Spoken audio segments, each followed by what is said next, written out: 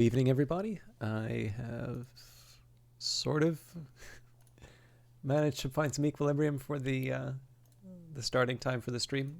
This is the tail end of where I would normally want to be starting, but I actually saw that Brace Yourself was streaming today, so I wanted to spend some time hanging out with them.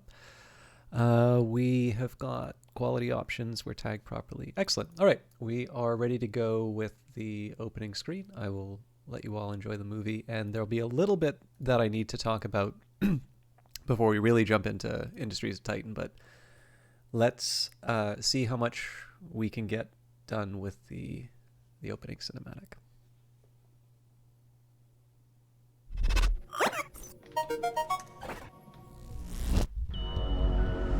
Titan. Everyone comes to Titan with a dream.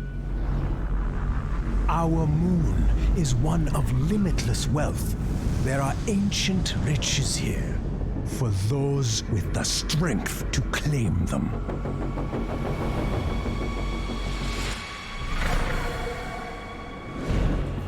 But some dreams start smaller. A better life, more dignity, more comfort.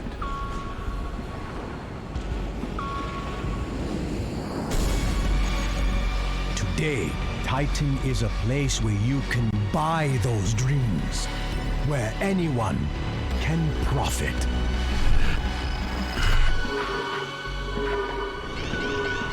But it isn't easy.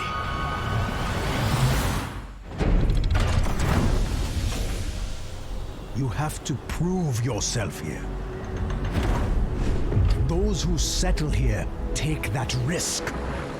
And without their diligent labor, our power grid would fail. Pollution would overwhelm us. And our trade would collapse. It's hard work, but on Titan, hard work isn't enough.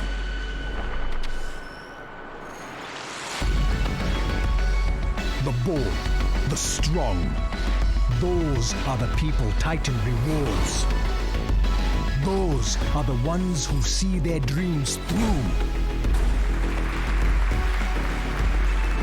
Exceptional people. Friends to the Council. That is why we're giving you this opportunity, Founder. We expect great things from you. Make sure you live up to our expectations. All right.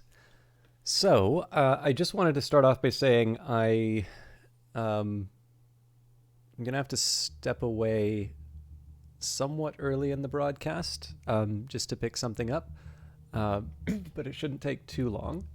And then the usual disclaimer. We are, I believe, getting quite close to release. The official word has been winter 2022.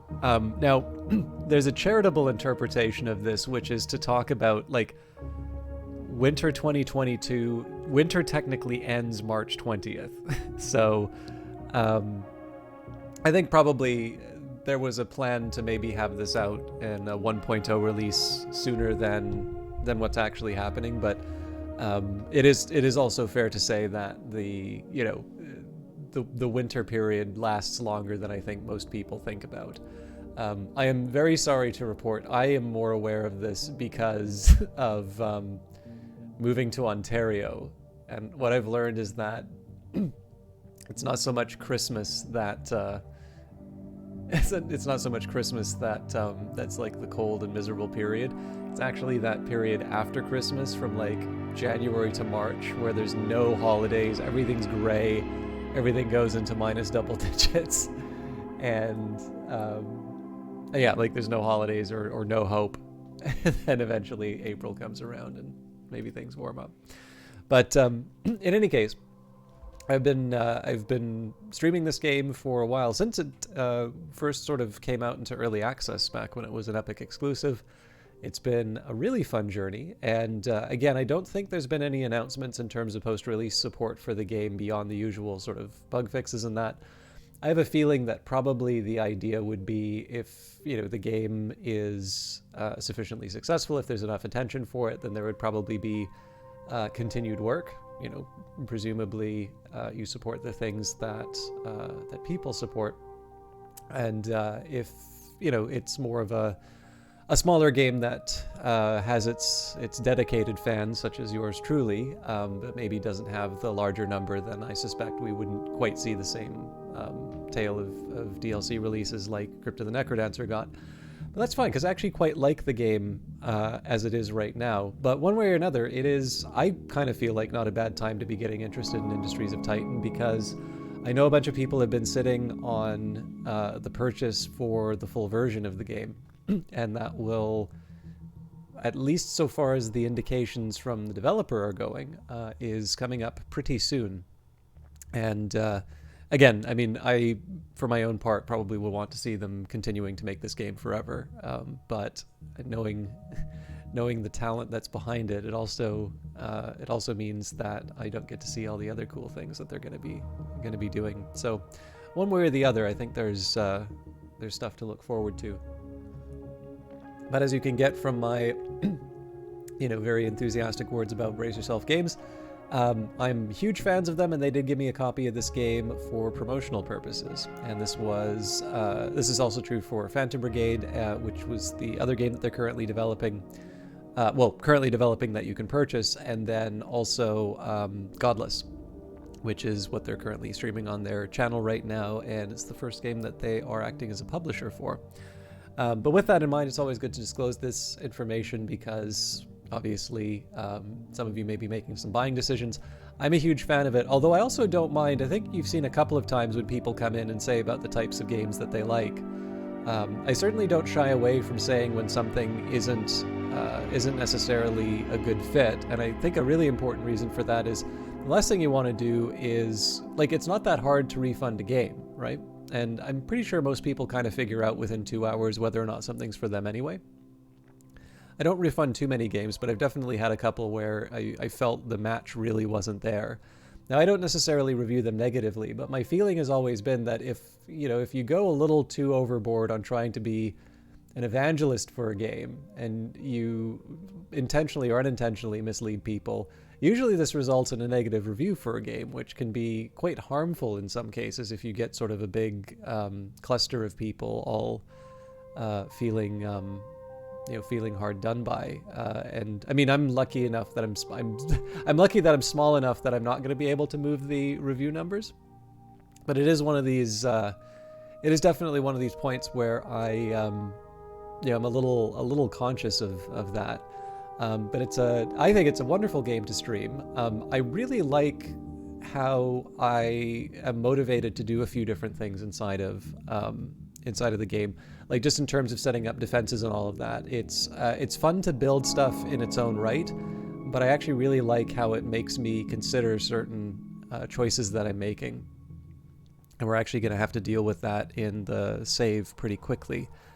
And yeah, I think there's a lot going on in this which I appreciate a lot. So this was definitely a good fit for me. But like I said, I'm very grateful that Brace Yourself gave me the key for promotion, but I also inevitably sing the praises of it. And like I said, it's good to disclose that ahead of time. Not only because that's sort of a requirement, but number two, I'm hoping that if nothing else that I can, never mind that one. I'm also hoping that the streams can sometimes be sort of an assistance to the search process. Olaf, lovely to see you as always. How are you doing? And I don't think I've wished you a Happy New Year yet. If I haven't, Happy New Year.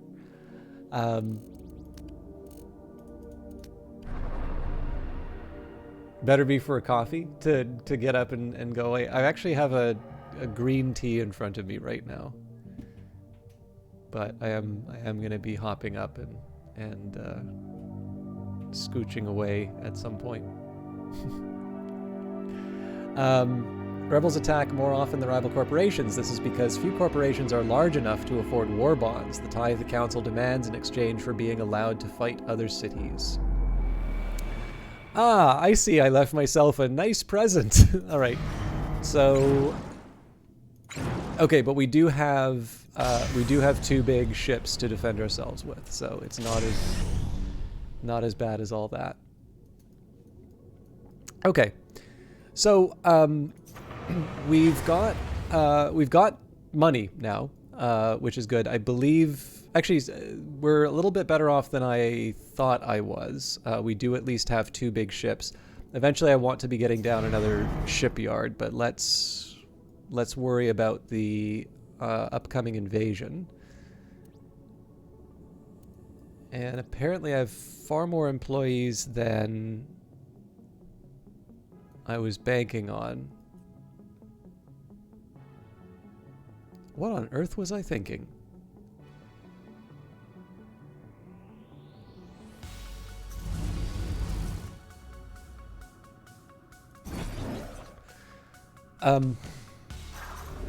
Okay, so we've got a conversion center here. That's gonna need... So why don't you... Okay, tasks in progress. I do think I want to get another conversion center down. Well, okay, actually, here. Let's take a second and smell the roses. For me, this is a fairly important step because I find it very easy to sort of put my head down and maybe start making some questionable decisions. So I think one of the things that I want to work on is a very large workforce. I sort of excuse me. I sort of messed up with the energy plant because it actually makes the residential and office buildings less desirable to live by. So what I might do is I might build a replacement energy plant over here and upgrade it. Now that's going to take some time and effort, and maybe I don't want to be pulling away from my resources while an invasion is coming. I think at some point I also wanted to try and put down a second defensive turret sort of in this region, but I'll leave that aside. But yeah, so maybe we move the energy plant to improve the habitability. I may even wind up putting... So I was thinking originally of putting like the hospital and the garden sort of in the middle here, but maybe I'll change that around. And as far as smelling the roses is concerned, the biggest one for me right now is to get the corporate goals. So this is one of the longer... This is definitely one of the longer maps that I'm on. We want 40 points for a gold victory. Now, storing 13,000 fuels, not that difficult. Possess 14 artifacts is something that I can pull off, so that's not that big of a problem. 170 influence. Oh, this is a really forgiving map, actually. Cool. So yeah, I guess we need to see maybe what our tier... You know, what our tier 2... Or sorry, our tier 5 missions are. Actually, we can spend for that right now. Okay, retain 96 employees. That's going to be a bit harder, but we are on track for that. Clear 48 resource pat. Okay, actually, we can wrap this up pretty quickly. And that's not necessarily a bad thing because we are at a pretty high rebel threat level. So I may actually avoid going rebel hunting, and maybe what I want to do instead is focus on expanding. Oh, hang on. I couldn't get 170 influence unless I start taking out some rebel bases. So,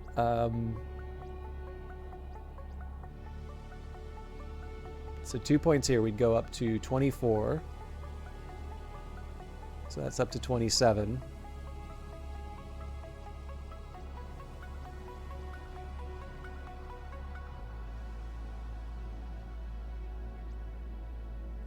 Yeah, so I need to do all of these if I don't do top influencers. So yeah, I can't afford to ignore the Oh, and Olaf, I'm wondering if maybe there's a delay between us. I'm saying the word potato at like, oh, I don't even know what time it is. 8:23. But based on your responses, so when you said better be coffee, I'm guessing that was from the start of the stream. And then I'm just seeing you respond to the Happy New Year and all of that. So if I am slow to reply, I apologize.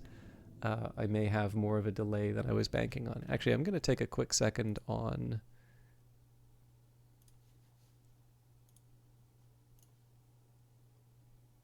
Twitch to see. Oh, okay.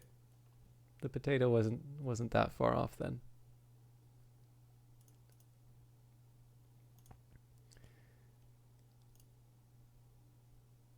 Only 3 seconds? Cool. Yeah, mine's not that much different. Okay, cool. I was just worried for a little bit that I was going to seem very cold and and uncaring. But yeah, so actually one thing I probably want to do is, well, no, we can wait till the threat emerges.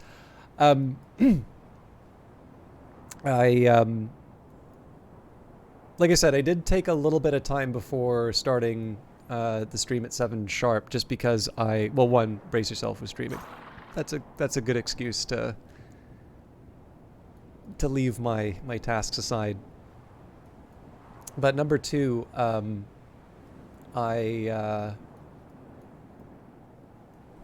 have a fighting chance of getting my sleep back in shape, and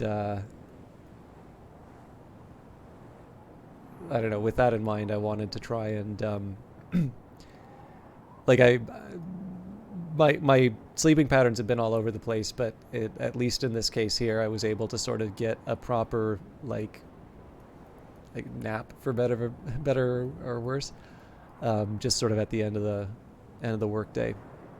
And I have to be in the office tomorrow, so I wanted to try and get, like, I wanted to try and rest up, because if I don't, first thing, or like, I have to be up first thing tomorrow morning, so I'm not going to be able to follow up on that. Anyways, it's neither here nor there.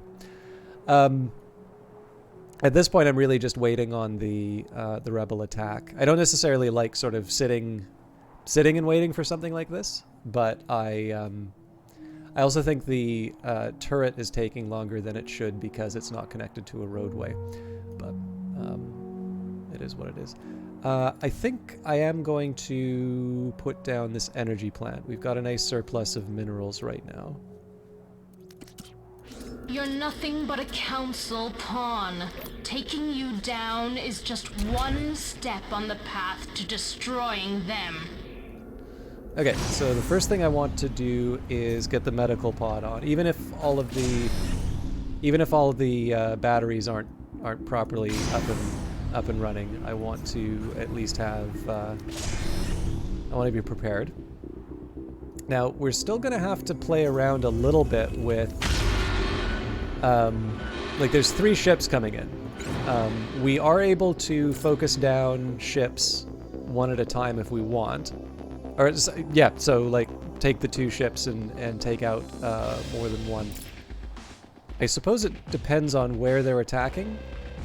I don't know, let's see if we can deal with the Pennants and the Rainbreaker at the start. A lot of this is really just going to depend on whether or not I can zap the energy. So, like, this is a good example of something that may not be as difficult as it seems at the start, because if we can stop these things from getting power, then like, they don't really have a leg to stand on. So let's maybe do one of these. Number 2. And what I think I'm going to do for starters, I'm going to double up 3 and 4.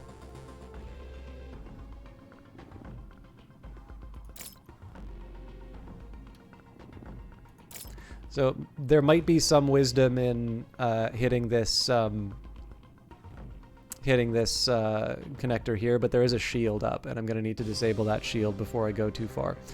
So there's a little bit of logic behind this. I could try taking out the generators, or I could try taking out things sort of down here. Now, that also got shields. The big problem is that as long as these batteries are connected to something, they're still going to be able to fire the Gatling guns, and the Gatling guns tend to, like, just wreak havoc. But if you notice, there's no real energy up here on the higher level. So the idea here is just to try and sort of snip the power at the upper level here, and as long as that happens, I sort of get to just take my time when taking them out.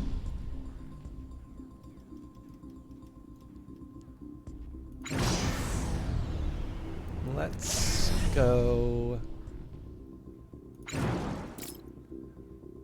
I'm gonna try and connect to the Rainbreaker now. Oh, you know what? Okay, no, that is the penance.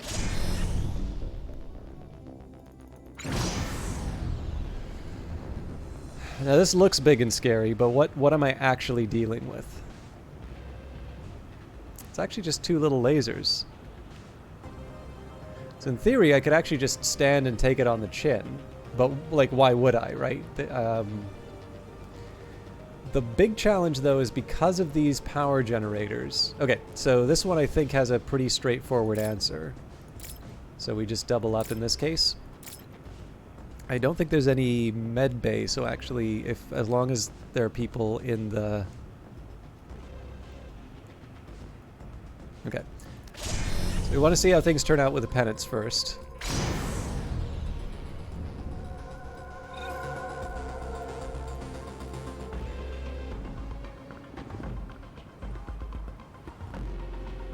So again, we got to expect that the Gatling guns are going to cause us some trouble, but...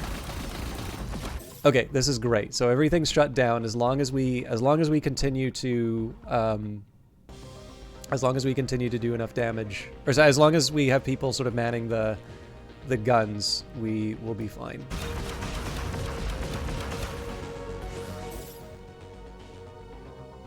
So yeah, there was okay, so I'm a little worried about the fact that someone's abandoned their post on the laser, but maybe one more thing I'm going to do, and we will change number 4. So number 4, as it turns out, is the one that's disabled, but yeah, this is sufficient to take out the power, so we're good.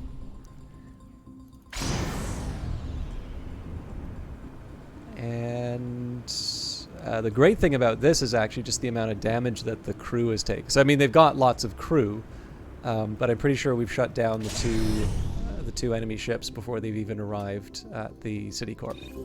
So, yay us.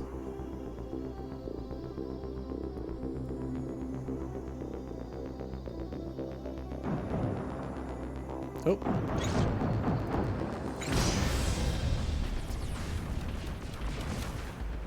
Okay, so apparently that thing's still up and running.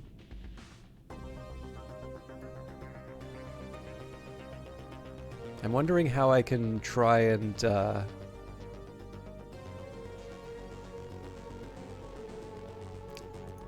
I'm feeling like we should do better.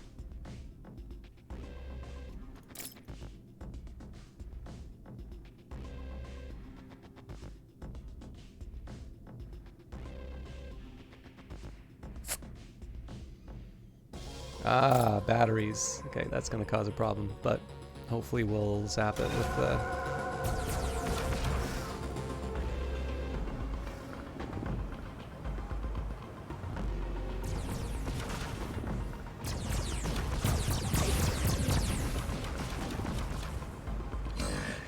Okay, so we're good there. What are we up against? Okay, so they are taking out a road. That's also a pennant, so that's actually going to be quite a bit of damage that we wind up taking.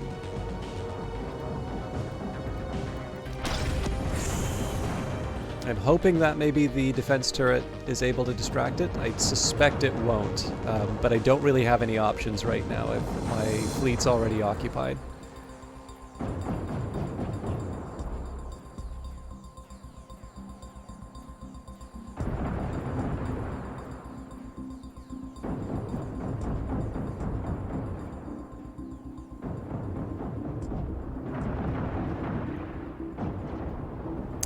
So that's a shame, but we have the resources to rebuild it, so I'm not that worried about it. Oh, if they're going to take out the activated radar, that's a problem. Yep. Okay, that is a real shame, especially because I may not actually be able to recover it. So obviously we had a really good thing going with the with the two ships that way, but I need to draw the attention of the penance away from my artifact.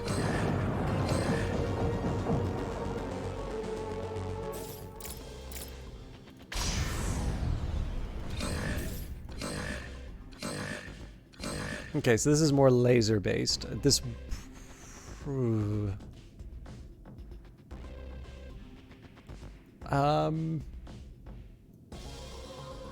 The batteries are the thing that really kill me here.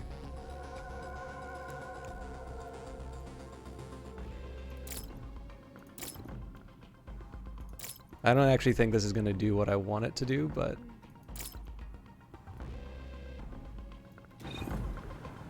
Yeah, honestly, at this point I think we're just throwing this ship's body in front of the threat.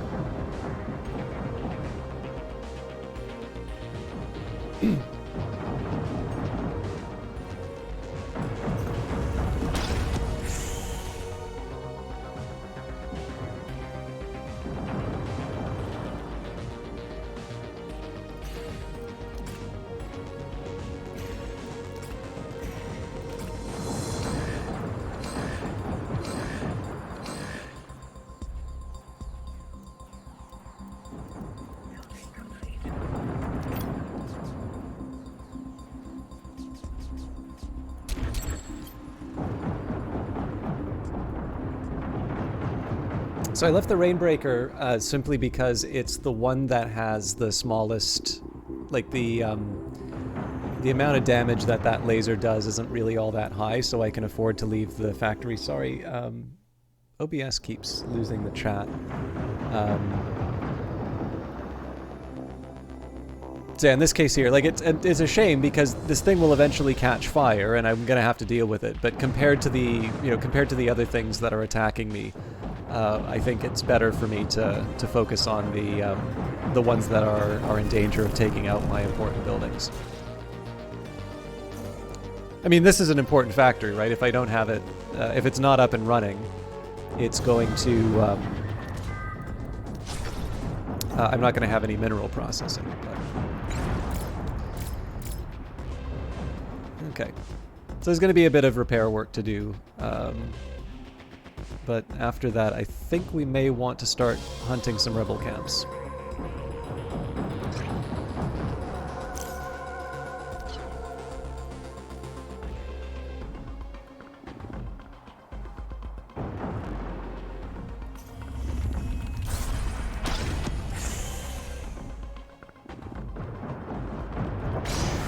It would probably help if I actually...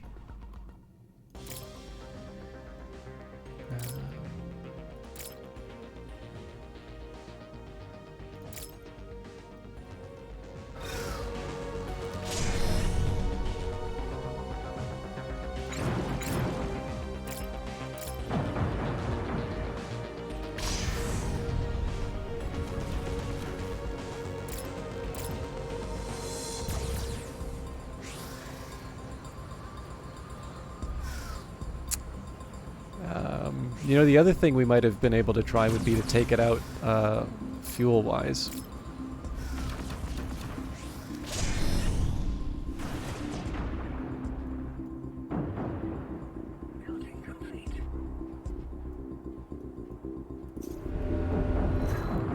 Anyway, definitely a priority for me is to get more, to try and get more workers in the City Corp.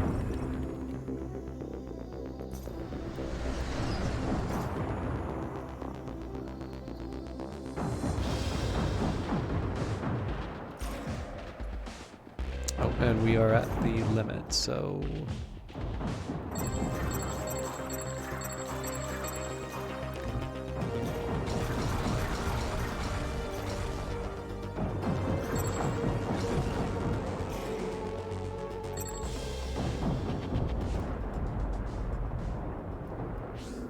So you do have some fight in you, do you?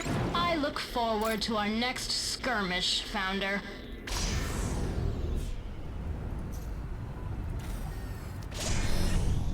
Okay, so if I can, it may not be a bad idea for me to try and hunt down some rebel camps, although we are going to need to defend ourselves as well, so I need to pick the right time to start messing with them. I am taking on a few tasks requiring isotopes that I maybe don't have the population for. And let's go...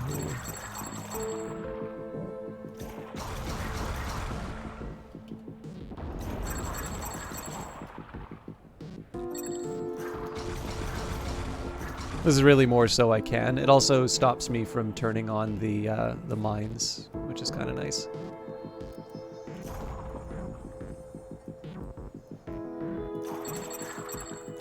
Probably should have taken this earlier, given that this is going to generate pollution.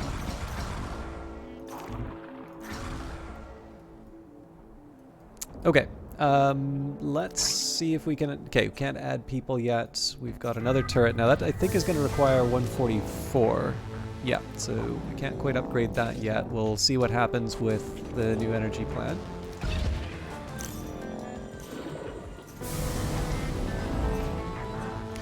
So once this energy plant's down, I'll dismantle this existing one. And I think I am going to... make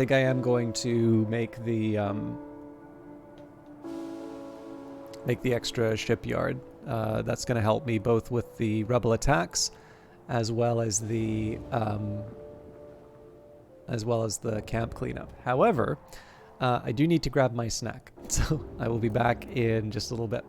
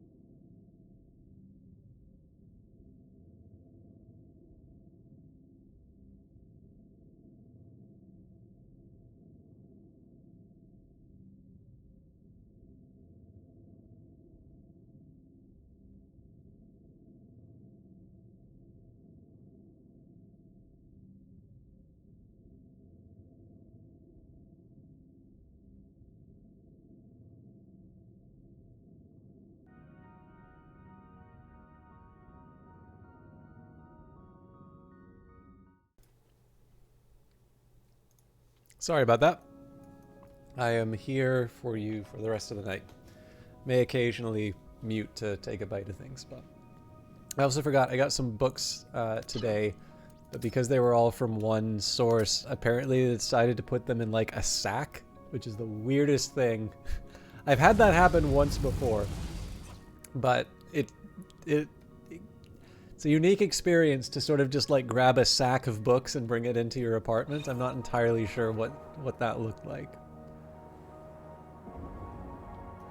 Okay, so the one of the reasons why I'm so focused on getting new employees, number one, it of course enables me to do more activities like getting these artifact patches, clear out all the rocks and such.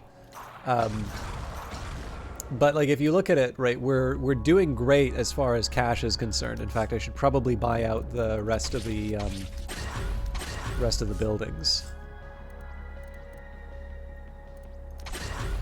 Within reason, like if we're short, then I don't want to give up repairs, but yeah, this doesn't take too much. So we can definitely sustain a much stronger workforce, but it's also fair to say, like, so the other thing I should maybe note, right, is that if, oh, hang on, that can't be right. Yeah, so we're generating a surplus of about 12,000 when all is said and done. So in this case, really, like, I shouldn't be waiting for anything. I shouldn't be waiting for the conversion center to be emptied out. I shouldn't be waiting for, you know, certain types of construction. I shouldn't be turning my factory off at points, right? I should have all of this stuff running at full capacity. Actually, it looks like... No, this is fine.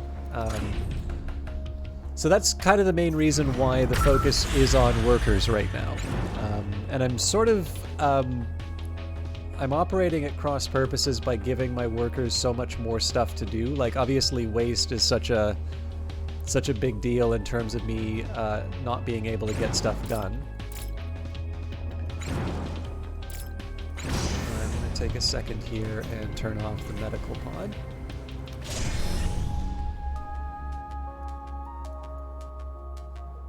I also just want to double check that I do actually have people working the... Okay, so for some reason I turned off the Tier 3 isotope module, and that makes me sad.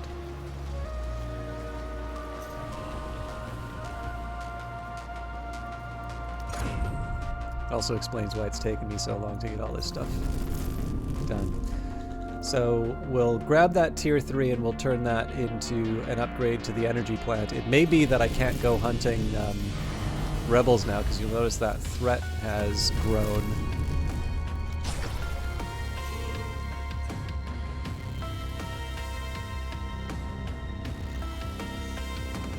Okay, how do I want to approach this?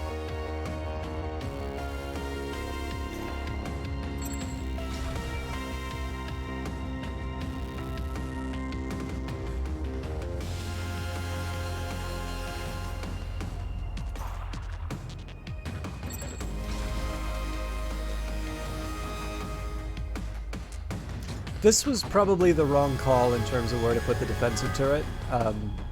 The fact of the matter is that there's not going to be any rebel ships that arrive from this corner here, right?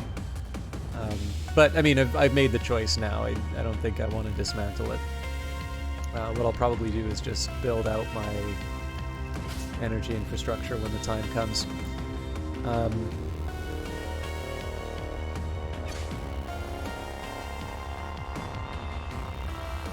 I should maybe question the choice of getting them to...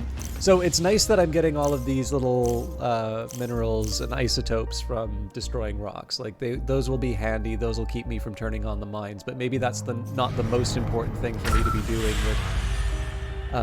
with my workers right now. I think clearing out the waste... Actually, there's an easy fix to that.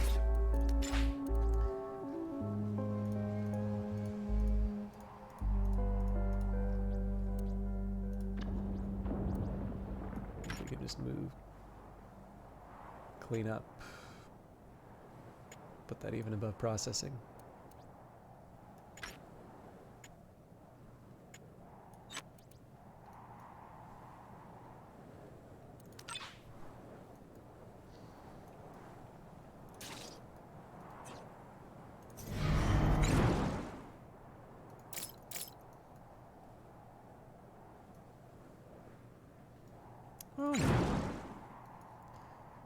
The threat level's not ticking up as quickly as I thought it might. So perhaps we do go rebel hunting.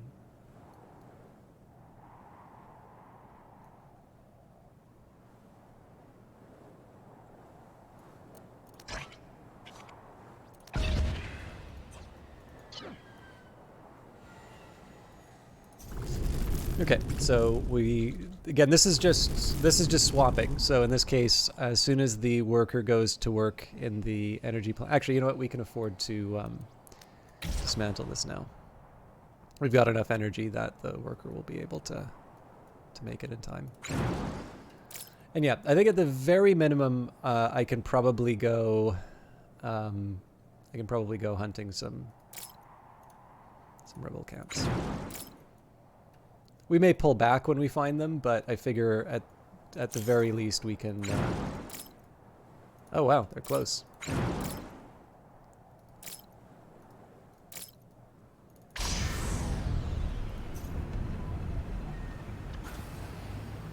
So you know what? We'll turn that on at the last possible second.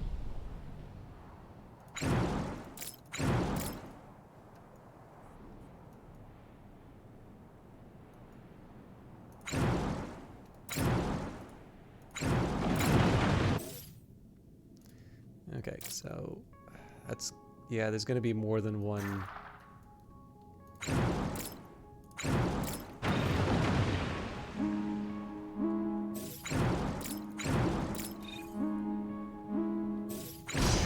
Okay, what are we up against here? This is going to sting.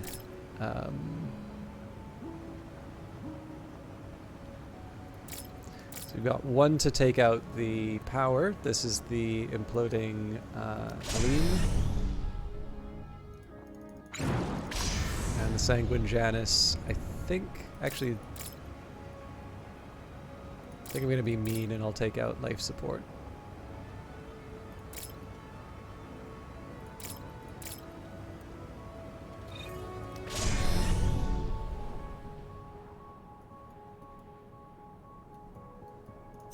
Okay, so I'm happy to see that up and running.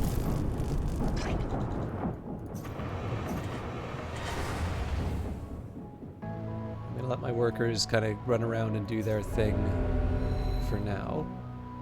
Let's get the defense turret up before I start messing around with anything else.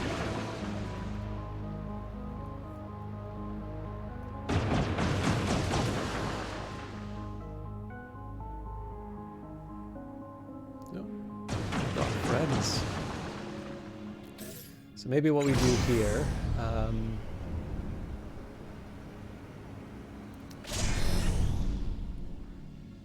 going to redirect the attention to the common salvation.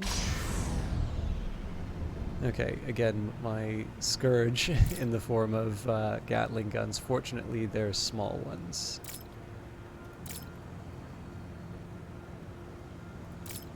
So that should deal with it. Although this thing will probably be up and running before I... Oh, maybe not. Cool.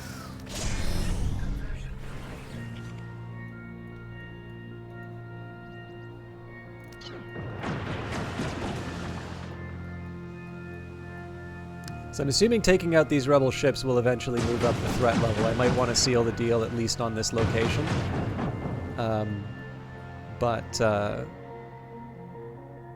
I don't mind keeping this as a holding pattern for the short term.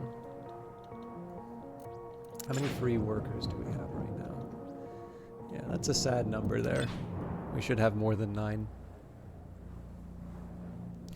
Yeah, so I really like the Norton Anthology of English Literature. I had to use it in university. But the thing is that like I like anthologies like that because they make it easy to kind of catch up with the stuff that I probably should have read, right? And I don't think it matters what I hit at this point. I think we're just going to let them do their thing. So one of the... But like I had a friend who admittedly like you know, they did their studies. They focused on literature, and you know, they actually just kind of went and founded a bar, I think.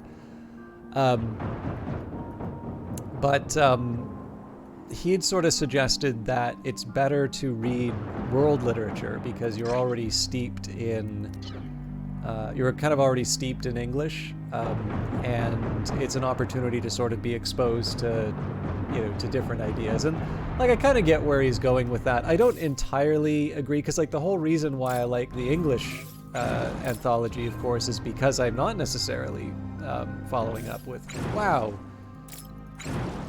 those are tough customers. Okay, so we're gonna go mano a mano with the escape. Good lord. This is probably one that I want to have more than one ship for.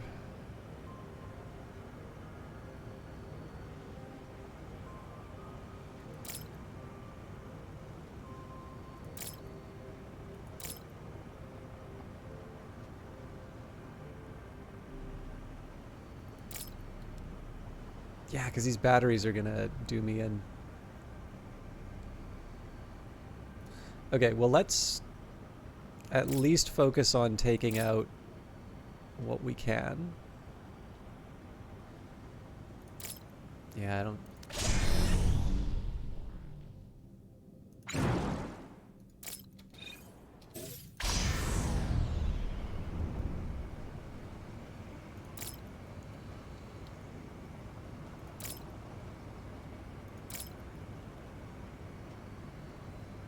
It's the best I can do. But yeah, but I did sort of take that, I did take that advice to heart. So in this case, like, the thing that's nice about it is because it's, you know, it's assigned for school, there are going to be a bunch of people who sort of sign up for a class, they use it in their class, and then they just sort of move on. And that happens to, you know, that works well for me because I, wow.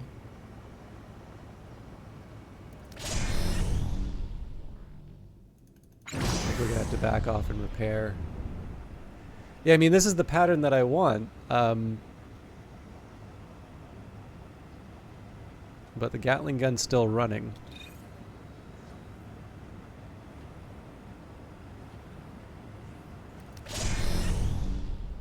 So I think I just gotta watch the health and,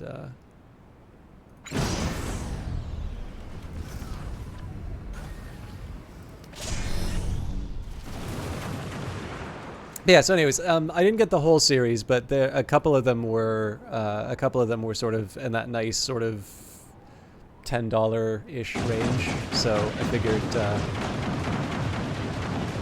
it's probably not the smartest thing that I'm taking it on like from 2 turrets as well. That's probably as big of a contributor to the damage this thing's taking as anything.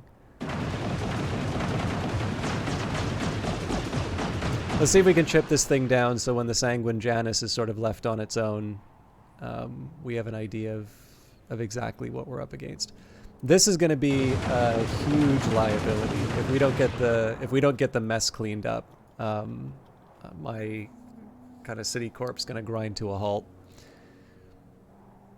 But we already, I mean, we're doing the best we can, right? I've already got people assigned to the cleanup job, right? We gotta get you out of here.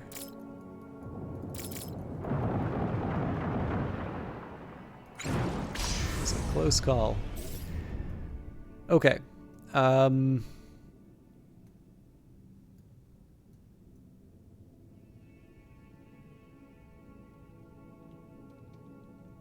So for starter, I'm gonna hit that battery.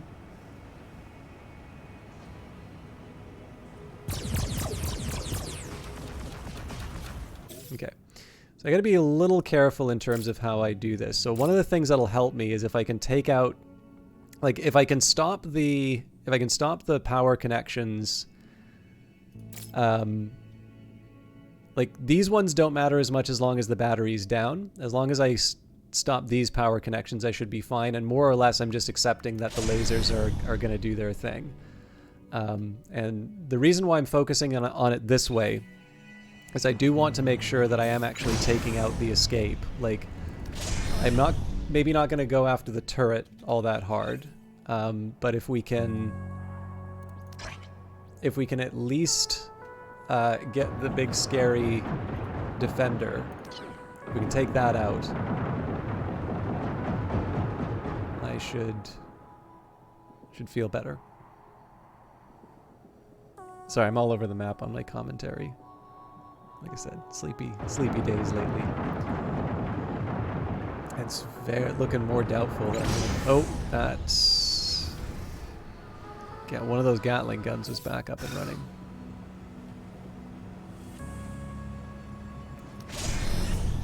I think I'm just gonna hold the line and hope for the best. Get in there.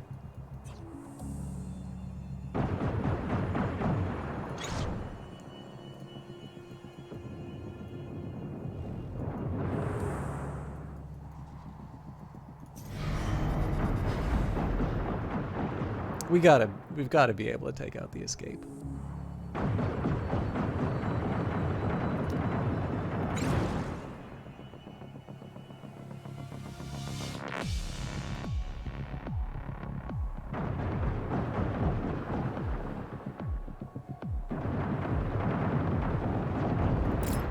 Run for your lives!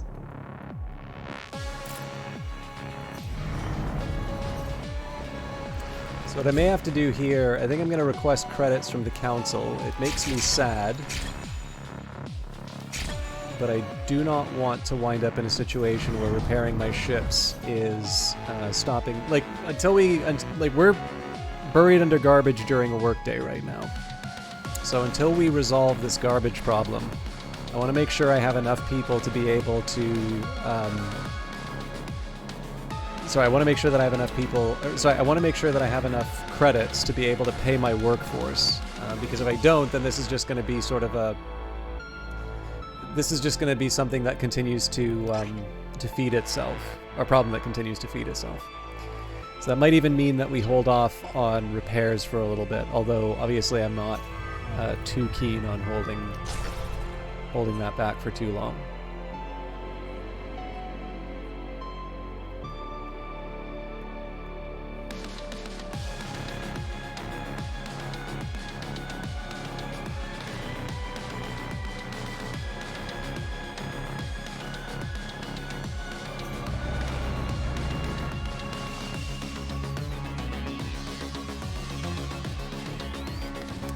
A bunch of garbage trucks running by. It's slowly happening, but I'm gonna feel a little nervous about it for a while.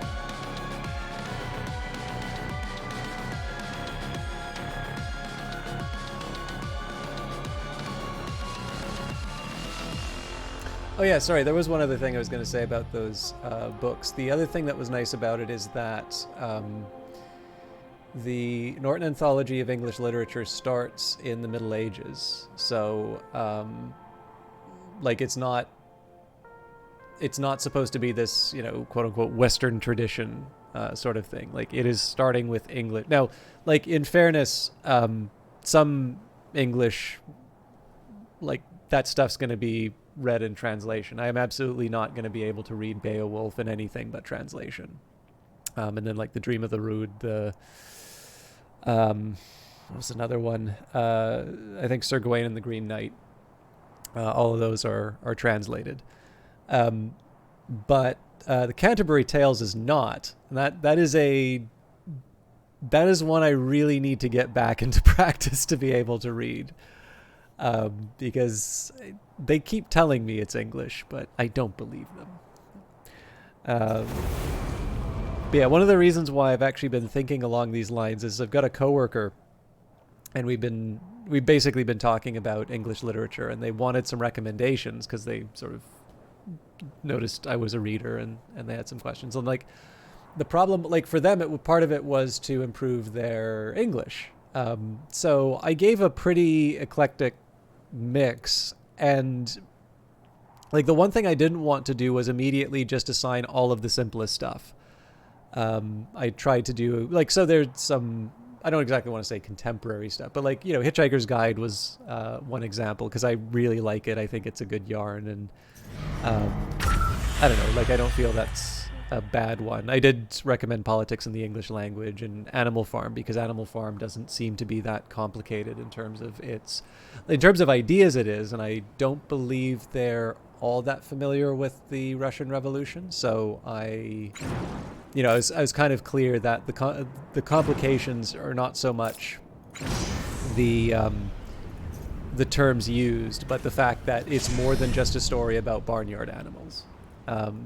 But that it's good practice to sort of get into that, and that we could sort of discuss. Part of it is just, laying the foundations for hopefully fruitful conversations in the future. But I did also include like Jonathan Swift in some of that, and they mentioned that they found some passages of Politics in the English Language quite challenging, and I was like, ooh, okay, maybe don't read Jonathan Swift yet, because again, most of the time that you see stuff like that, yeah, so that defense turret brought a huge amount of rebel threat for very little benefit. But I think I'll double down on the choice, and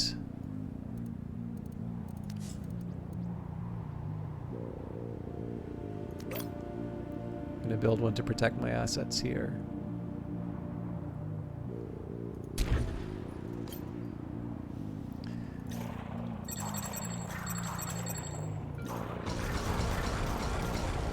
Anyway, yeah. So most of the time that I've ever read Swift, it's always been it's always been in the original writing, and like as I sort of pointed out to them, like you'll have in some old style English literature, you won't even have consistent spelling within the same work. The standardization happened later, so. We'll see. I don't think they're going to be taking... So, like, I kind of explained to them, Swift is definitely a favorite, but just because it's a favorite of mine does not necessarily make it the most appropriate. But yeah, in any case, I was sort of... I was in that particular mode, and obviously I was interested in hearing what they were interested in reading. So it did get me thinking a little bit about, the conversation I had with my friend all that time back. And I figured it was probably time to pull the trigger on the Anthology of World Literature. Not least of which because we are now between terms. So I think the new term has just recently started. So it's probably not a bad time to be picking up cheap textbooks, unless you want the new editions, because then the threat is that maybe a new edition comes out right after you spent money on the old one.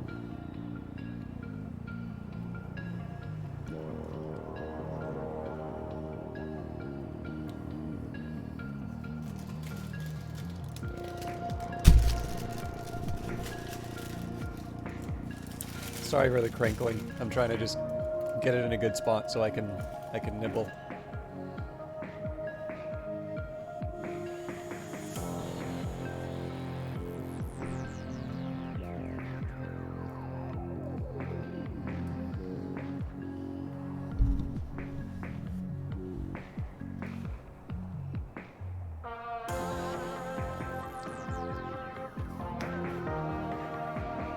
So, as you can see, this is where I've really not done myself any favors here. I take a look at this factory. So once all of this nonsense is cleared out, presumably that's going to be when they start. That's going to be when they start cleaning out all the other stuff. I feel like I should have. I feel like I should overall just have more people working on garbage.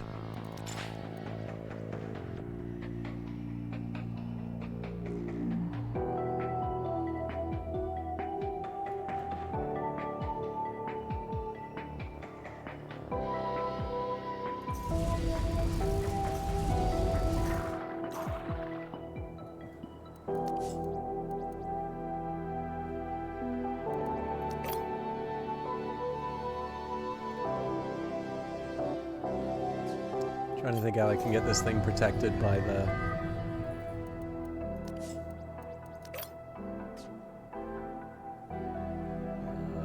that does kind of cut off the road.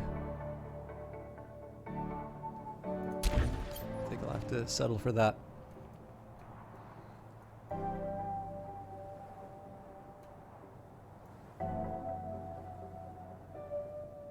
Okay, so it looks like they're picking up minerals here, so maybe we say, my god, 7 people on moving minerals? We do not need that many. So hopefully that'll give us a big boost. We'll finish the construction, obviously, but that explains a lot.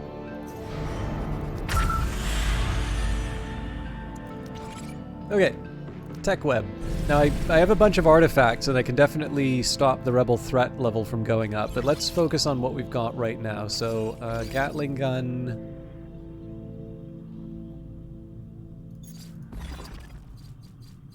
Actually, the clip limit might be nice given how many of these things I've built. No, fuel requirement, first of all, for sure.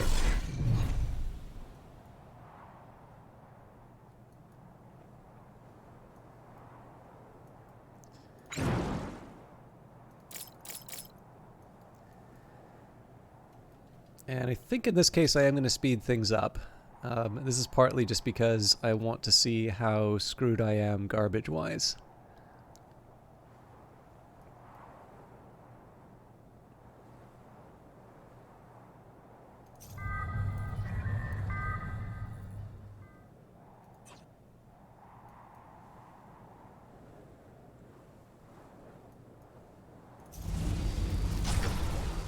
Sadly, that's disabling my isotope upgrades, but it's life.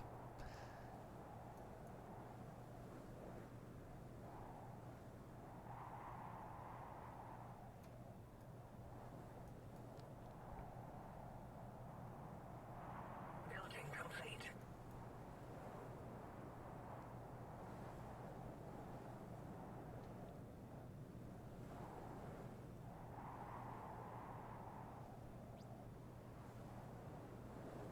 So yeah, if we don't clear out the garbage, we're not going to be able to get more employees this work period, so... that still didn't do the trick.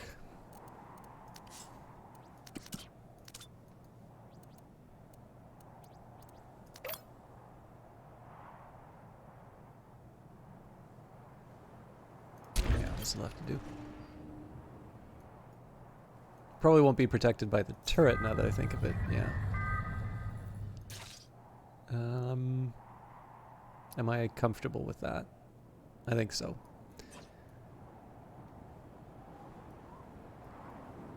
So partly I just want to see what's going on. Like, I want to see where all my workers are going. I do sometimes find it a little funny. Yeah, so in this case they're cleaning out the residential. But it doesn't seem like they're bothering to use the trucks. Which is kind of the reason why I built those trucks. Now there is a way around that. I can just put sort of waste storage in... Like, I can build a storage facility for waste up here. It feels like a bit of a shame to use it. Well, actually, now that I think of it, I could probably put a hospital down here.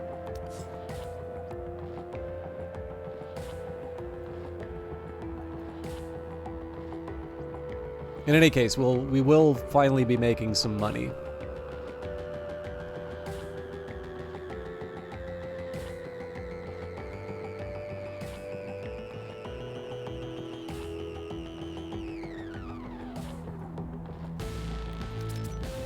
And I think we can afford to... Now that we know we're starting to clear out the backlog, I think we can afford another Cathartes.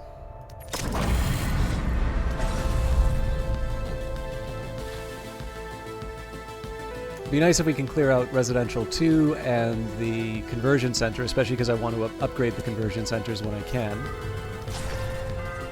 And I should probably think about...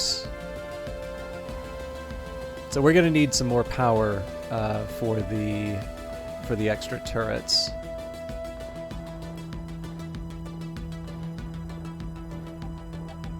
I mean, maybe I build those here.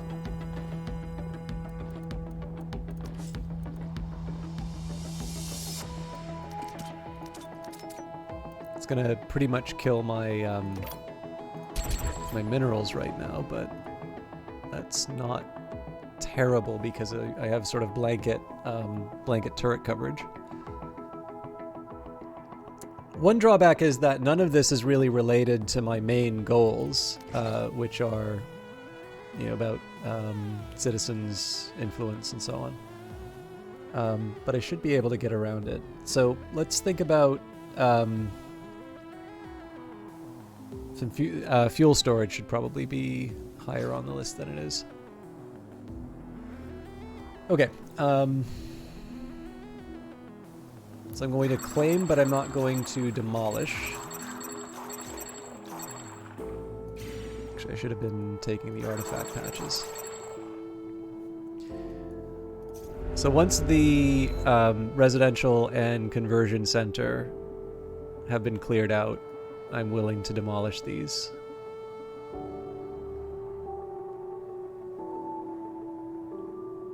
The catch is that right now I want to make sure that I actually have the workforce to be able to support all of this.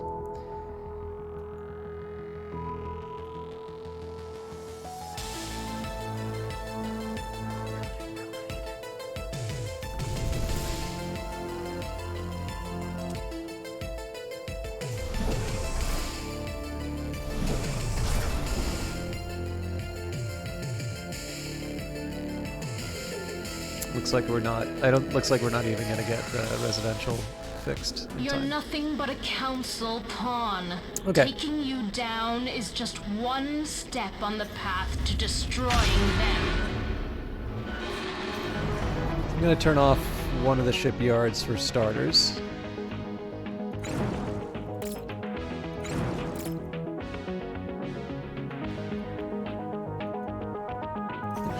Turn off both temporarily. And this time we're going to let them come to us.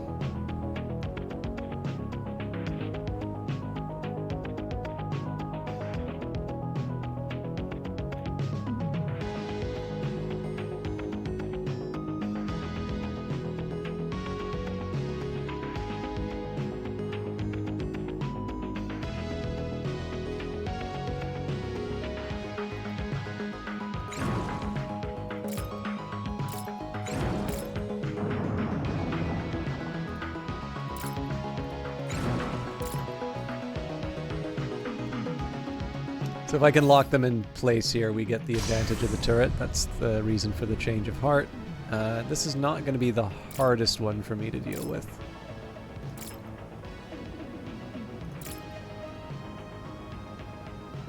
So even though there's shields here, I'm going to have a second ship to help out.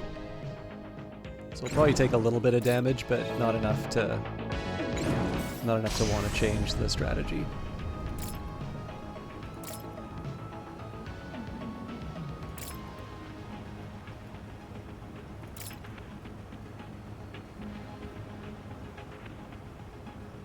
Actually, I think that won't be enough to take out all the guns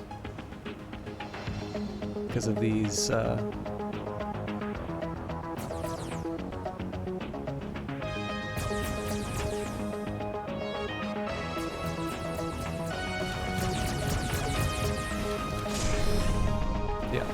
still a bit running. Now, I may have to move around and intercept the Nomad Alliance. Okay, it looks like they're going to focus on the defensive turret, so I'm actually okay with that for now.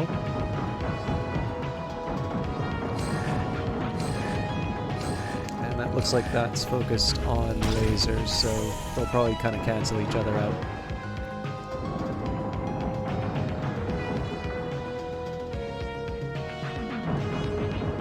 So the last question really just comes down to what's this, giant lumbering thing. Is it something I need to be worried about, or is it going to be something I can handle? I think we can afford to turn off this defense turret.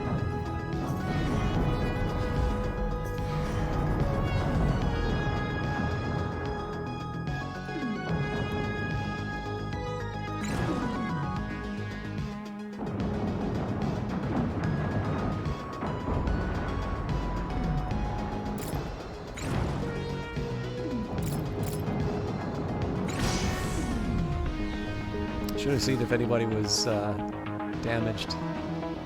Looks like we're fine.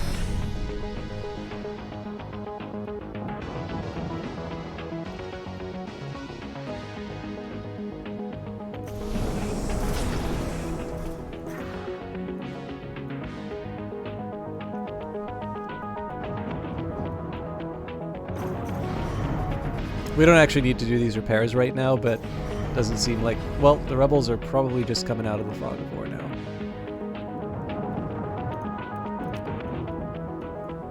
But yeah, I'm assuming I'm not going to need 2 ships for whatever's coming up.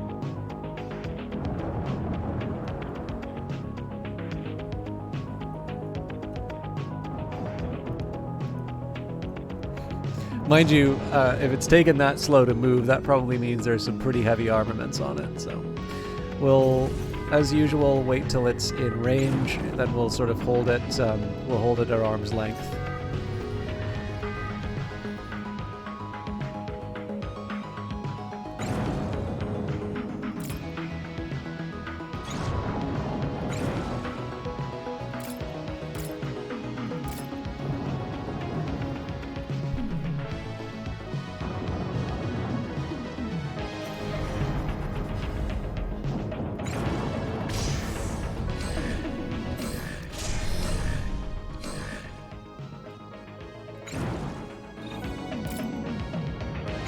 So it looks like that's just lasers.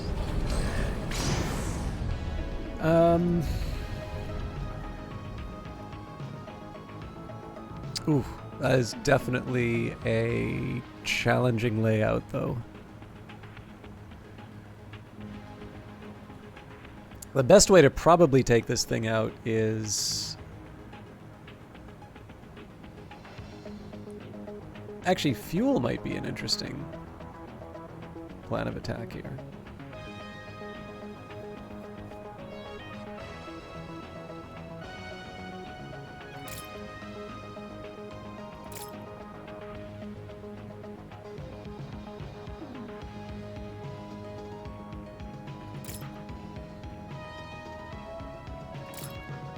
Obviously, we'll bring in reinforcements when we can.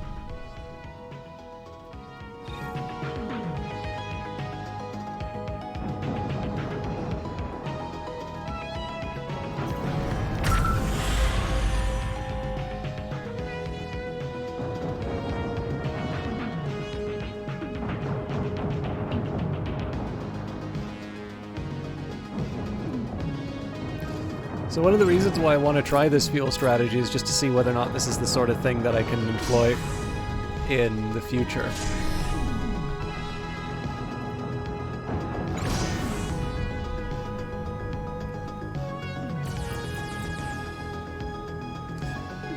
Okay, so...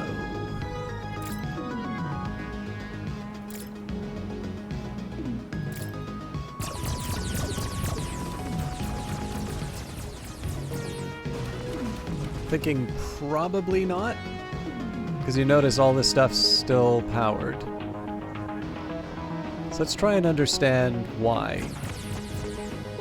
Because if this thing doesn't have fuel... So first of all, it doesn't seem like there's any... Okay, so this is an interesting puzzle, right? So far as I can tell... Oh, okay, so maybe the fact that this is still standing is sufficient to say that this thing's still getting fuel. That's pretty brutal if that's true, because it essentially means that you have to wipe out every tile of fuel generation. But yeah, so like essentially there's no fuel tanks. And so oh, what am I saying? There is. Okay. Giant yellow thing in the top and I couldn't notice it. So this still may be a viable strategy.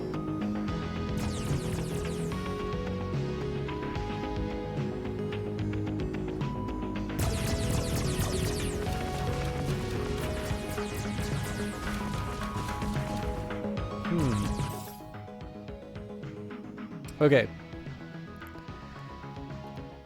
So...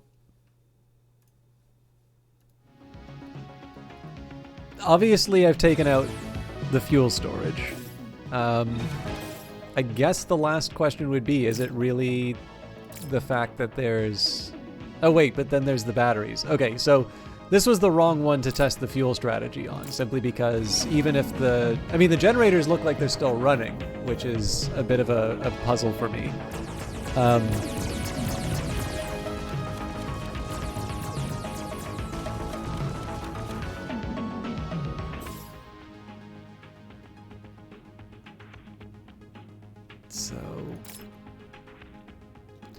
But yeah, I think this so this, as far as a test case is concerned, this is a pretty strong indictment of the fuel strategy. I just don't see how I'd be able to get the level of damage that I need. Wonderful work, Founder. It's good to see those rebels crushed. You can hurt us, even destroy us, but you cannot kill our desire for freedom. Okay, so cancel the alarm, do the repairs. Slightly disappointed in my workers for not... Well, okay, we've got our second residential up, which is good. Still waiting on the conversion center, obviously. I suppose at some point I should be building the other ship, but maybe we'll hold off on that because I don't want the workers tied up until we're properly expanding the workforce.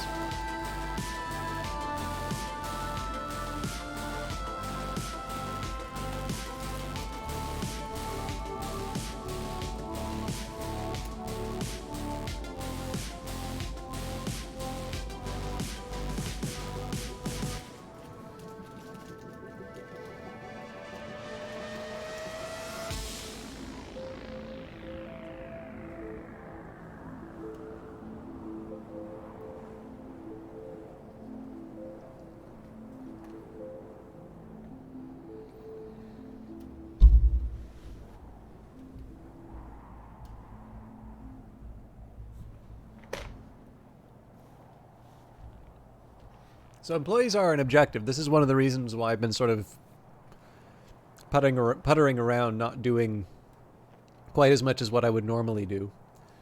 To a certain extent, I am sort of at the mercy of the waste being cleared from the conversion center. That's going to happen. It's just, you know, a question of when.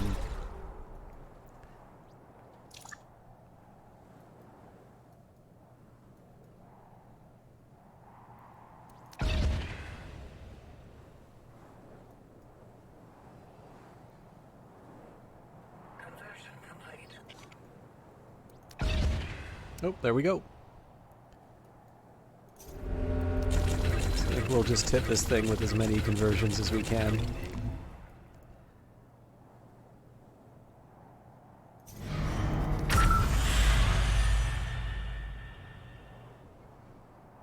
That's obviously going to have some implications on my population, but we'll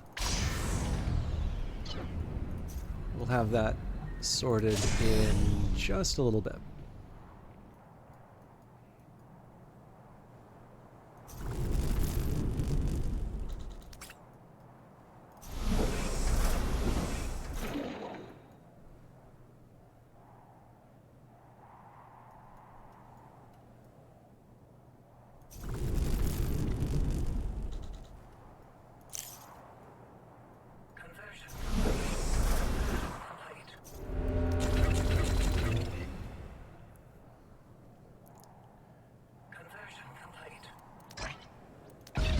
So I also need to make sure I'm getting enough people to sort of replace the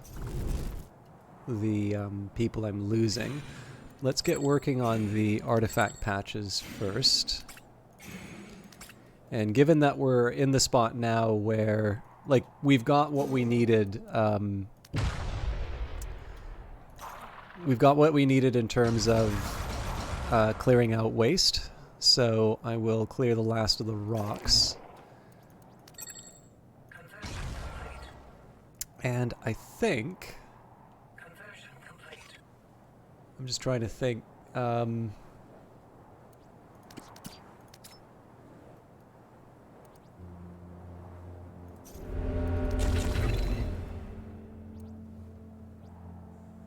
Yeah, so that's support's done. I think I will... I might be getting a bit ahead of myself, but I think at this point I want to turn on all of my production lines again.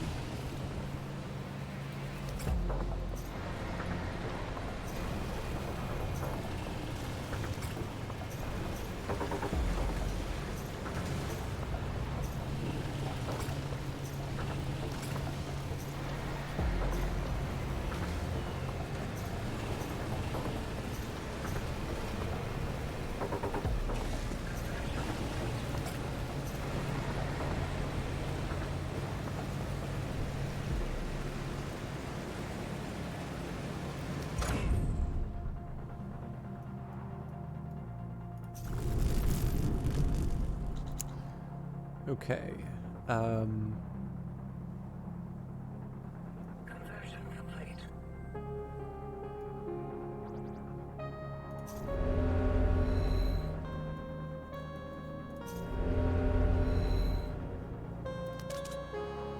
Wow. So definitely not the worst,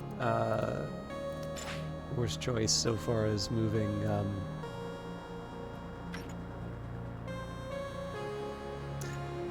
Okay, against my better judgment, I'm going to put cleanup at the bottom.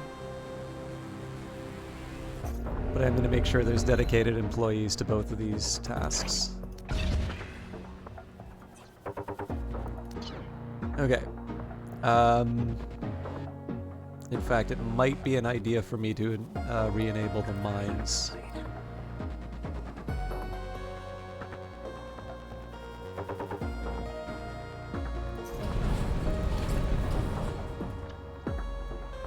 So this is one of the reasons why I built the extra power plant, is it's very likely I'm going to be turning a bunch of stuff on and keeping it on. So, what's the next step? Again, going aggressive on the rebels would not be a bad idea right now. But before I do that, let's see if I remember how I built this thing.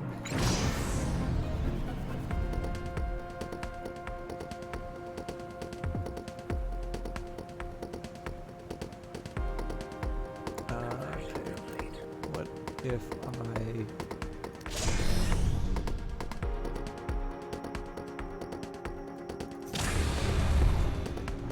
I don't think I saved this blueprint. Nope.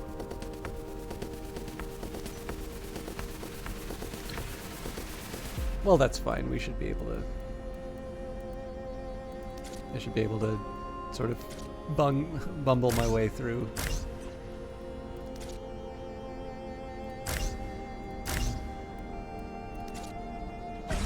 Oops.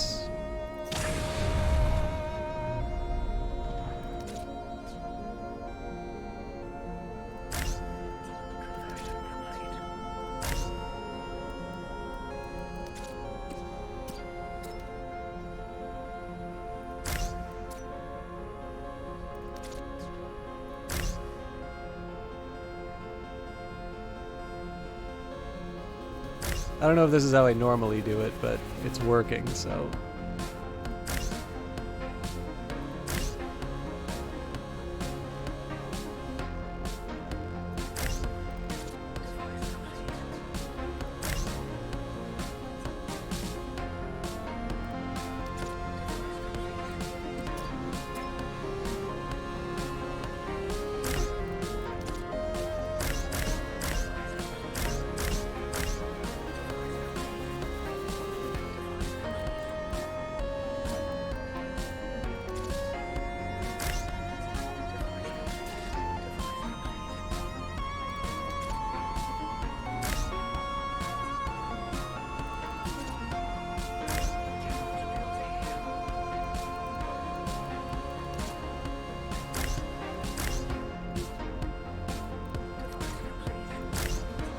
Okay.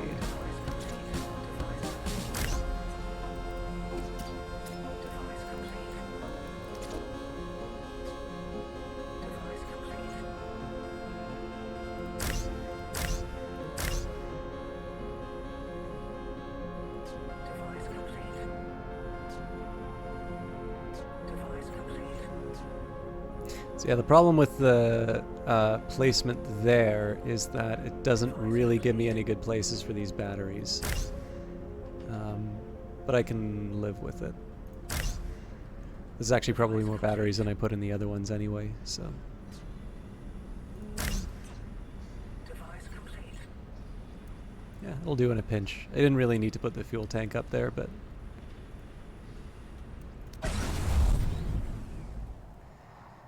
Okay. Device complete.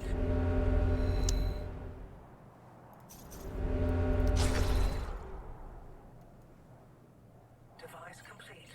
Device complete. Device complete. I think we can be a little more bold this time and go straight for the rebels. Now, we may have a fight, but we're going to be able to scramble another ship. I think employee movement speed is probably something I wanted a while ago. So. Now, I don't know if there's a clever way that I can go after these turrets so that I only attack one at a time. Yeah, so. I think at this point, this one just winds up... Oh, darn it. Device complete.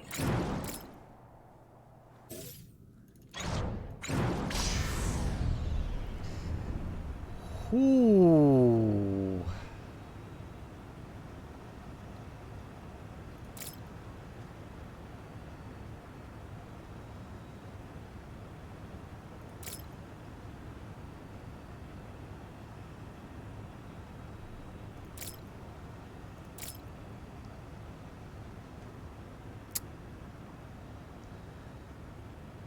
Yeah, don't have the reach.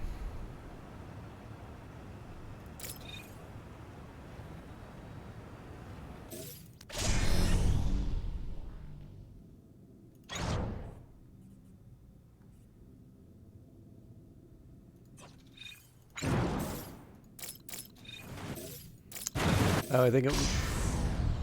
Yeah, I think it was mistaking me for wanting to attack the base.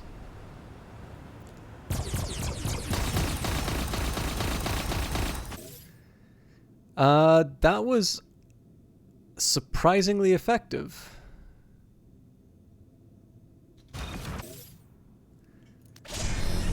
Okay, so we're gonna keep that. I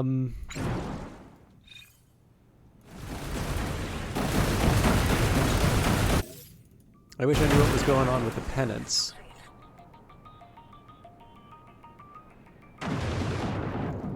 And I'm probably gonna want to launch this thing sooner than I thought.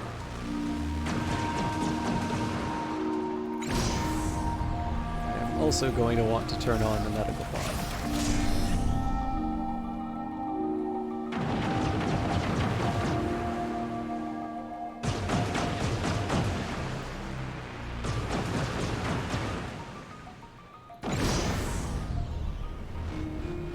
In fact, I think this is a bust.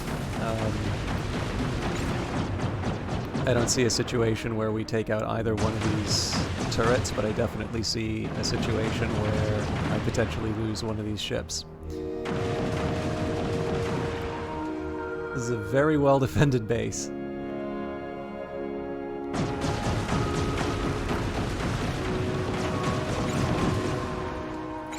We're going to put a brave face on it, so let me just make sure we're making enough money.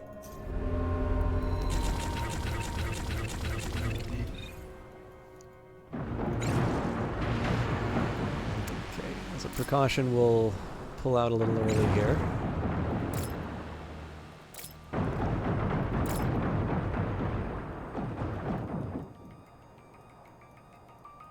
So we're going to need a replacement employee in this case, but we'll worry about that a bit later. So I'm expecting us to need to get out of here pretty quick. This is basically 4 ships attacking us. In fact, we should probably leave now.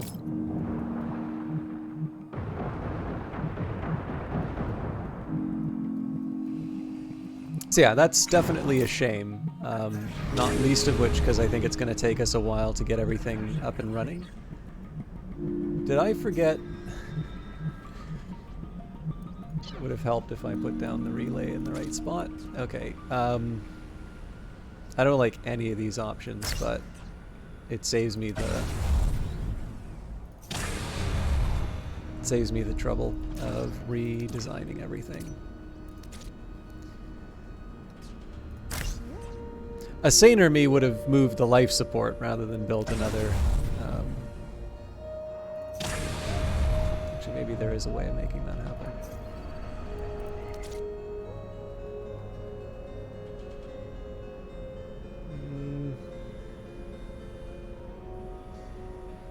Yep.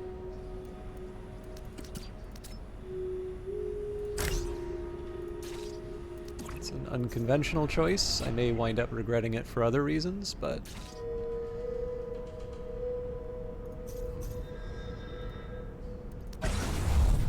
it works. Conversion complete.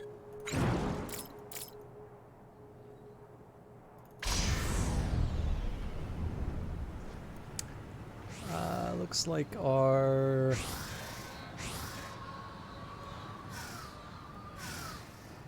this is gonna get ugly. I need to launch a ship quickly. Doesn't even matter which one. I need a spot so that I stop losing employees. No, Jock's gone.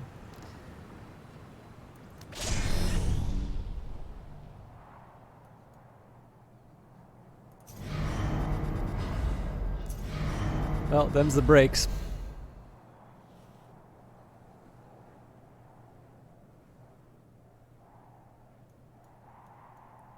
Device complete.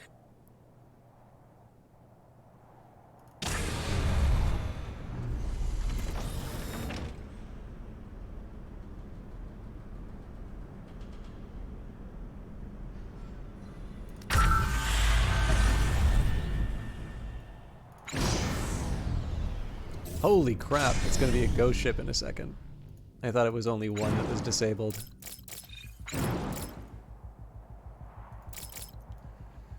The biggest shame about this is just it's a loss of artifacts to get all these conversions done, and I don't immediately know where my next batch is coming from.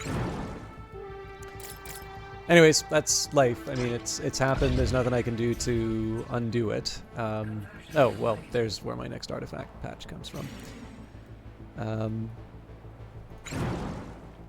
But yeah, for now, let's work with what we've got. I'll come back with 3 ships, and we're gonna purely focus on the... I think in this case, we're even just gonna ignore the enemy ships, and we'll focus entirely on the turrets. We'll see if I can get away with that.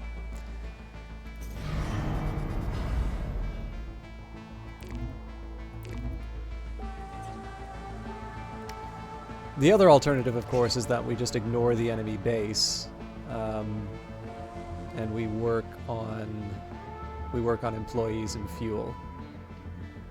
So in theory, okay. So in theory, if I were to attempt that, I wanted 40 points. So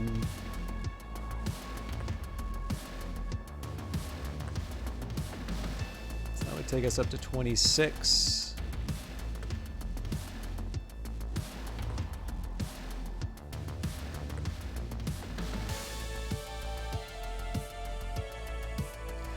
Okay, so the actually, it's a good time to be asking the question, New Plan, because I'm actually just going over this right now. So I'm playing in campaign mode, but the objective essentially is to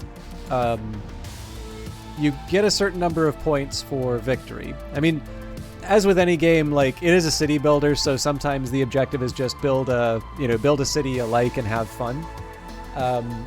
But you have a number of tasks to complete. These are generated on each run, and in this case here, usually there'll be some sort of milestone in terms of either destroying a certain number of rebel bases or building a certain number of buildings. Now, I've been trying to chip away at a rebel base, which is very well defended right now, so it's becoming a bit more difficult for me to achieve the goal I was actually going for. But in writ large, like if you don't know in advance what your tasks are going to be, which you don't at the start of the game, you play the role of a city corporation on Saturn's moon Titan, and your job is essentially to sort of expand, like start with a small number of resources, expand to a point where you are able to throw your weight around with your economic might and be able to defend your resources from rival corporations and rebel bases. But again, the specific objective that I'm working on right now, I'm not going to be able to get top influencer because there is, I've got a cap of 100 influence. I can only get that cap higher if I destroy rebel bases.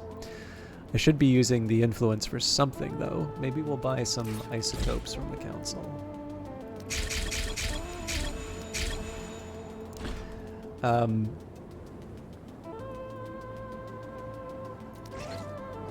But yeah, so I'm kind of ignoring this one, and instead I'm focusing on top employer. So this is a goal to have a certain number of employees. Resource harvester, so I need to find some more resource patches to mine out. There's actually quite a few, so I've got 26 of 48, so in this case I'm going to need to find 22 more, which is that is not a small amount. And then finally there's fuel stockpiler, so I just in this case build a bunch of structures to store fuel. While I'm working on this, so again, as far as like what the game is, I'd say that this is sort of a hybrid strategy city builder. Some people would probably prefer the term sim because it has sort of an air of Factorio and Dwarf Fortress and sort of the games like that. But again, I sort of say that those games have their origins in terms of the city builder. So it's kind of just wherever you choose to pick your foundation. But yeah, my main goal right now has been to... I was running into some trouble in terms of the number of free employees I had sort of running around doing things, so I've managed to move that number up. And I'm at this nice little spot now where, as long as I'm making enough money to pay the employees, I probably want to be focusing on expanding out so that I can fulfill the remaining goals here. While I do that, though, I do have a navy available to me, and I might as well make the most of it. So, one thing I'm going to do... Actually, we're really short on isotopes right now, and I'm not 100% sure why. Did I somehow cut off the... Well, that's sort of a reason.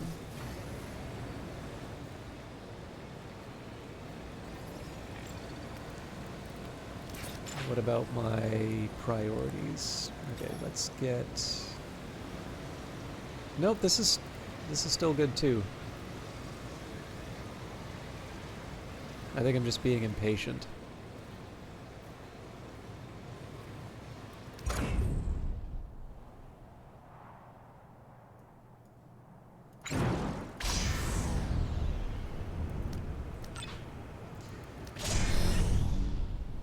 Would have helped if I crewed my ship. Okay, so I need artifacts to be able to build employees.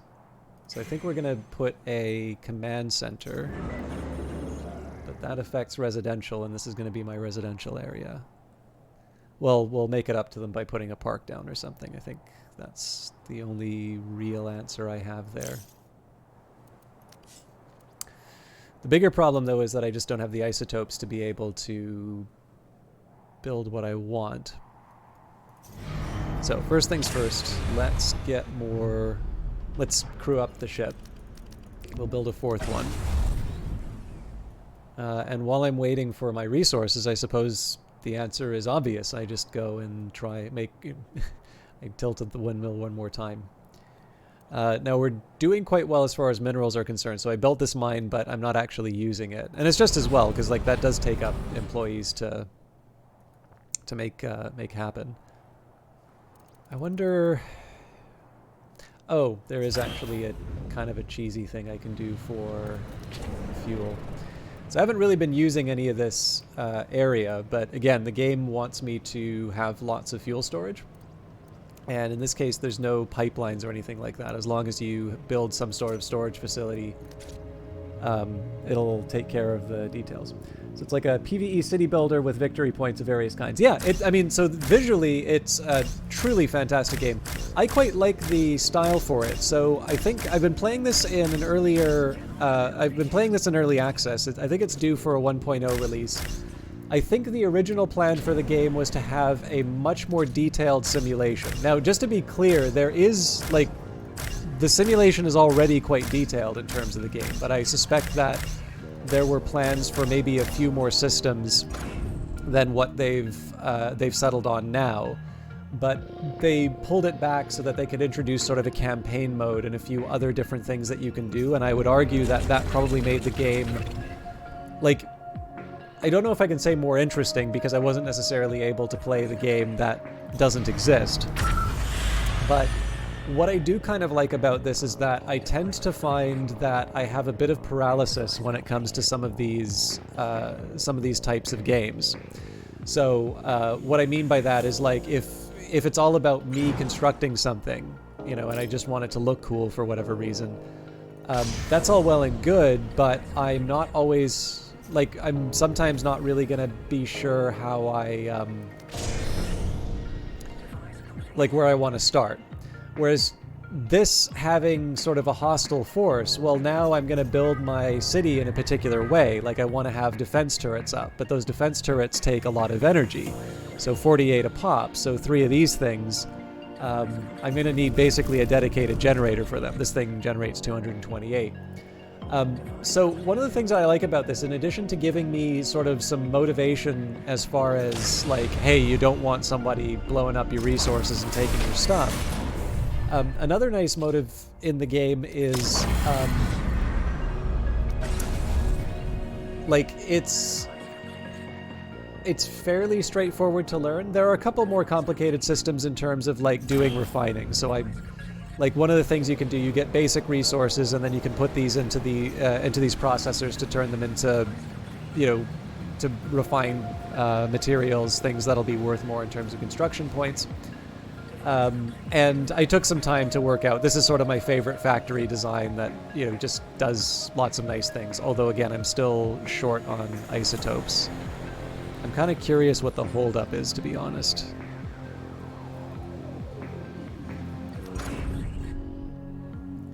But yeah, like, one of the things I like about the simplicity of the game is that I kind of liken it to Into the Breach, where, like, Into the Breach is sort of like an indie game XCOM almost, where it's not that there isn't depth to that game. Obviously, it's very enjoyable and there's a lot that you can do inside of it, but it is much more focused in terms of the number of things that you can do, so you still get the rewarding experiences. Sorry, I was meaning to talk about the complexity, so I'll just draw your attention to pollution. So, for instance, citizens can get sick, they can die. I've got a smokestack here which is burning pollution, and you can see that the pollution's very bad here. Beside the mine, similar story. There's pollution problems, but over here in the residential area, obviously I've been keeping that safe. And the reason why I built the residential area here is, you'll notice in the bottom left-hand corner there's a wind, and you can also see that reflected. Sorry, I gotta get my ships back on task. You can also see that reflected in the arrows. So there is a reason why the pollution is sort of moving this direction as opposed to the other. Like, it's not just blobbing out from this one central area. And there's also rain in the game, so that'll take the pollution out of the air. It's, again, there's still stuff in there which I haven't really seen in any other games. But I do like that, you know what, I think because we're going to be going into combat, we should turn on the medical pods. I like that in the end, building a ship, building a factory, building a city tend to have sort of the same shape as everything else. And, you know, I appreciate the simplicity. One of the reasons I mentioned that, I should probably say at this point, I was given a key for the game from Brace Yourself, so obviously I'm going to say only nice things about them. But I did notice that the Steam reviews were a little more negative than I was expecting the last time I checked the site. And I think that's because, again, they did sort of change the early access roadmap to incorporate the campaign mode. But like I said, that did mean sort of stripping back a few features that maybe people had been looking forward to. So, and I can understand, I think it's important. The reason why things go into early access are so that people can let their voices be heard on that. But the one thing that I am kind of worried about now is that the game is sort of being evaluated by what it might have been as opposed to what it is. And where I can at least, I kind of like to highlight the fact that for me, I don't necessarily think it's a bad thing that the game is, the game isn't necessarily throwing 100,000 different systems at you. So this is one fun little bit in terms of the combat. So if you're looking for a comparison, I'd say probably not Into the Breach, FTL is probably the best comparison. This is one of the tougher ships that I have to go up against. So Gatling guns are devastating weapons. But one thing that's kind of nice is you can think of the combat as a puzzle. So if you just want to let the computer decide where to attack, that's fine. It'll sort itself out. But what I'm trying to do here is attack the different connections, like the power relays. Because if I can shut down these Gatling guns before they do too much damage to me, it's going to be a sitting duck.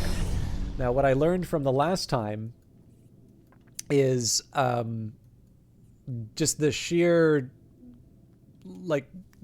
amount of firepower is going to take out my ship. So I want 2 of them finishing off this rebel turret, and then maybe what we'll do is we'll take the fight to some of the other ships. But for now, I definitely want to make sure at least one of these things is taken down, even if that means that this rebel ship's going to be doing some damage to us.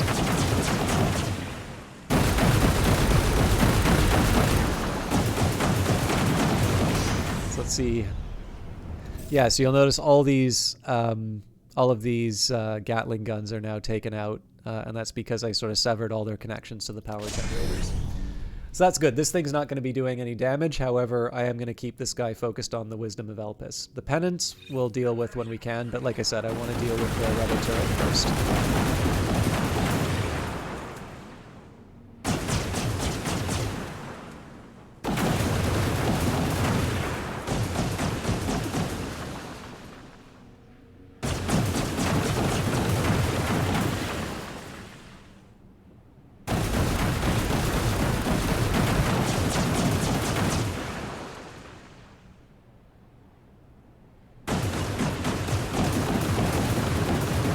So once this building's destroyed, you'll see the Rebel threat meter go up by a lot. So now we're in danger of a new wave of Rebel ships coming after me.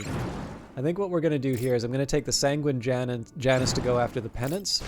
I'm going to get whatever I can from the Confident... I hurt you only to stop you from hurting our Titanians. If you stop converting, I'll stop fighting. You go first. Rebel propaganda is so tiring, wouldn't you agree, Founder? Put a stop to it. I think I'm still gonna commit to this fight. This may not be the smartest choice for me, but... Oh, well. Okay, there aren't any batteries here, so this might be easier than it looks.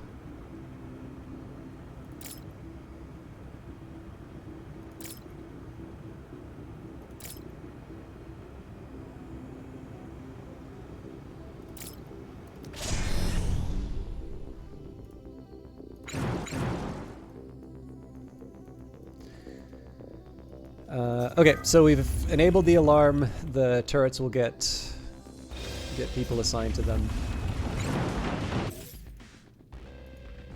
Yeah, I think I'm getting it on both ends from the Continental lens, so...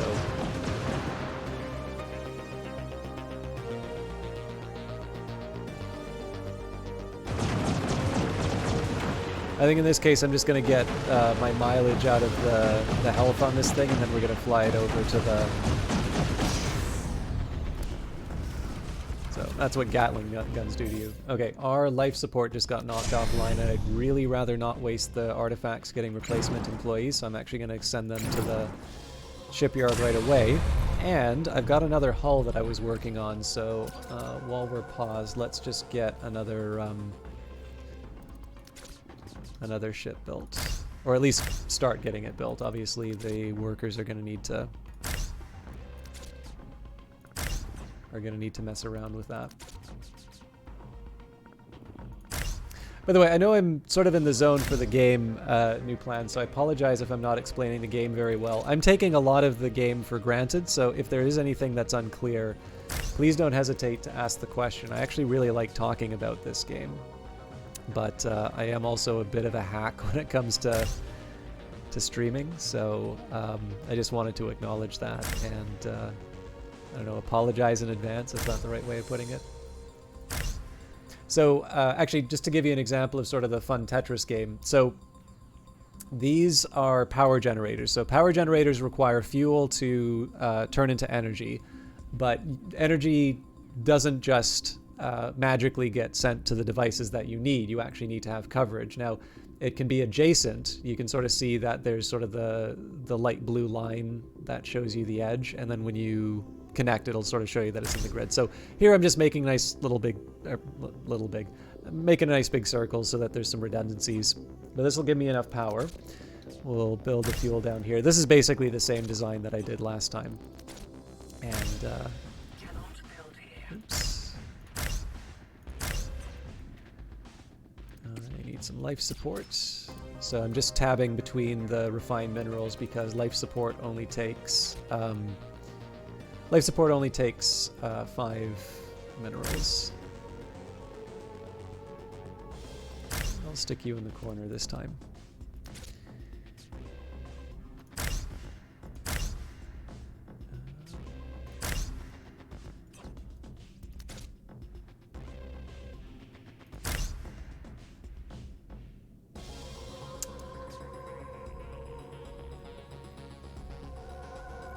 That'll have to do.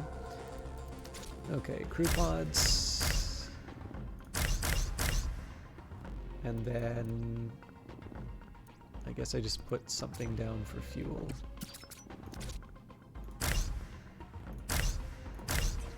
I don't actually need 3, but there we go. So the workers are going to assign themselves to that task. Hopefully the confident Helen is able to... Yep, they made it out. So we're going to get them repairing in the shipyard. What's nice about this is that I potentially have 2 ships coming online. So that's the Nomad Alliance is also another one of the invasion. Actually, yeah, they're a bit earlier than I thought they would be, so I could be in some trouble here.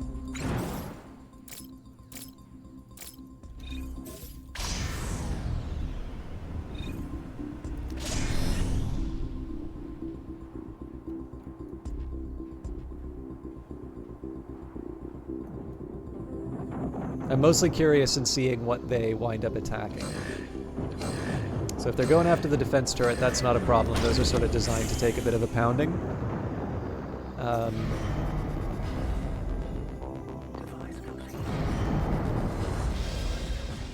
What I'm a little more worried about is whether or not they attack something precious. Okay, so that's a big problem here. This fuel turbine can't really defend itself. I thought that they might, but they've actually found like the one spot that I can't really defend. So I think I'm gonna have to pull one of my ships.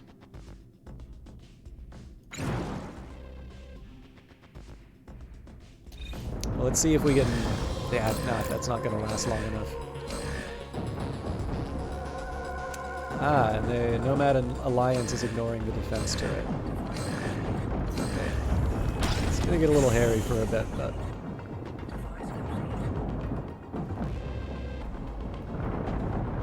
If I have to, I can pull the imploding plane, but I'm hoping that one of these ships will be ready to go. Actually, while we're waiting, let's add some employees.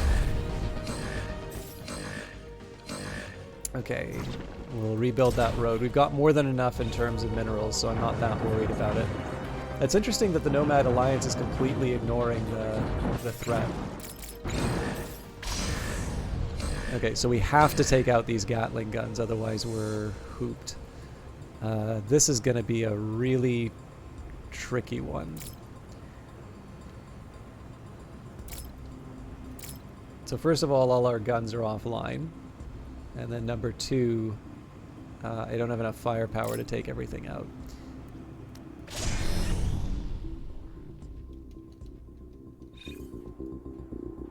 I think we're going to lose the fuel turbine.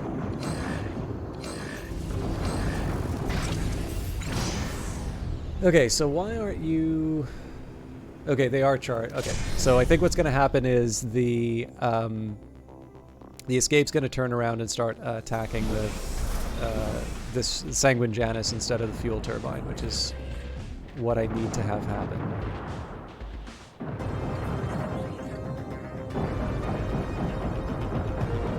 I may pay to burrow the city.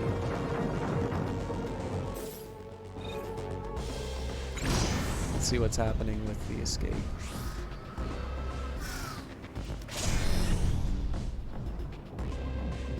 So I just want to see where the shots... Okay, so the shots are going into the Sanguine Janus, which is not great for my...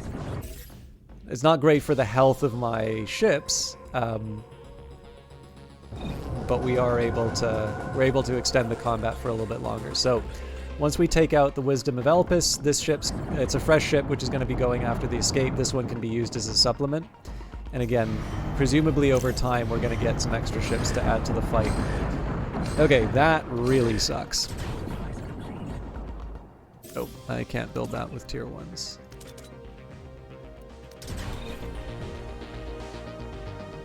I should have paid closer attention.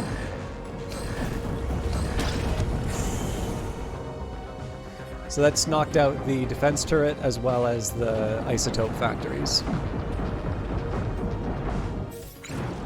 So at this point... yes, it also knocked out the shipyard, so this one's actually got to be a priority now.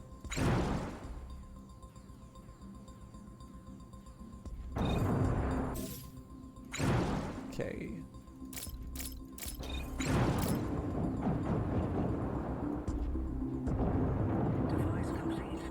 I'm curious to see what they start attack. Okay, it looks like they're going after the fuel turbine again, which is not great. There is a specific plan here.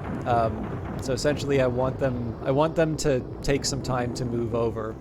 This is going to be the one that takes the damage, so I want them to attack the escape first, and then we're going to use the Sanguine Janus to follow up. And they're attacking headquarters now, but we should be able to survive it.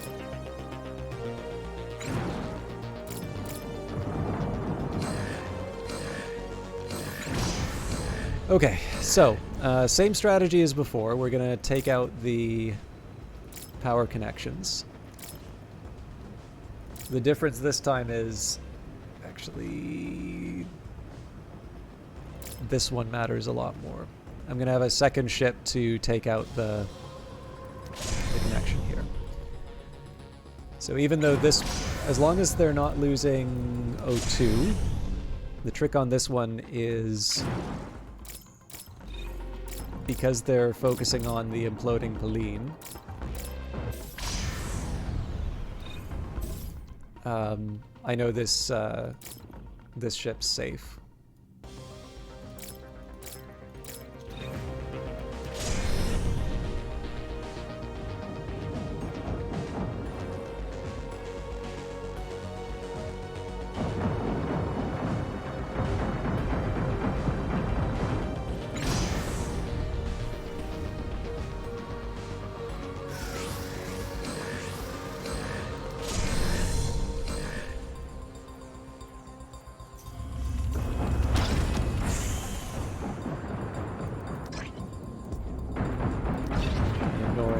Citizenry, and I've got... Let's just ask for the isotopes. I'm a little worried about the survivability of this turret, but we should be able to see it through. Oh, and this one's ready to go. Let's make sure that I've got the crew.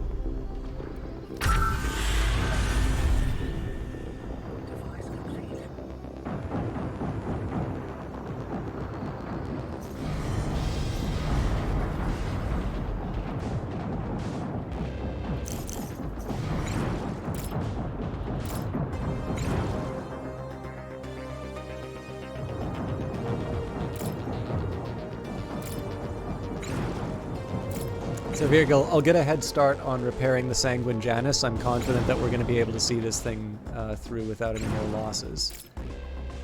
So the sooner I can get things repaired, the happier I'll be. So we're going to focus on the front part of the ship first. Yeah, I guess it doesn't really matter on the second part.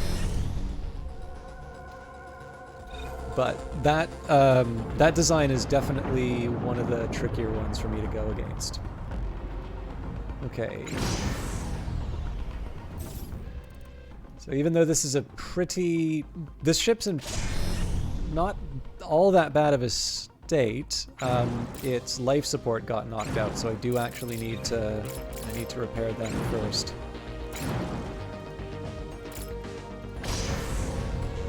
It's now 3 ships that I've sent to try and solve this.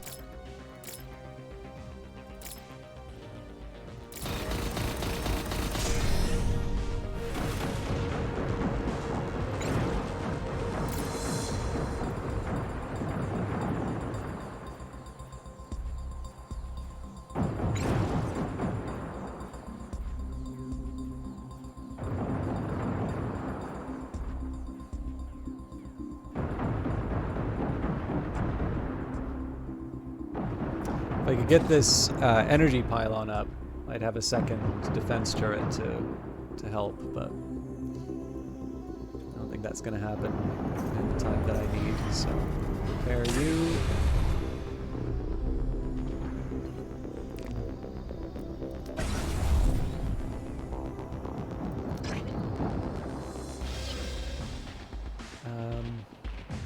Yeah, in this case, it's a little bit of a waiting game. And these Gatling guns are just doing a number on us.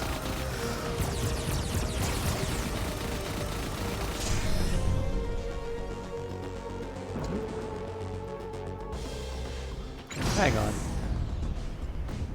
Okay, no, that was just died to gunfire.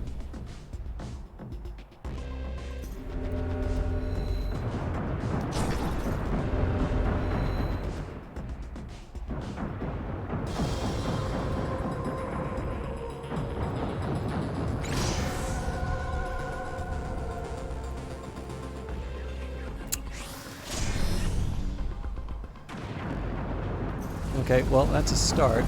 Unfortunately, I don't have the the isotopes anymore, so we're gonna have to wait for that to turn on. There we go. Not too tired to put up a good fight, I see.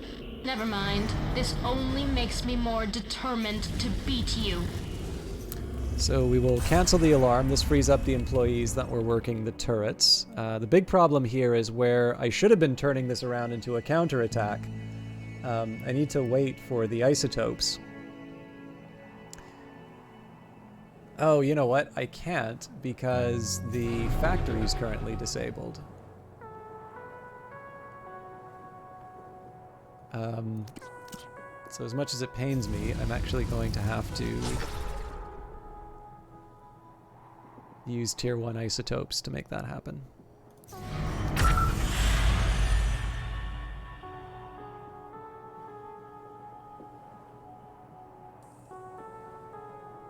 Actually, no, I don't need to do that. So we're going to cancel this conversion center.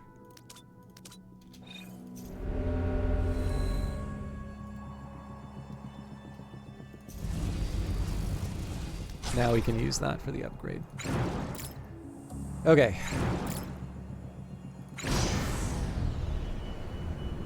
Oh. I didn't get the crew. All right. That's fine because this one should be finished reasonably soon. I'm just going to hit the speed up.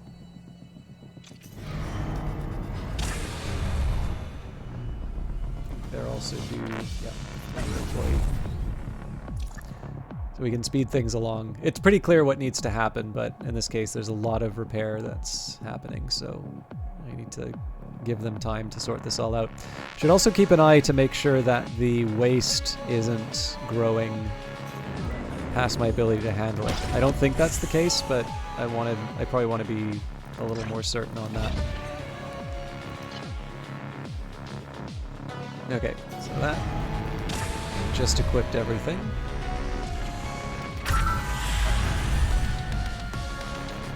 So that's 2 full ships that I've got available to me now. I'm going to turn off the medical pod just so that they can charge a bit more in terms of the batteries. Sanguine Janus gets to go.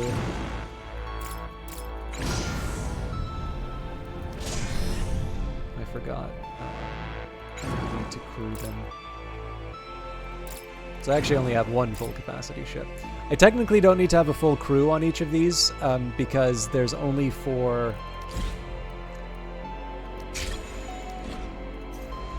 Like, there's only really 4 weapons, so the rest of them just work on repairs. But I like that they work on repairs, so I don't want to mess around with that.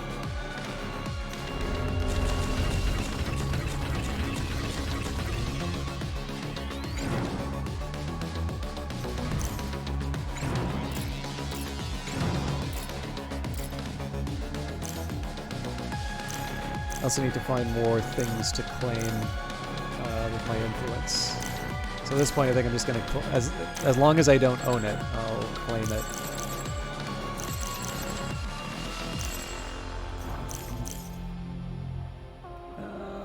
That's it. So basically, I need to start putting down more command centers. Okay, this should be a quick one. We just add new employees.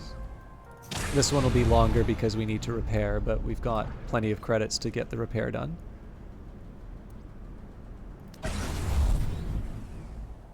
And what else?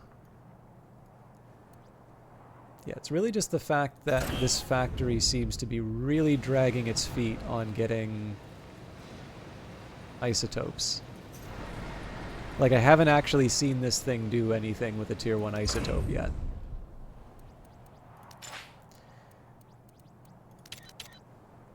I'm going to dedicate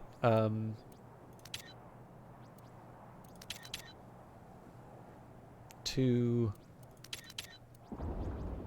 How many free? I've got 8 free now. That's not really enough.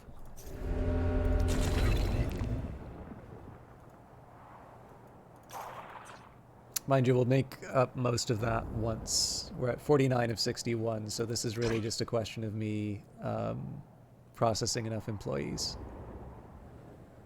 Okay, we should be fine.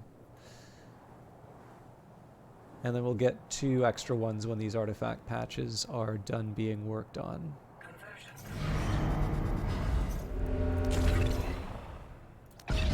I'm slightly paranoid about launching ships without enough workers, so I am double checking before I hit the button. Again, I forgot to turn off the medical pod on these, so... Like I said earlier, I should be able to handle the enemy base with 3 ships, but given what I've run into at this point, I don't think it would hurt for me to hold out for the Sanguine Janus to become available. You can see it's already getting the repairs done, so it's not all that terrible in terms of a hardship.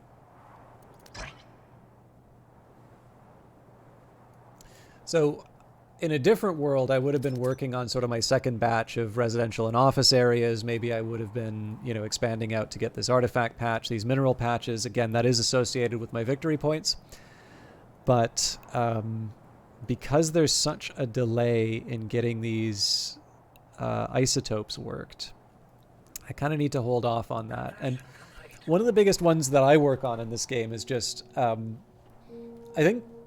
don't think this is an entirely unfair criticism of the game. However, I do think that players are their own worst enemy on this. I do notice people kind of talk about things being a little bit of a drag over time. So, like, for me as a streamer, this is a nice feature because it gives me a chance to sort of chat with everybody, see how things are going. And just generally, I'm not the type of gamer who has to have constant stimulation all the time. I do actually like sort of laying down plans and see them see them sort of come to fruition. And the thing that's worth remembering about this game is that, like, it does sort of cater to your playstyle. So if you're going out and blowing up a bunch of rebel bases, that threat meter is going to go up faster, and so the intensity of the waves that you need to deal with are higher as well. So again, I don't think it's entirely like, so I sort of feel like this game does pace itself kind of according to how the player is playing, but it is also fair to say that I noticed that more than a few people sort of say that there seem to be sort of these points where the game can drag a little bit. And my answer to that most of the time is just to find things to do. So what am I waiting for right now? Well, ideally I'd like to have my isotopes go up a little bit higher than they actually are. What's going on here? Task in progress. Okay, so hopefully they'll solve the waste problem on their own. We'll take a look at that. So one of the things that I can do while I'm waiting on my isotopes to go up for sort of the next phase is I can start going and punching these rebel bases, which is something I've been wanting to do for a while anyway, because it'll increase the amount of influence that I can get. And obviously I've been working really hard at this. We've had several waves with varying success. Pretty much going to direct everyone towards it, and then we'll clear out the pennants with whatever ships available.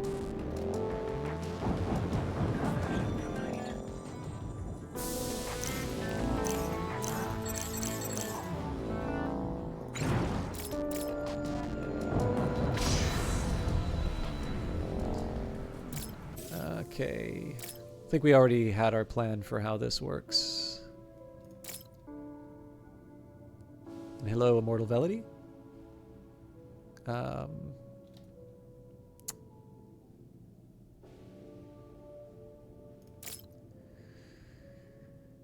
Yeah, I think the third attack is...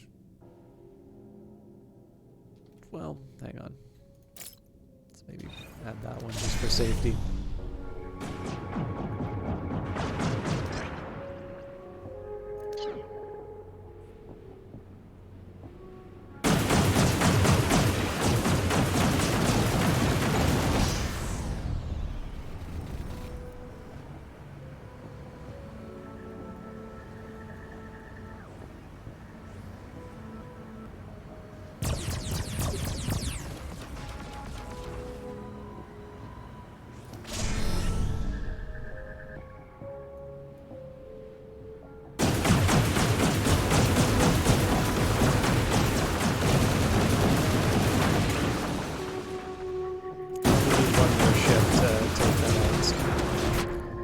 Okay, I'm going to send them for repairs right away. And we'll see if maybe we can get away with another...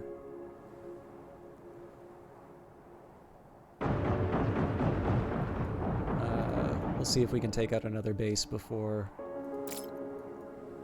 they come back on us.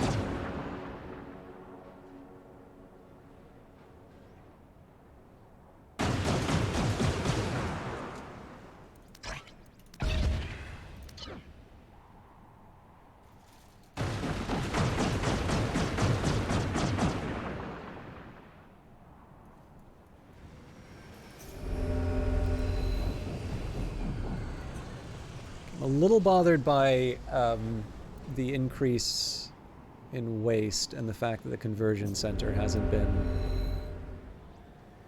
adjusted. I am going to upgrade this one.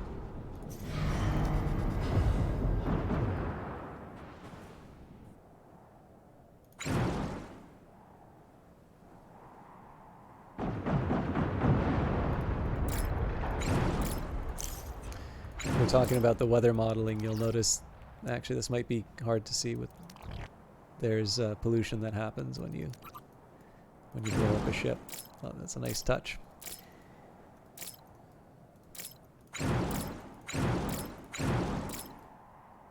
So if I had a sharper eye, I would have been paying attention to where... Oh, well, that solves that.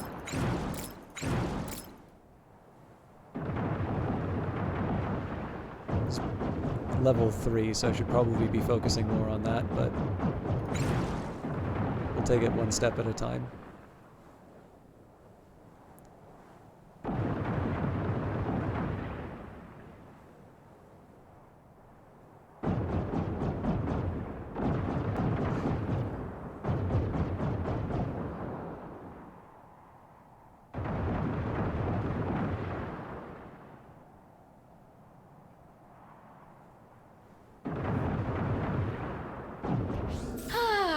Wonderful day to put down one of the council's pawns, wouldn't you say? All right, we're almost done, so we'll have a backup. Let's do our call to arms. That's a little surprising that we're down.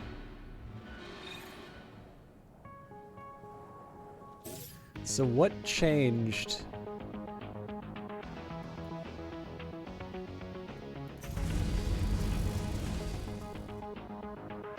Oh, of course.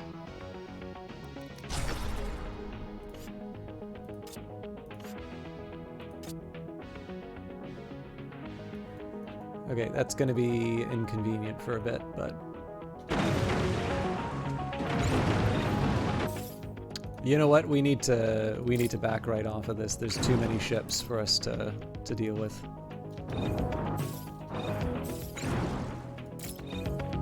I believe some of these spawned as a result of the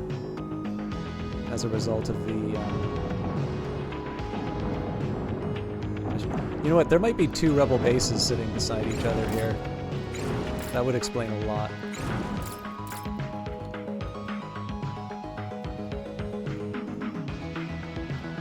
So let's make that a okay, that's already been worked on.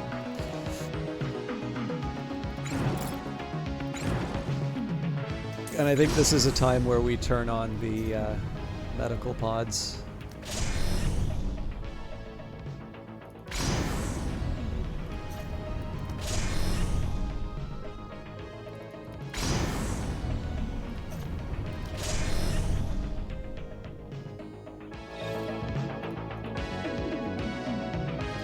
So as usual, we wait till one of these things runs into turret range. And then we pair off.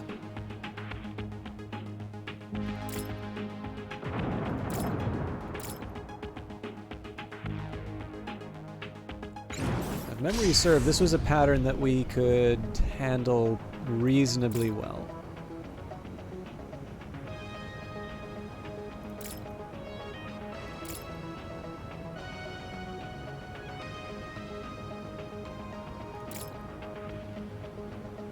That one's more so because I can.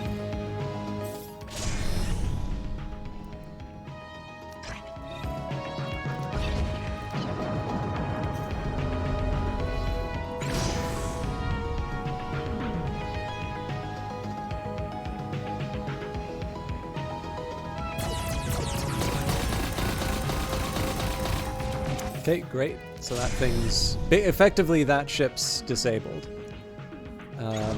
So what I'm going to do with the Solar Clipper and the Nomad Alliance, if I recall correctly, the Nomad Alliance was a bit of a pain last time.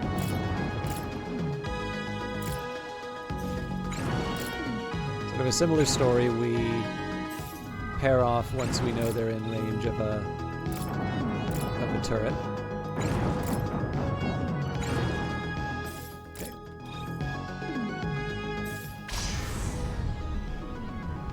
And yeah, this is the scary one. Actually, sorry, not the scary one, but a scary one. That should deal with it, though. That shield may be a problem.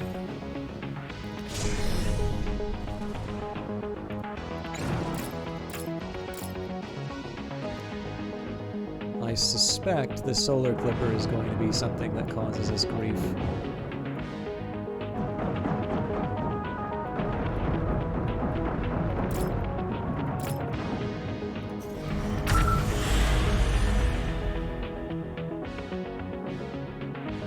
Turret came on just in time.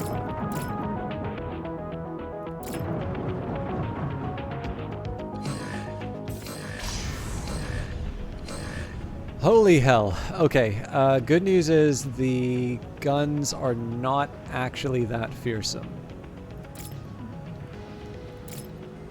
So they'll have a shield to protect from most of this stuff, but I think we're just going to go straight for their turrets rather than getting clever on this.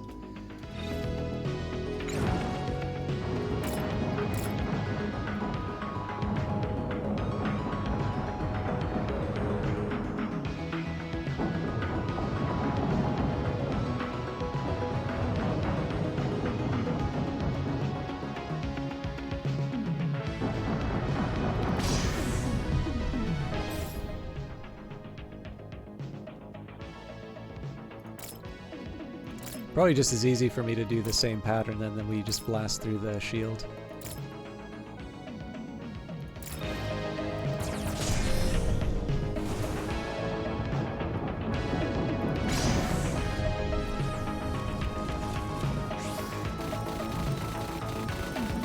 I feel like this should have been more effective than it turned out to be.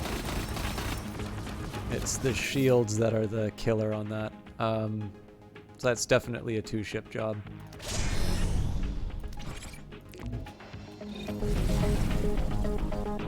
Okay, research. Haven't really been building any obelisks. I really don't need any of this stuff, to be completely honest.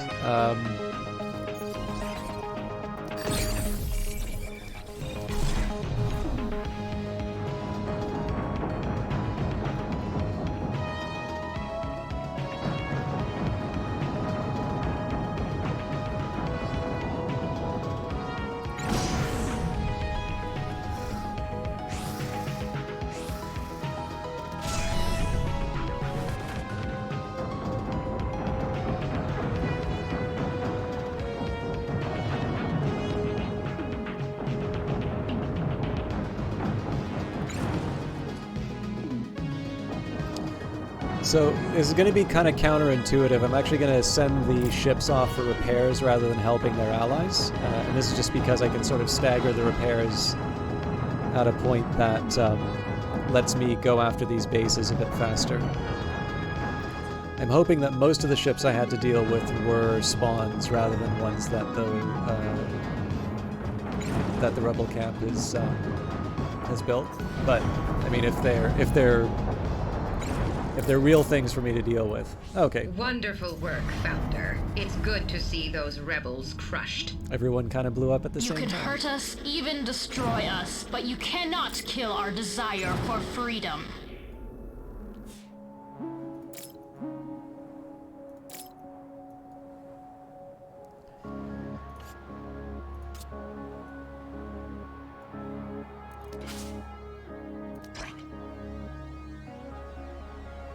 Okay, so the waste value has been slowly ticking up. I think my answer to that is going to be to dedicate a few more bodies to cleaning waste. What do we have free right now? I'll add 6 more.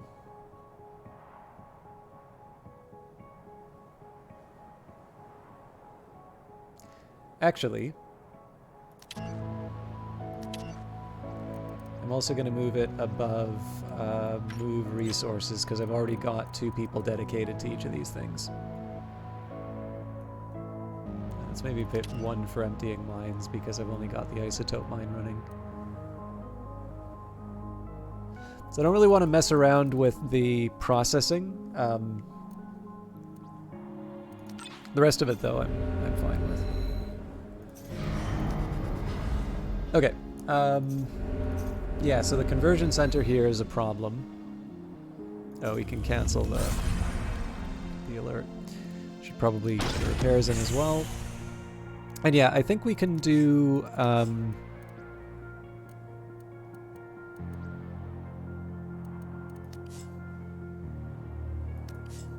there's a few things I want to get done.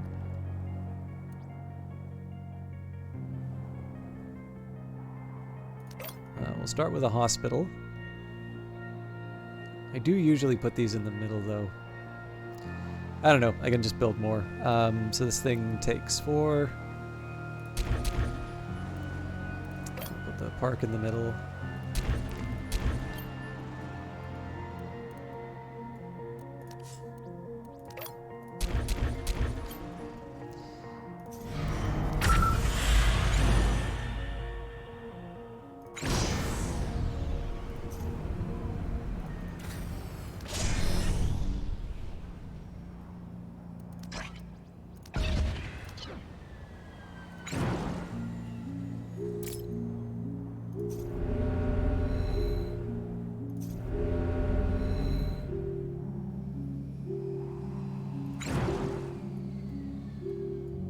Oh wait, what am I doing? You're the one that's gonna get repaired.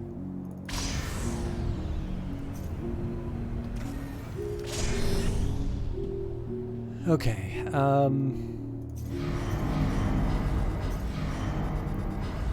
repairs are happening. Got my turrets up, building the parks and hospitals.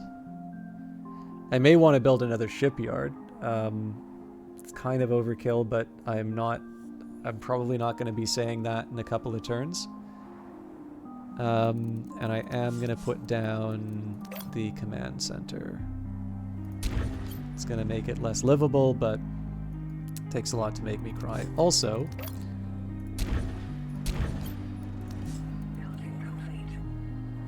you know what? Let's not be wasteful with isotopes. So these are going to be for waste. Oh my god.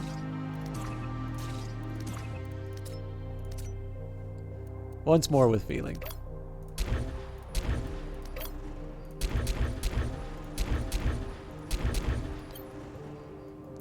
I'm going to need to think about power for this at some point.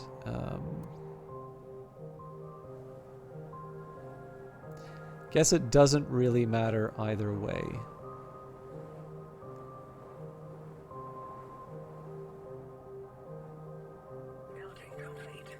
This makes slightly more sense given where I'm going to be putting them. Or I guess maybe I won't put a mine there. I'm not sure.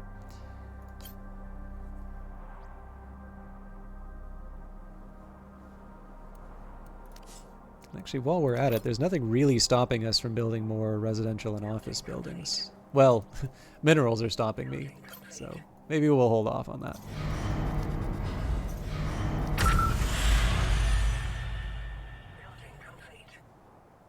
I am tempted to go for another conversion center, though, just to replace this one. So would I want to build it here? Here works as well.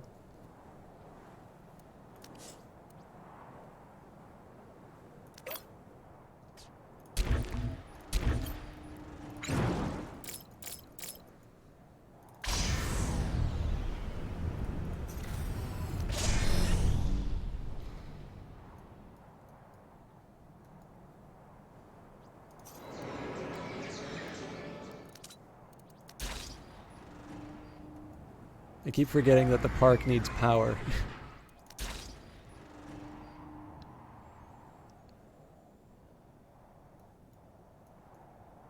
Yeah, we've got a fair amount of production going on right now. I think we can maybe just give that a rest for a little bit. I will probably wind up building another residential and office building, but there isn't actually a need for it. It's really, I'm building it because I can, not because I need it.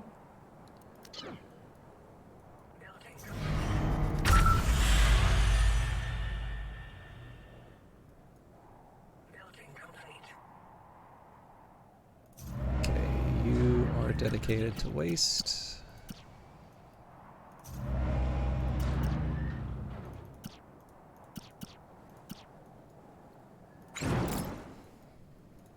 Yeah, so I suspect we're going to have another attack come up in the middle of all of this.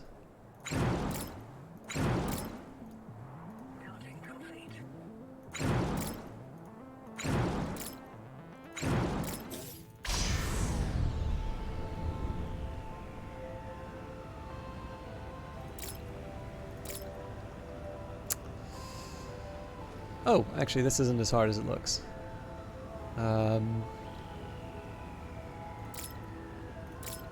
This is more precautionary, I suppose. And we'll turn that medical pod on because I suspect they're going to be getting hit.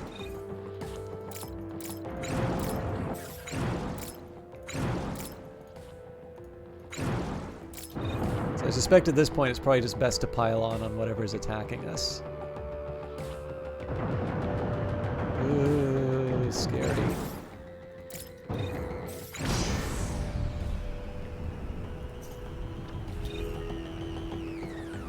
I really don't want you attacking the building.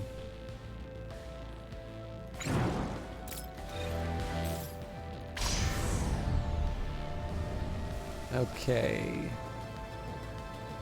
It's not that fearsome of a...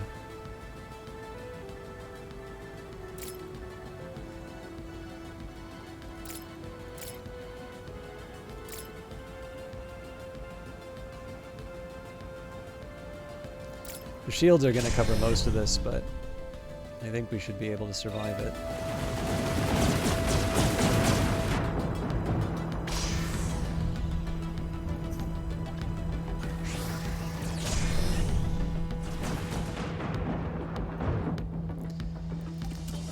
Okay, in the meantime,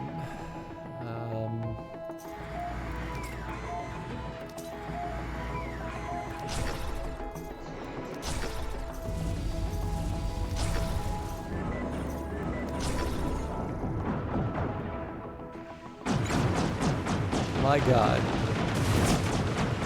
That's a lot of damage one of these guys is taking.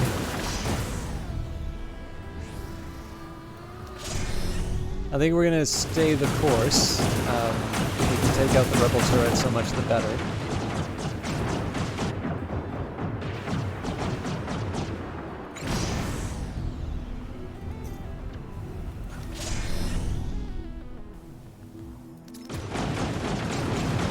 Okay, we gotta get you out of here, my friend. We may actually lose this ship.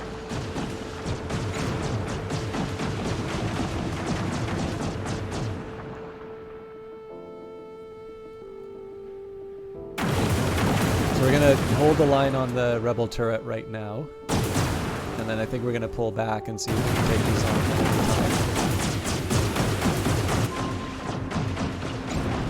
at a time. Okay, nice. So, pull that back. Oof.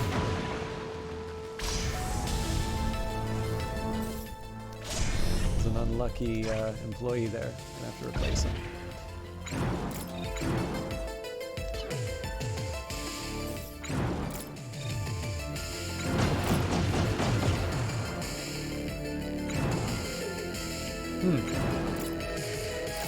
So looks like they're not actually giving chase. I'm fine with that, because if we can get 3 ships sort of participating in the fight, so much the better. Which is the one to lose an employee, though. You know what, we'll worry about that later.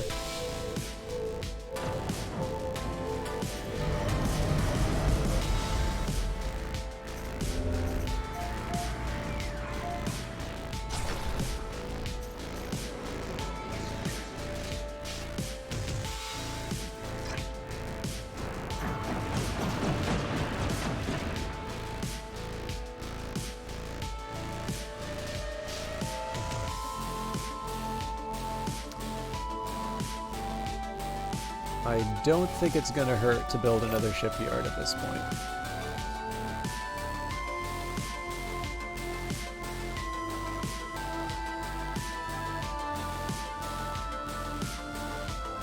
Just trying to think what makes the most sense. I figure keeping it next to the roads probably works a little bit better. Oh, probably should be paying attention to the fights that are breaking out. Okay, we're gonna get pounded, but there's only... No, it's not only 2. There's more than... There's 4 weapons there. But that should be enough to take them out.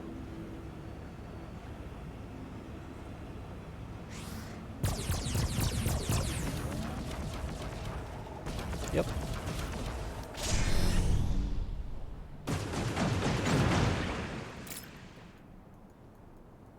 So I'll just see this as kind of a holiday while we prep for the next turret.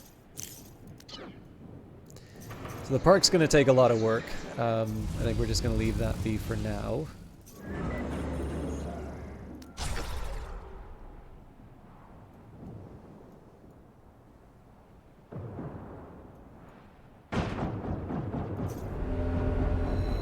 And we're still generating a lot of waste.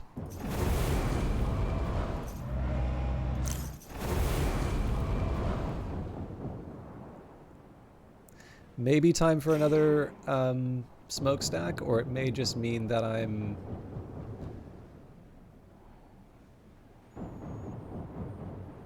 may also mean that I'm just not very efficient at cleaning out the mess that I already have.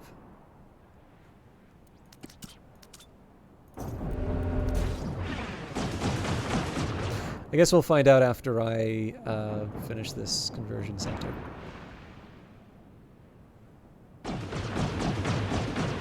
Now, I should probably be a bit more careful about this, because I believe one of my victory points is also to have 14 artifacts.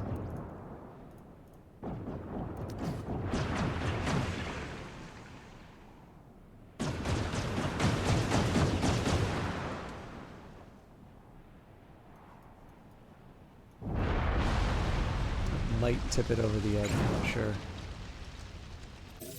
Okay. I'm really setting myself up for some scary encounters.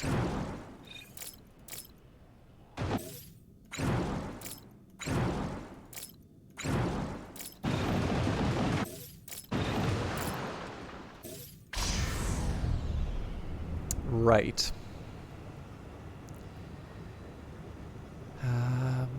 There's got to be a way that I can...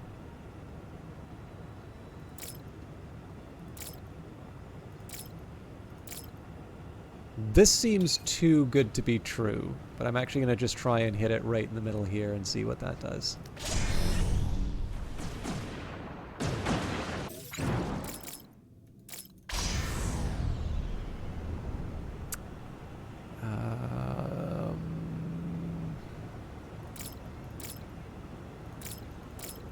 That's not rocket science. Oh, but that's still not going to be enough to take it out, actually. That's a really clever little design. This thing really hurts me. Okay. I think I'm just gonna live with what I've been given here.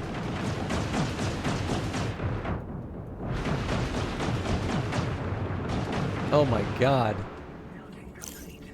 Okay, so let's just take a look at... So we've got an HQ here. I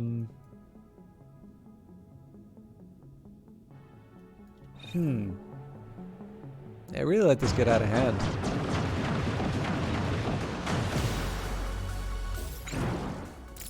I'm gonna change the approach.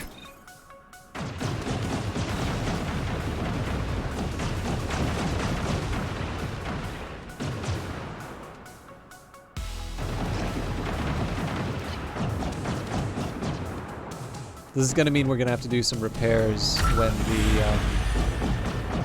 the next attack comes, but in this case I think we're just gonna... I'm gonna focus on taking out these turrets as fast as I can.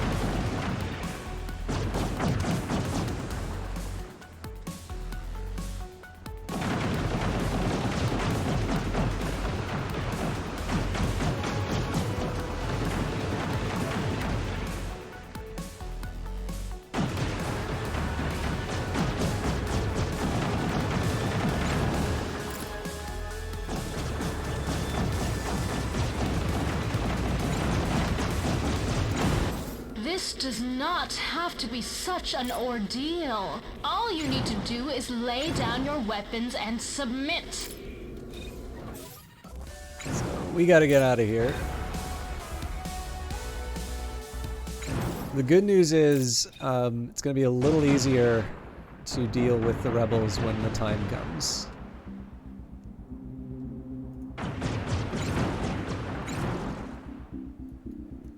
Probably do my arms. So this should give me some ideas about where the remaining rebel camps are, but that's cold comfort right now. And obviously I went a little too little too happy with my conversion centers.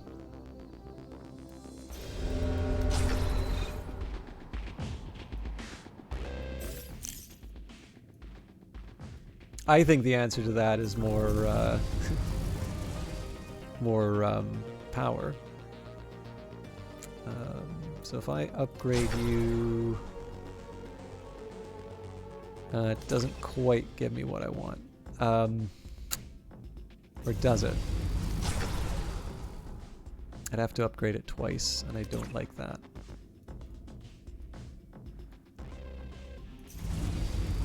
This is fine though.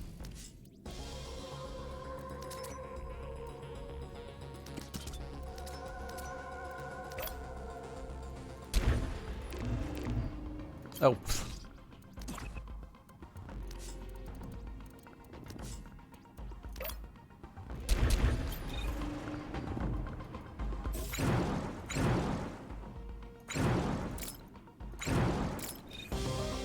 I think we'll get the two of them to gang up on... Good God. Somebody's gonna be stinging.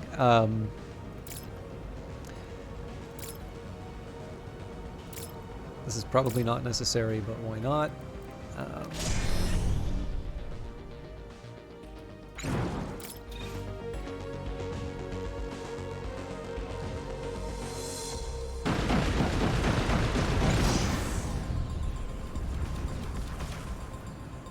Okay, good.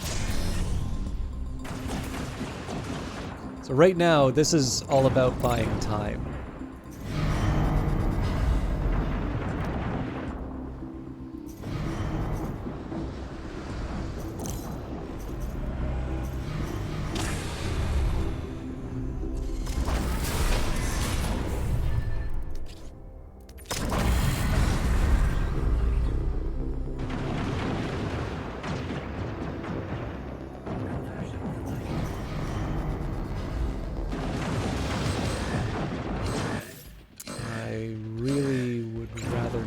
That road. I might have to anyway, but well, they ran off and did their own thing. Excuse me. Let's try to deal with the escape then.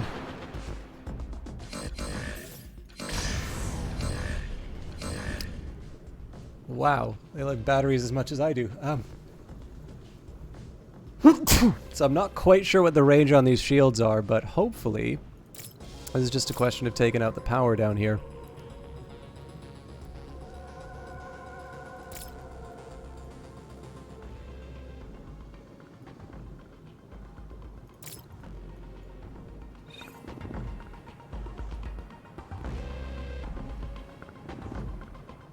Actually, the other secret might be to... No, the batteries are still going to be a problem. Let's see if it works. I guess this gives them the power that they need, so...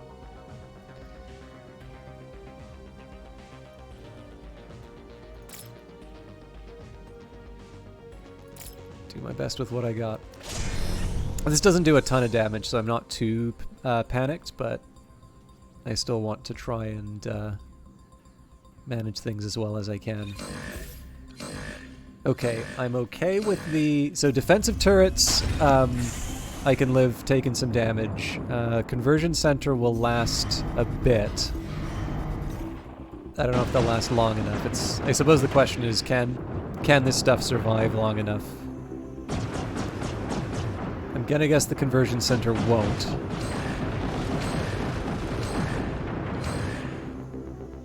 Let's see if we can make it work.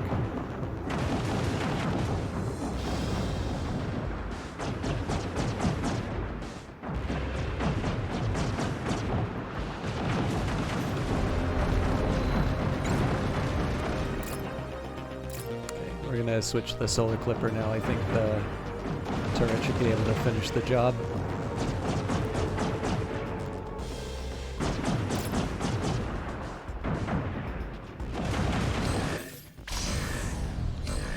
Okay, we've dealt with one of these before. Not with the... Oh.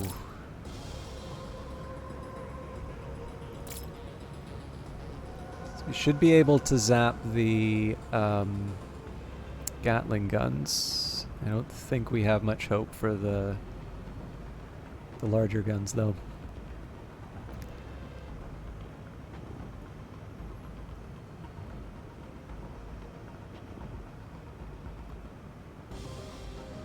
Although we can try and sever the connection from the power.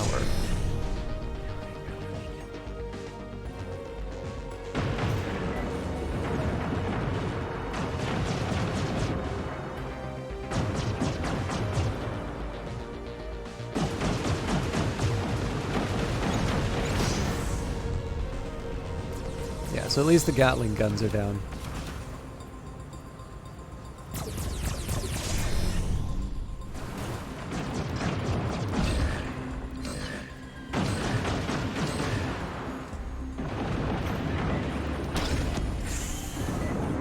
Okay, we're looking okay.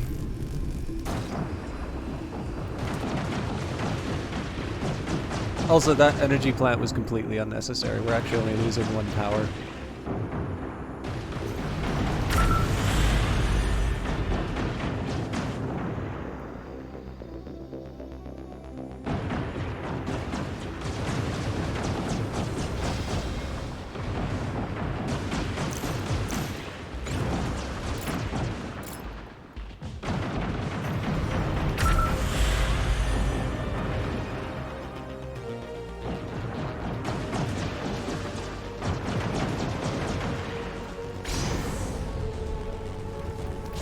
Not even going to worry about it at this point.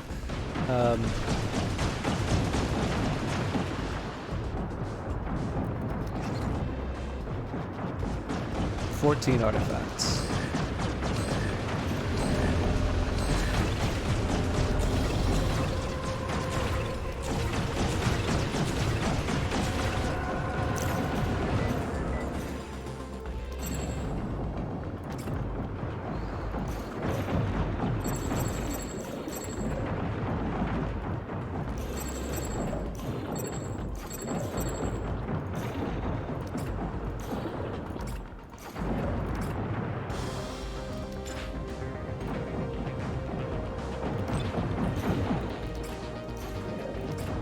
It'd probably be better to build a mine at this point, but I thought that was one of mine for a second. I was very scared.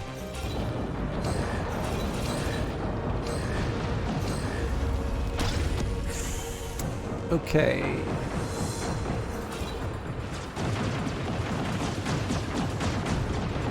Part of the question here is just when I can rotate out a few of the ships to repair them.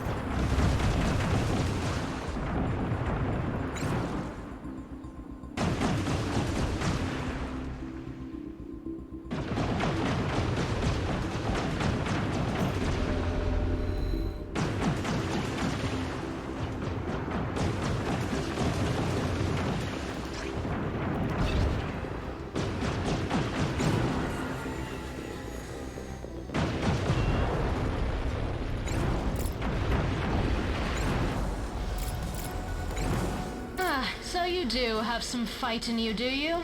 I look forward to our next skirmish, Founder. Okay, we should be able to get the park up now.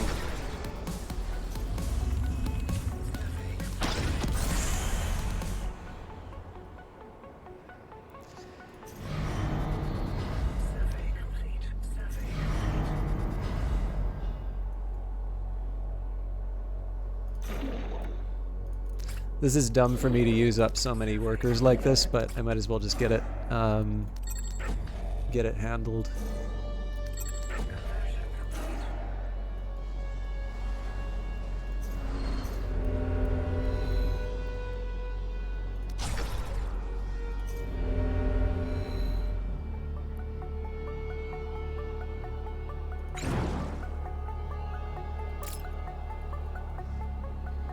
So the big problem is also just how many, I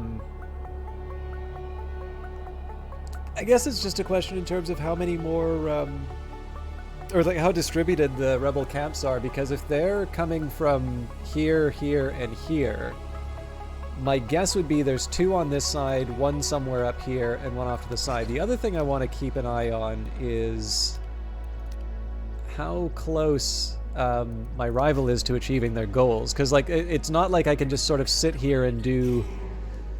It's not like I can sort of sit around and wait for the perfect conditions. Now, I think we'll probably be fine overall. The biggest question really is just how intense the rebel waves are going to be getting over time. So...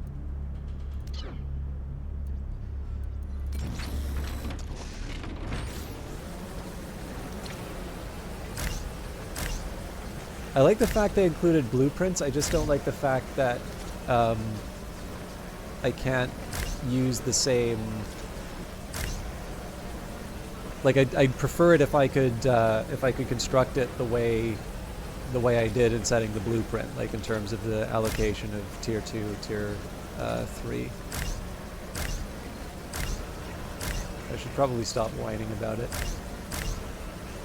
Okay.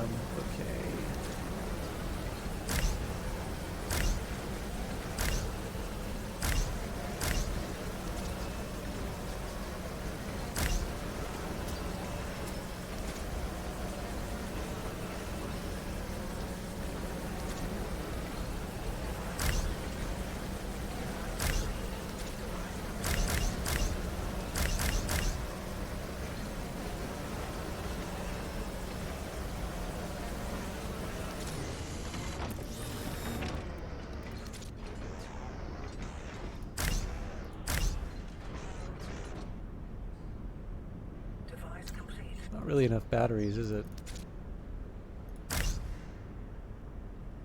Device complete. Device complete. Device complete. Device complete. Eh.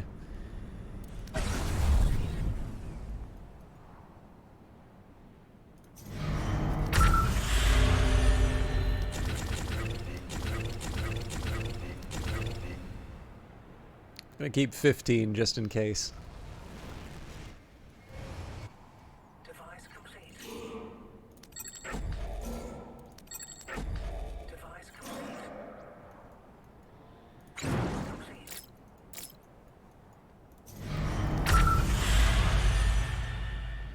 Device complete. Device complete.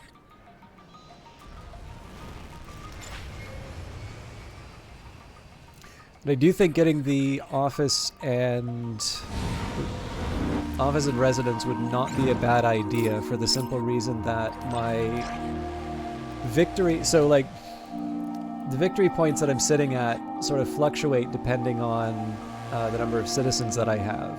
And, you know, 10 is not that... 10 is really not that flexible. I don't know. I'll figure it out.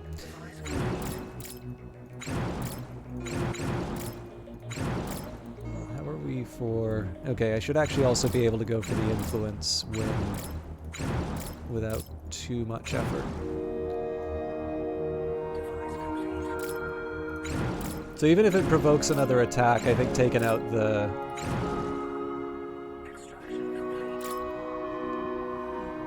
Taking out the turrets is the way to go here.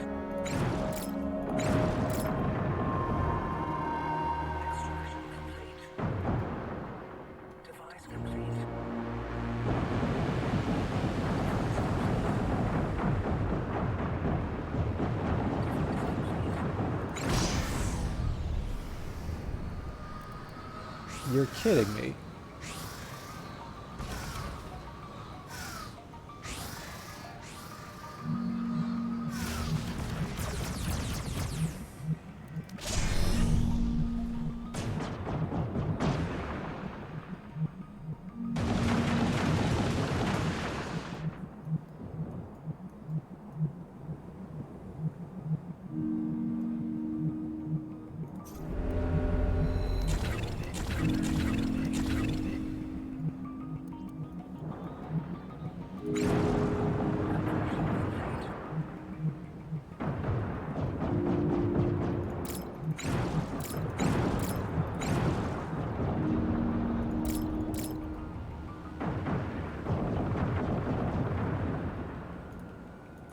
Where are you going?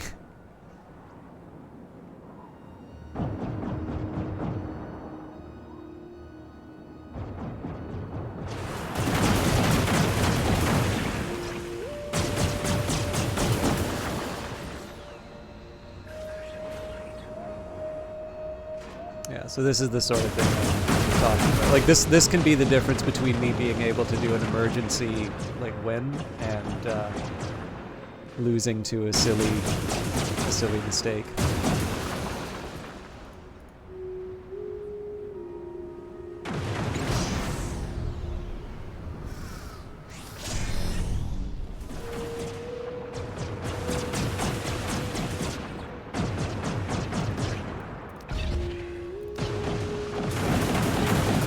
So we may wind up having to fight back the rebels.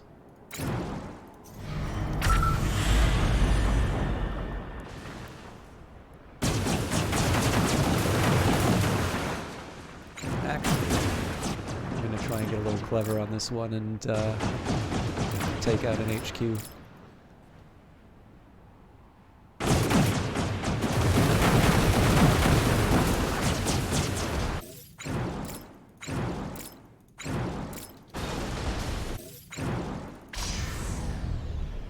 Okay, this thing is just a nightmare.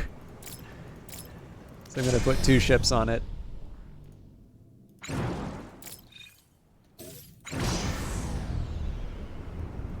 And yeah, honestly, at this point, just go straight for the weapons. Don't even think about it. This one needs a little more finesse, though. Oh, that's right. I need more than one.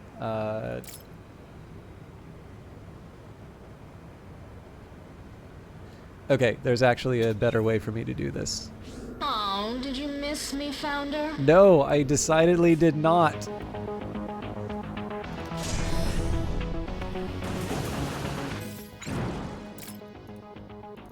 I'm committing to this, though.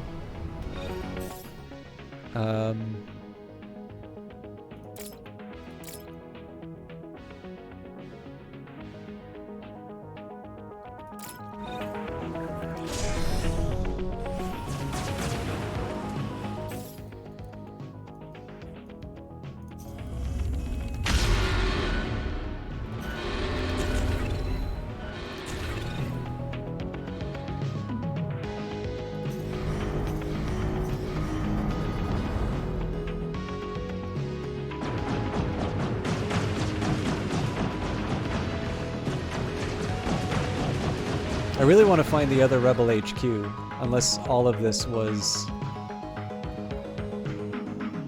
one big Rebel base.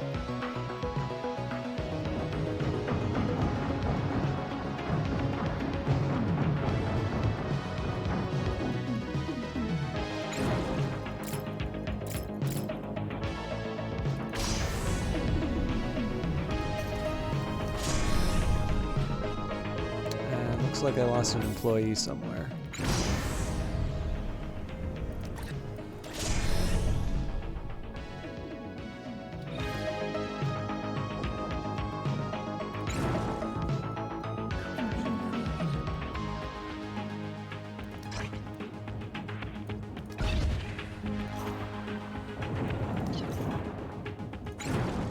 This time I'm going to see where they settle. It looks like this damage is ticking down. Whoa! I think I just lost that ship to stupidity. That guy kind of came out of nowhere.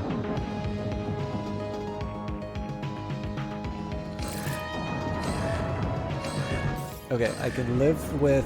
Oh, I don't think I can live with Gatling guns.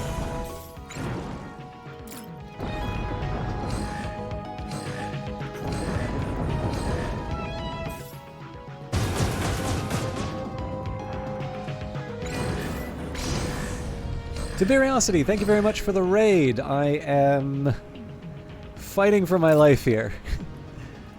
Okay.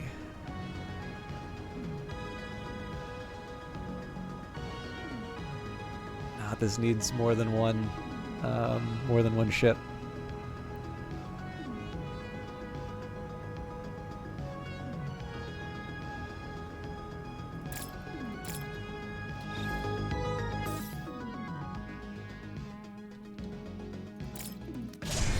It's a start, at least.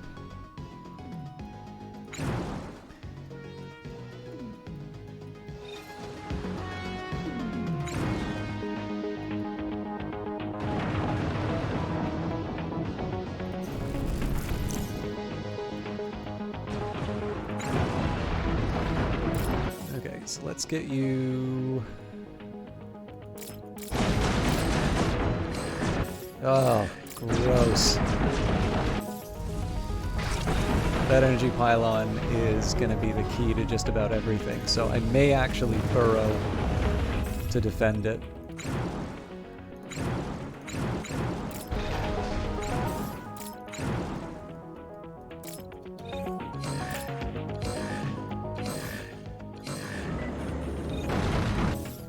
Going for the park, okay.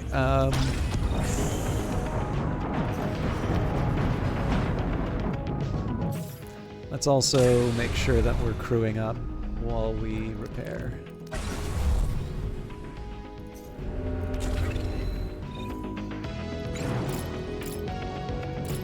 So I may be searching in vain for a Rebel HQ, but I kind of want to do that. Okay, we definitely burrow at this point.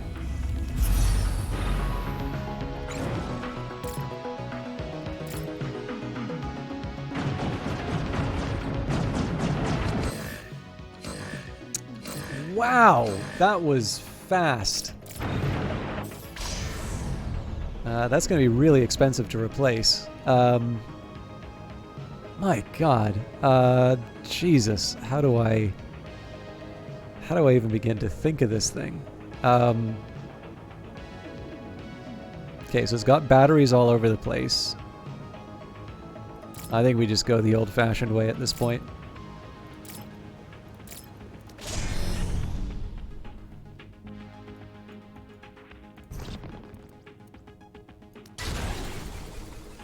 Okay, this turret is in serious trouble.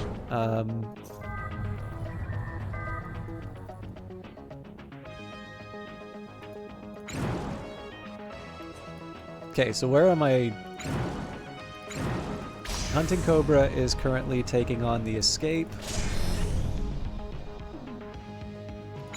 Confident Hillan will take on the Solar Clipper while the defense... Ooh.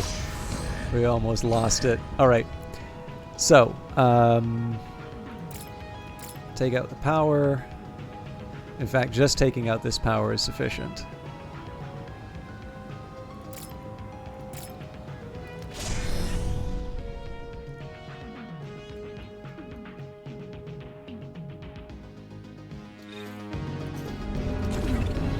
Let's see if that buys us some time. I'm curious to see what the Wisdom of Elpis does.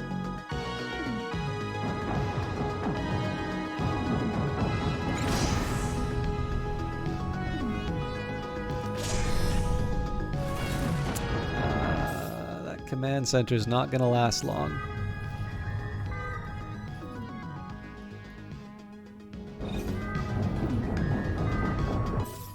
Oh no, not Packy! I wish it would tell me where, oh, but it says killed by laser. Okay.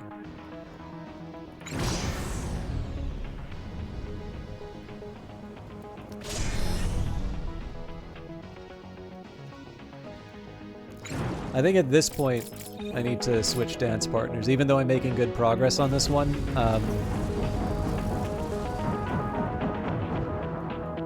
I need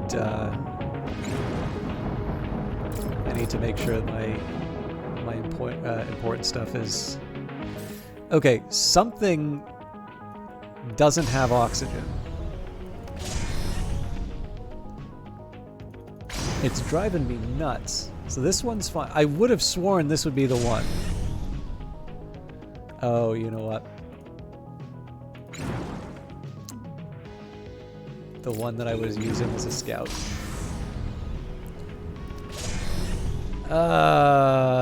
That's gonna hit the workforce. I mean, at this point, it's kind of a done deal.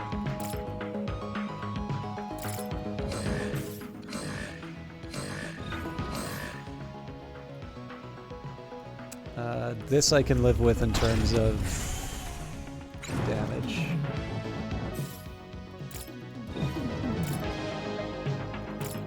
So apparently there weren't any HQ to deal with anyway.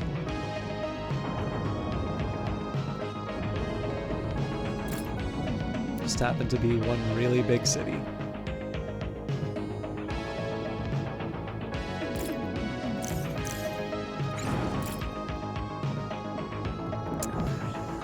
Well, that is a darn shame. But we are achieving our goals here. We're running interference where we need to. Have I not been... Oh, that's a huge oversight. This should have been one that would be straightforward for me to take out. I might have really blown it here.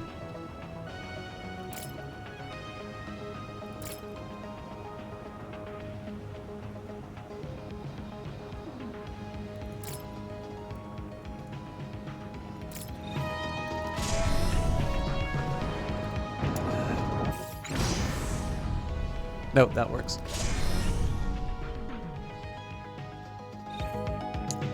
No, just I have a relatively weak... There's just a couple blunders that I made. How are you doing tonight? Okay, good news is we will be freeing ourselves up after the solar clipper, although we may need to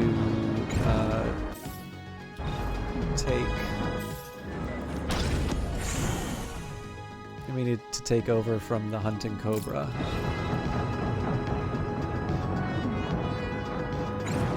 Maybe not.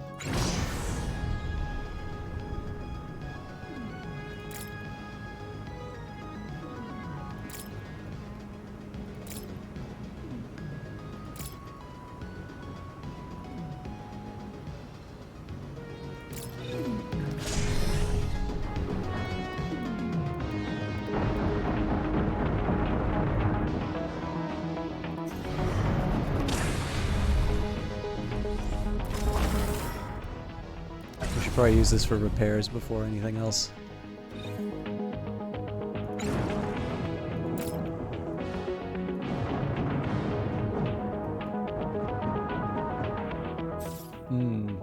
This one's actually worse for wear, so we go after the Nomad Alliance first. We don't exactly have the health for it, but part of this is just about giving our gear enough time to recover.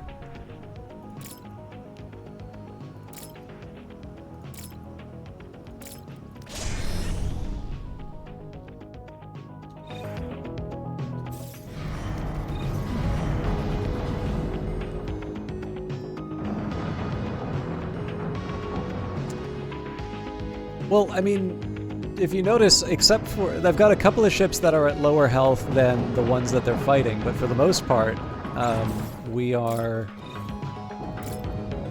pushing back the rebels, and we're at a point now where we're on wave 12.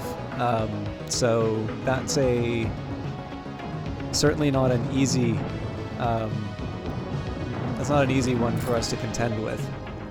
I am running into some labor problems, just with everyone dying as part of the combat.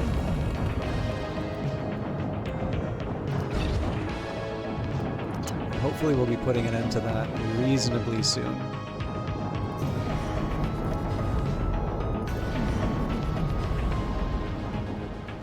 Okay, this is good. Unfortunately, I'm guessing this is losing people. No, okay.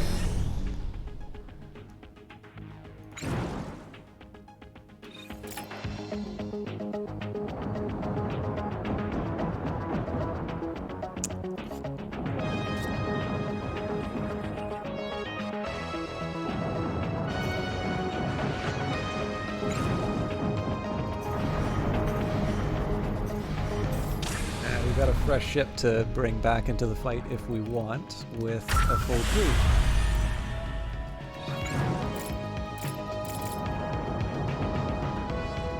Yeah, so essentially there's just one ship left out of this. I'm not quite sure what makes you think it doesn't look like it's going well, but I'm not too worried about this particular run.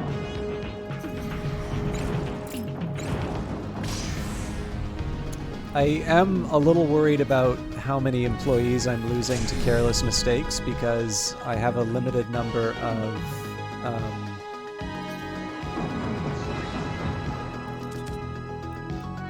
I have like a limited number of employees that I can bring in. I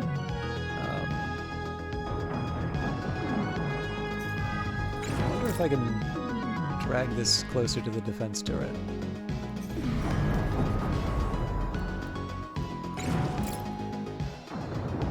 Nice.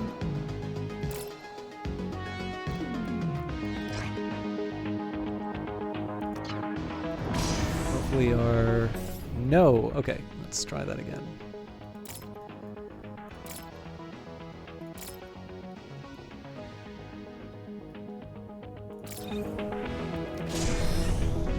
So I'll probably get hit by a Gatling gun, but them's the breaks. Okay, I've got a command center on fire, it looks like. This is the one that I feel the worst about, because I have to replace it. I have to replace everyone with the... I have to replace all the crew.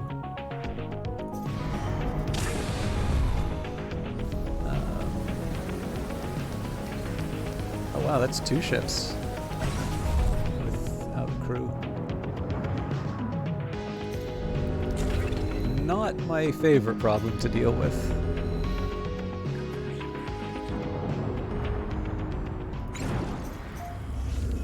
So you do have some fight in you, do you?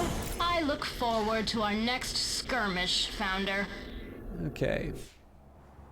Just gotta wait for a shipyard to become available. Now, there are a few kind of priorities I want to work out for myself. First of all, let's make sure, yeah. I want to make sure everything's ready to go first. Cancel the alarm. So, there's a specific reason why I've been going after rebel bases, and that is to make sure that I can pursue the, actually top employer would be good to have as well, so we can do that by hitting upgrade, but I need to make sure that I find more, artifacts. So, fuel stockpiler... We're actually doing really well on the resource patches. But yeah, if I want to get the 170 influence, I'm going to have to take out a couple more rebel camps. But maybe we don't need that anymore. So I'm going to upgrade this energy pylon.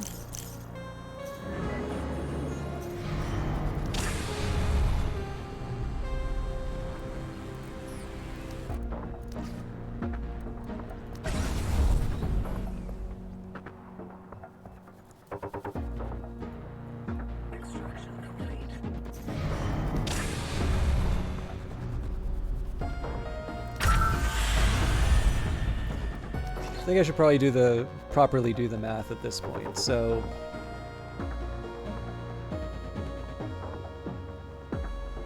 I'm at 26. I've got all the points for these apparently. So yeah, essentially I need all 3 of these to make it happen.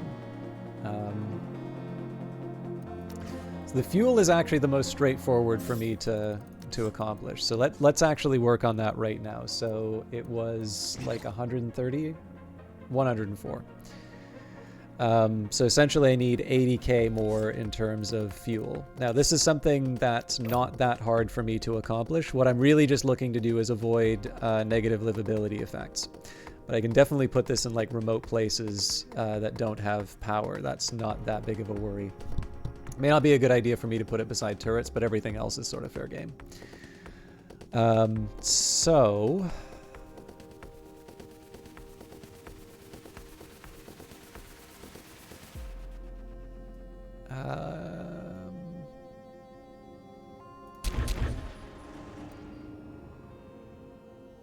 I definitely do not need tier 3 isotopes for that.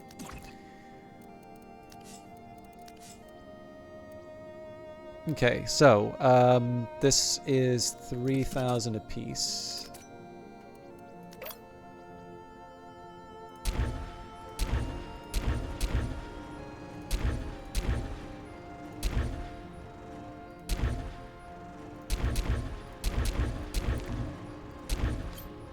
So we'll see what happens when I combine them and all that jazz. I'd prefer not to claim bronze victory. I feel like we can do better, but if I have to, I'll take it.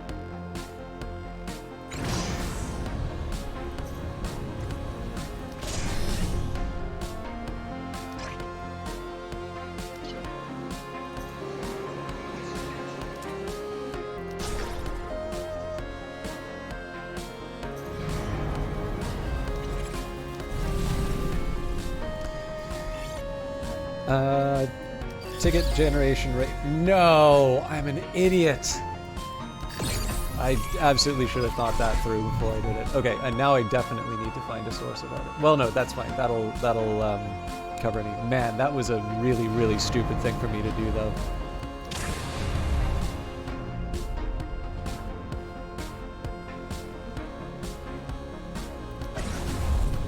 Okay. So, we'll see how this field of fuel tanks gets me closer to the objective. So now with the command center, we head to the... I mean, this is all gravy for me at this point. Like, we're really just trying to harvest resource patches. It's better if I can get the isotopes, if I'm completely honest, but, like, I'm not married to it. So let's put down... If I can get some ruins, that's even better. So we'll start with a command center over here.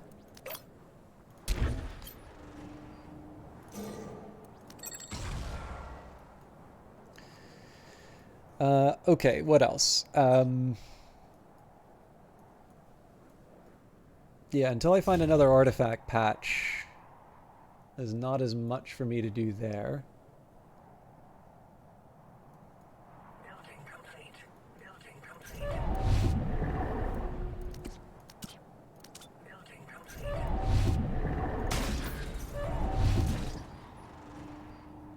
Should have seen what I get when I combine that. I mean, again, this is all about volume, so I think full upgrade is the way to go. I really need to think about... Oh, actually, you know what? There's a really easy way I can get top employer. I just land my ships and unload all the employees. I just need to make sure that I'm keeping the artifacts still, though. So, I suppose the question comes down to, do I want to be pursuing rebel camps at this point? Maybe what I should be doing at the moment are just some scouting missions. Because presumably I have the option to attack the rebels. I mean, they'll be building stuff, so it's not like I can wait forever on this, but... I'm not quite sure why I'm doing this with the conversion center, but I am.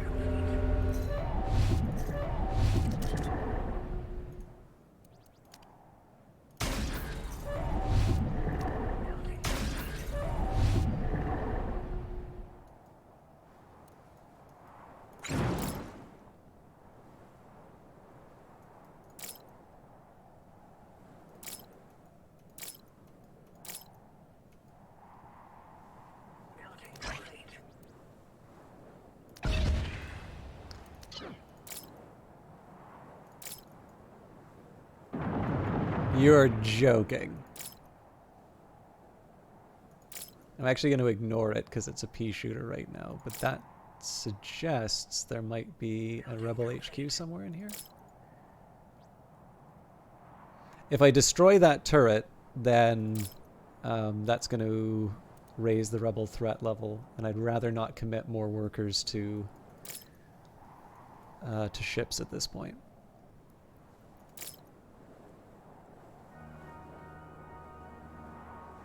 No, apparently that was just a straggler. So either I'm really not paying attention. Well, actually, we're in the middle of a sandstorm, so the visibility isn't exactly where I would want it to be. But I'm gonna make a guess here that we're good. We're good on the.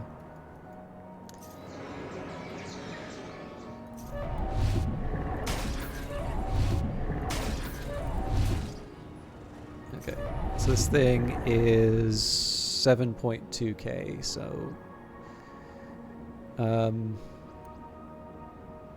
this moves up to 10. So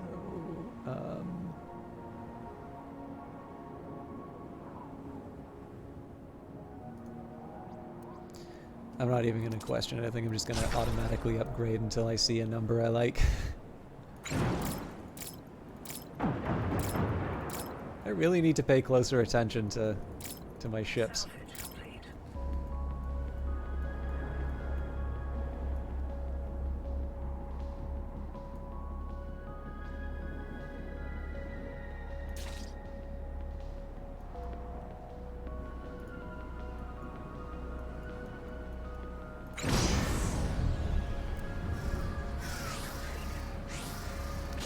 That is really frustrating. I just lost an employee that way.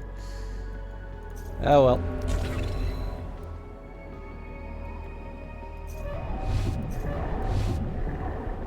So.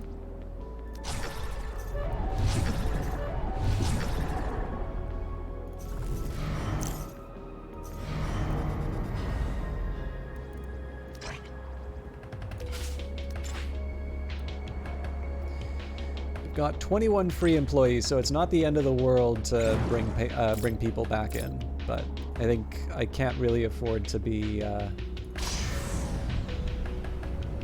just sort of parking my ships in areas and hoping bad things don't happen to them. So I will get a spare just because, again, this kind of counts as employee storage. So if I've got, is it 6 or 8? I think it's 6. Yeah. So I've got 5 ships in the air, so I can move that number up by 30. And conveniently, I need 96 employees. So as soon as I dump my employees in this, on this item,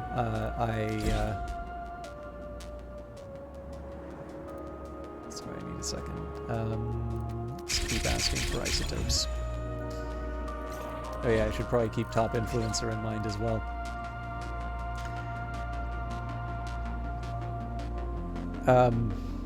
Okay, what was I going to say?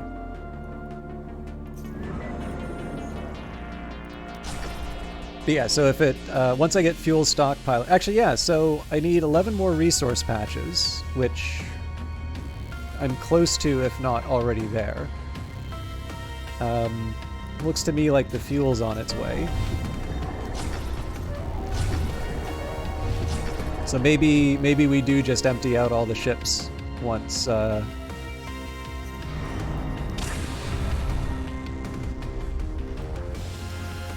I'm actually short by 1 now.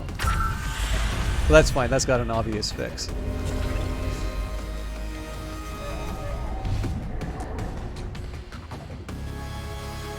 Okay, so before I go any further, right now we're looking at 68k. This will move up to 14.4. But that costs 90 apiece, so I'm only going to be able to do that to a few of the silos. So maybe we say...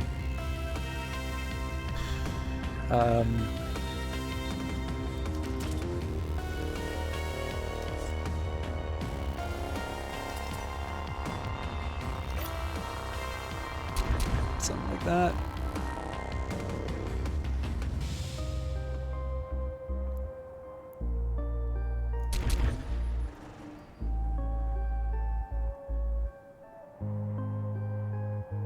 I really don't like the idea of putting a fuel turbine next to the turret. Or not turbine, fuel storage.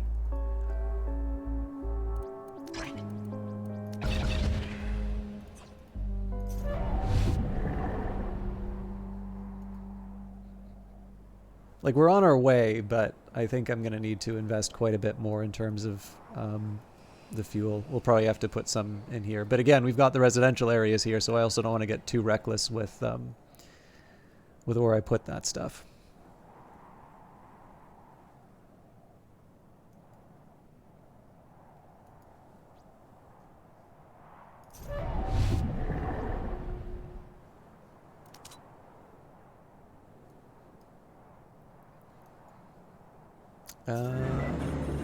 I don't need to upgrade this right now, but I want to, and then we can claim those mineral patches.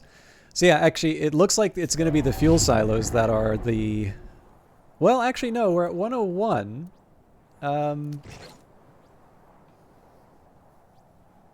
So yeah, these will be enough to bring me over the edge. That's really good, actually. Also, a top influencer... Okay, the top influencer is a bit deceptive because I'm going to lose a bunch of that as I claim these patches. Now what I could do is I could donate credits in exchange for influence to sort of grease the wheels there.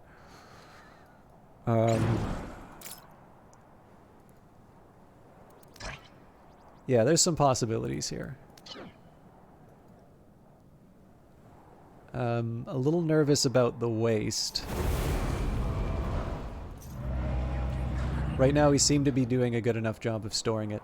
The one thing I'm most worried about is we have a rebel attack right when we're ready to claim victory, because that's going to make it harder for me to unload all of my ships. So let's see where this all goes.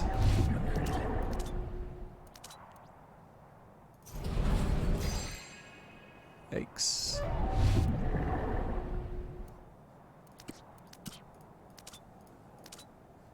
You know what? Gotta live with it. I don't think I'll upgrade these, but combine I can live with.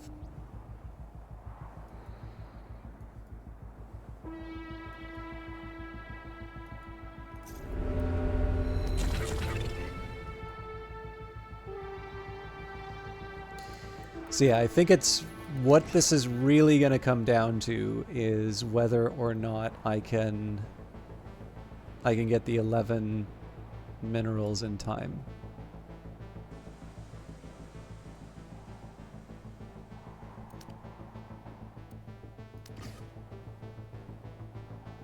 I don't see this happening before the next rebel attack. But I do see this happening. Okay. So this is a potential source of artifacts. Those are useful to me.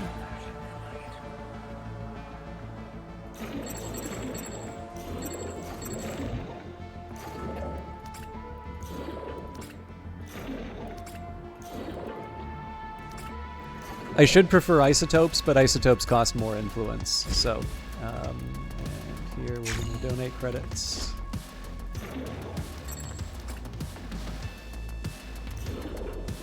So 1, 2, 3, 4, 5, 6, 5 more, and we're good.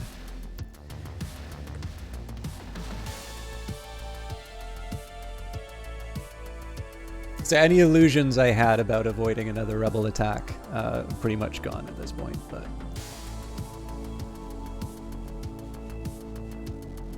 We've got strong burly men to work on our mineral patches, and that will see us through to the end.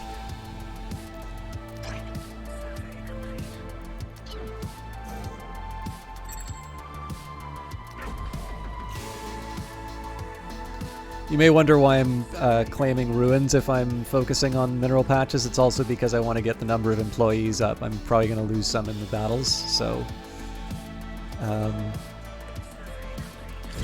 doing this is a bit of a precaution.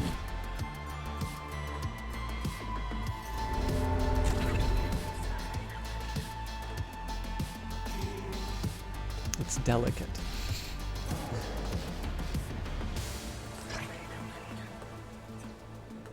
So yeah, the tricky thing is I need 130 citizens. I need 96 employees. And these are kind of contradictory goals at this point. But again, I think the main goal at this point is going to be surviving the rebel attack. As long as I do that, yeah, there we go. Local leader's gone. I hurt you only to stop you from hurting our Titanians. If you stop converting, I'll stop fighting. You go first. Rebel propaganda is so tiring, wouldn't you agree, Founder? Put a stop to it. So this time I have to turn on the energy plant. It's not really an easy way around it.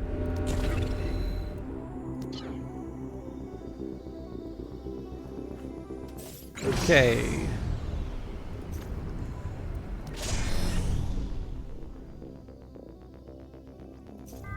That's not actually in range, so we're gonna move everybody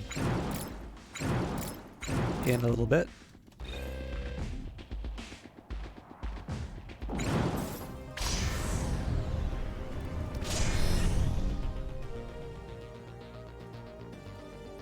So right now the focus is going to be pairing off against the rebels.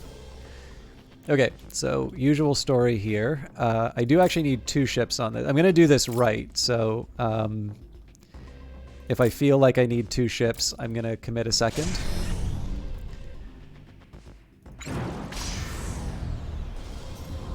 this one probably doesn't need its med bay open, but I've already been losing too many workers to dumb things. So I've been focusing on the bottom with the Rogue Daphnis, and the Sanguine Janus will take care of the top.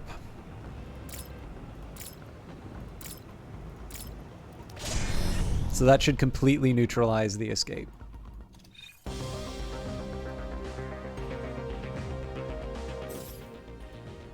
Actually, while we're at it, we can probably just beat the crap out of it with the others. And the thing that's nice about that is if I don't turn on the if I don't turn on the health, it's going to be easy for me to identify which ones I can afford to move out of the fight into something else. So for instance here, the Solar Clipper, this has traditionally been a tough one for me, but we're in a position where we can sort of peel off a ship once we need. So it looks like they're going to be focusing on the defense turret, which is good. This thing can take a couple hits.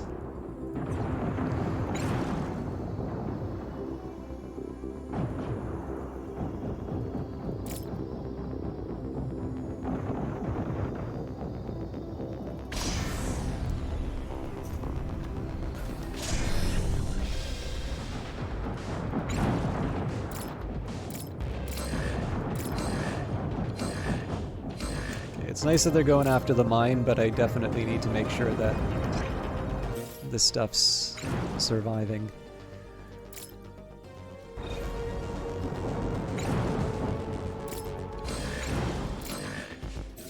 Actually, we can bring him in on the party.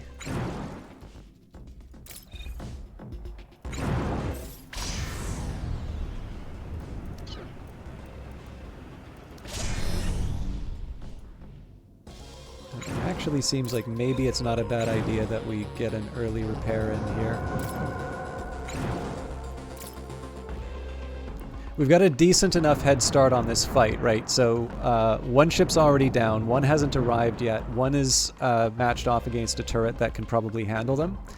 And so this is a time where I want to, if I can, get my ships in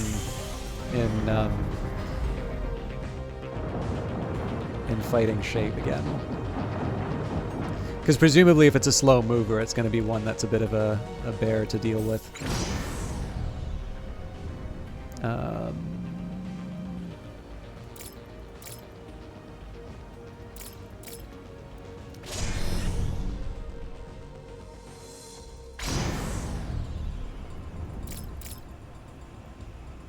I don't even know if I properly targeted this in the first place.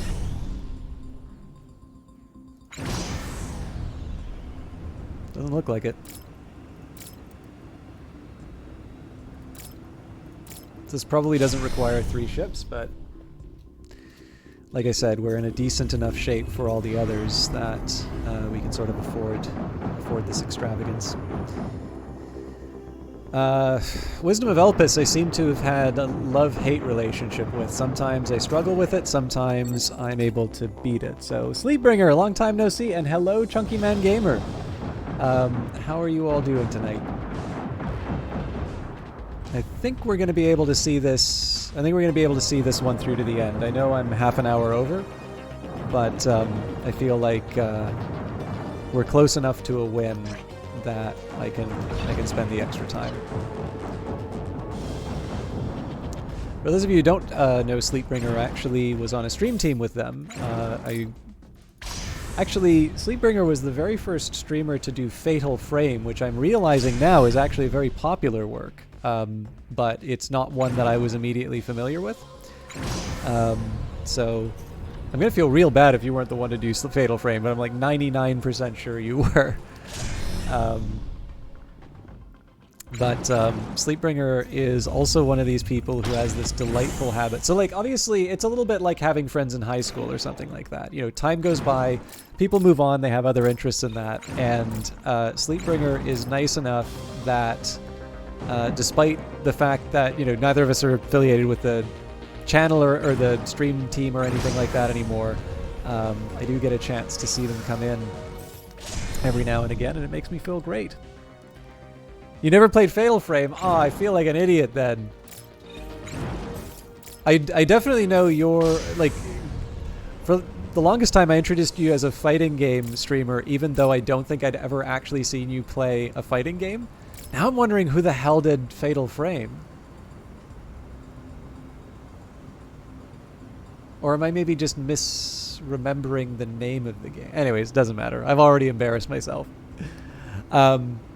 But yes, despite the fact that apparently I can't remember the damn games that Sleepbringer does, he has the wonderful trait of coming in and making me feel remembered and otherwise appreciated at the most unexpected times.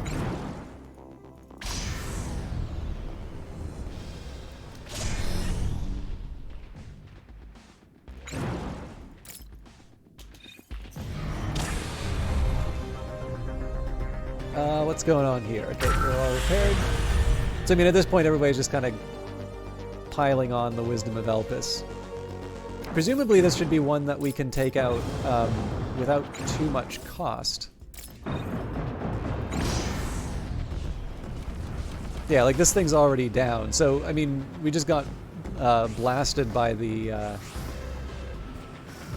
Gatling guns. But I figure we just throw a couple more ships. Maybe double check that we've got the, make sure the power is not being restored with the second one. In fact, I'm confident enough in this that I'll take the Confident Helene, which is... I'm actually going to assign that to getting him healed.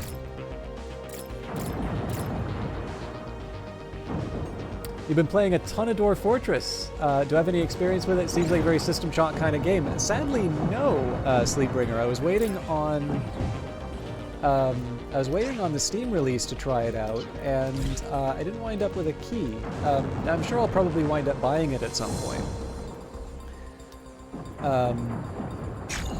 But I actually wound up doing an analysis for KitFox, though, on kind of an attempt at a sales forecast. Now, in my defense, part of this was also to talk about how wish lists are not very effective as a forecasting tool, and I don't think people took that part of the article and instead sort of branded me a traitor to Dwarf Fortress, so that was a very unpleasant little period of time. So yeah, it was definitely something of a mixed experience as far as Dwarf Fortress went, but I'm really looking forward to playing it. The Adams brothers seem to be these incredibly nice who have sort of seen their efforts, you know, richly rewarded finally Obviously, spending 20 years working on something effectively by donation is a really big ask, and it's amazing that they did that.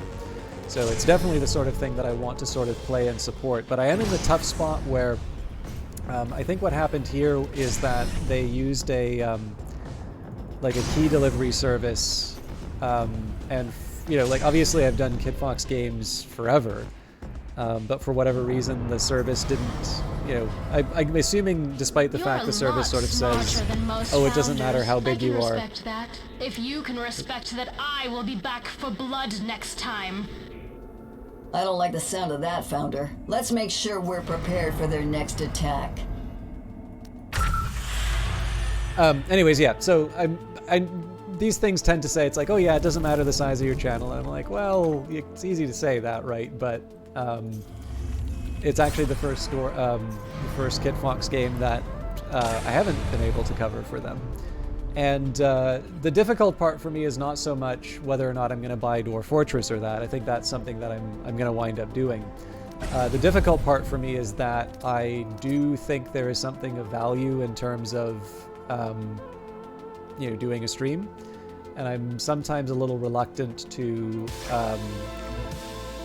so if somebody says, okay, we don't see the value in you covering this, I'm sometimes a little more reluctant to kind of give that away. Now, Kitfox is definitely a company that I would make the exception for. The problem is the lesson that I want to communicate is to the people who are making those decisions as far as like who's getting the keys. And of course, that means that I'm in a tough spot where there's a company that I want to support, but obviously they weren't the ones to ultimately make that decision. So in the end, the easy answer for me is just I'll pick up Dwarf Fortress at some point, and at that point I'll probably pick it up, because at that point, presumably the company distributing the keys is moved on to whatever their next project is. But that's really the only reason for it. I was sort of hoping that I would be able to do it on release, but it didn't turn out that way. And to be honest with you, like, Industries of Titan is enough of a sim that I'm interested. I like playing this, and so it's doing a really good job of sort of tiding me over before I try it.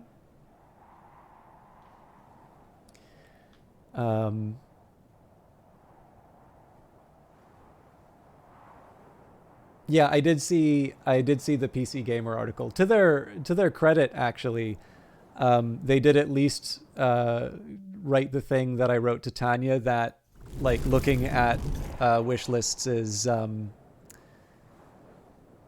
like using wish lists to forecast sales is like trying to drive looking through the rearview mirror. So at the very least, they sort of provided the context for like for the judgment. But like on Reddit and that, there's just a bunch of people who are like, yeah, that guy should be fired. Yeah, what do they know? Blah blah blah. And apparently some like people got mad that when I was like going over the replies to the tweet and like going over why the claims being made were not necessarily very good or useful ones. So my preference personally would have been not to actually make that forecast public, but it was out of my hands at that point. So I'll say, so there was GameDeveloper.com and PC Gamer, I thought both did a nice thing in that they pointed out that there was a bit more to it than just sort of saying this one magic number. Like, there was a confidence interval for it. I was pretty careful in terms of saying the conditions under which it would and wouldn't work. But apparently Reddit thinks I should be fired from this voluntary work that I do for people. Sorry, I'm sounding like a big sad sack about it. I really wanted to just move on, but I realize for some people they don't know that I was that economist. So the amount of work that has gone into the game over the years by the devs and the community is one of the biggest draws for you, and you picked the game up on itch rather than Steam. Oh, good for you. And yeah, Chunky Man Gamer, so there's a couple of, if you want to hear about this, like, I have some thoughts in terms of why that is. But it's very nice of you to say.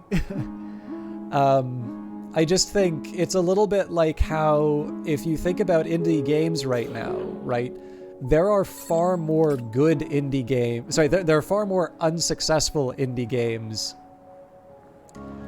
than there are like bad indie games. Like, sure, we've all been on Steam, we've all been on itch. There's stuff that we don't care for that much, but I would propose that the majority of games that are not finding success, it's not because they're low quality games. There's a lot of stuff that's kind of asking for our attention though. And one of the oh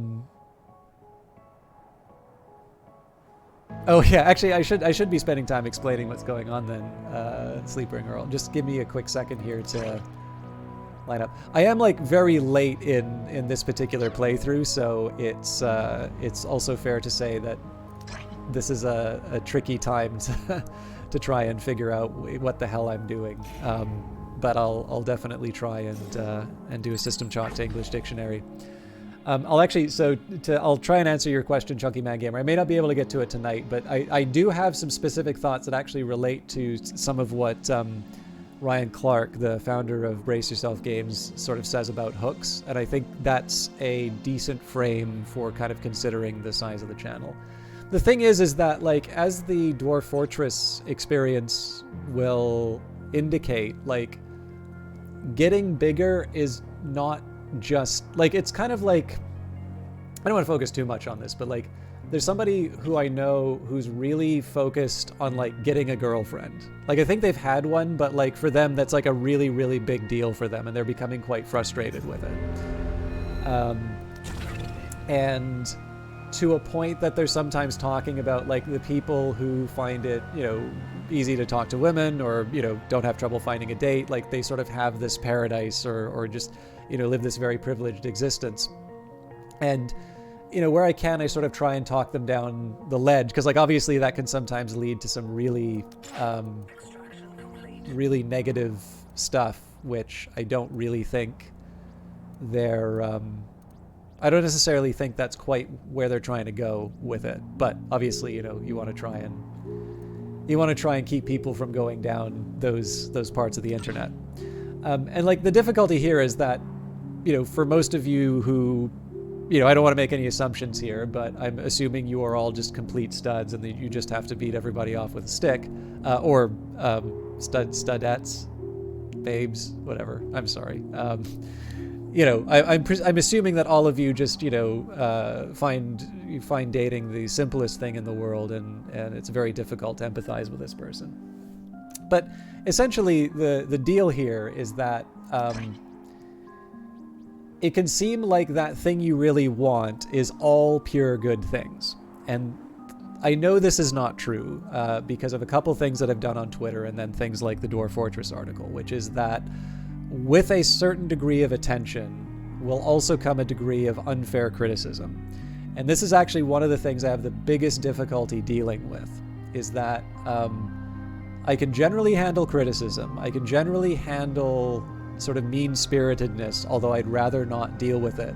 But one of the biggest things that I find difficult to deal with on the internet is this strong tendency to be accused and like criticized for something that you've never said, and any reasonable reading would say, would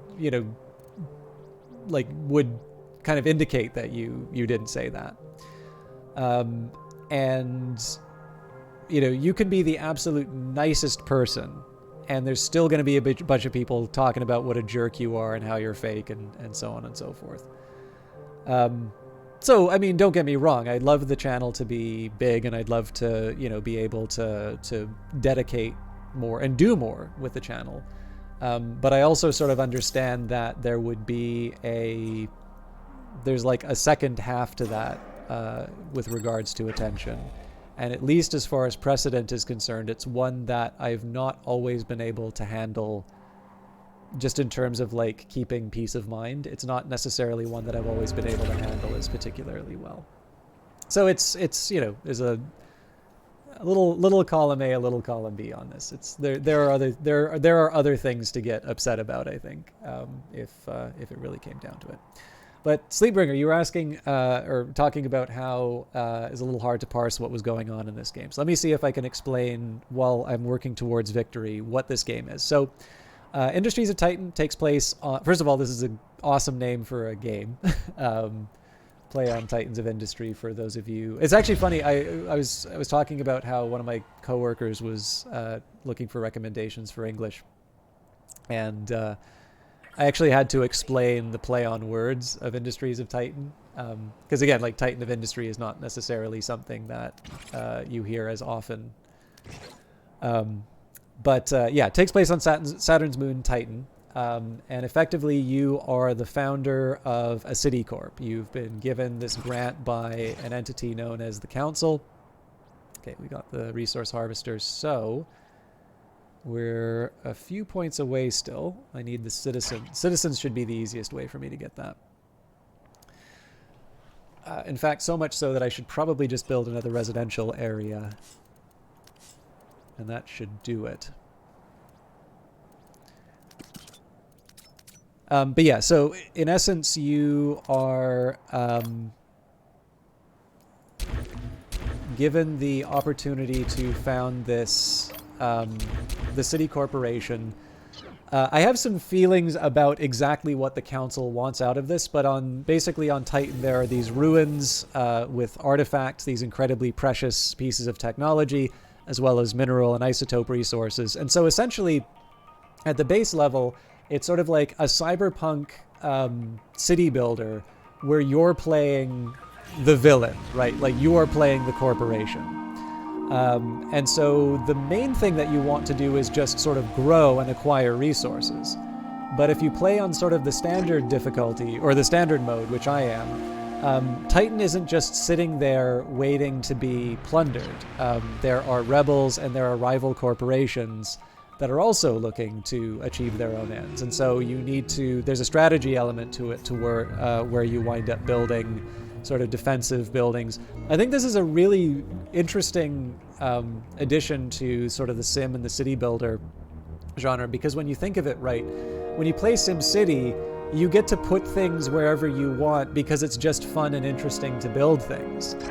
But in the case of Industries of Titan, and I point out that I live in Ottawa, which was originally called Bytown, and one of the reasons why Ottawa is where it is because it had sort of this strategic importance. It was a position that was able to be defended.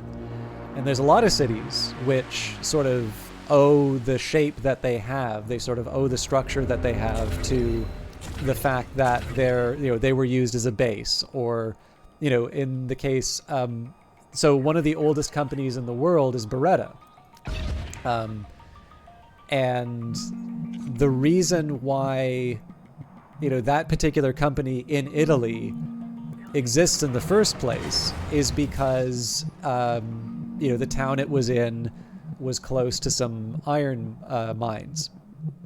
And those iron mines were good for producing weapons, right? Swords and armor and all of that. But eventually, the arquebus comes along, technology changes. And Beretta has basically been able to continue to innovate and continue to develop its products so that it's, hundreds of years old. And again, all of these things, and there's a paper about Europe and how if you were a city, like basically cities that were along the way of a Roman road are essentially more prosperous than the ones that were sort of founded either under other circumstances or sort of away from them. And again, that just happens to be, thousands of years ago, because this empire decided to, it was important that they, added you to their logistical network. This means that to this day, you have an economic advantage that potentially other cities do not have, which is, always I find that sort of stuff is kind of interesting. But yeah, so in this case here, like where this applies for Industries of Titan is the fact that the way you build your city, the way it's going to look, part of that is going to be affected by how you deal with the threats. But essentially what you try to do in this game is you are fulfilling goals. Now I'm trying to go for a gold victory, so the way I can do this is just by emptying out the employees on this ship, I think. I can't go below 14 artifacts. So in order to make... actually, you know what? I'll read maybe some of the codex to explain some of this stuff. But basically, you can use the red artifacts to make more employees, to do things. You can see all these little people walking around. Again, it's not... Because you're playing Dwarf Fortress, this shouldn't be completely mysterious. You don't get to sort of manually go in and control employees, but you can give them priorities to work with. But essentially here, I'm trying to achieve these various corporate goals. And the one that's probably going to be the most beneficial for me... Well, there's two, actually. So there's Top Influencer. But I think if I can just get Top Employer, retain 96 employees, and in this case, I'll just unload all of the employees that I have here. You'll notice that they get added to the pool. As long as I achieve those, goals, that's going to get me a win condition. Uh-oh.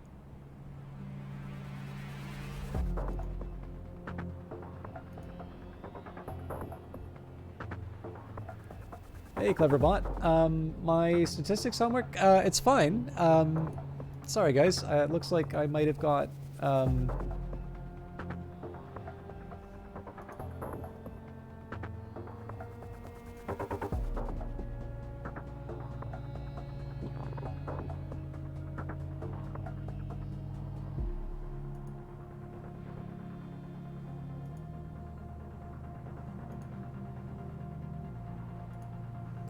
Actually, fortunately, the game autosaves very frequently. So I'm going to manually crash this out because I'd like to... Oh, did we get it back?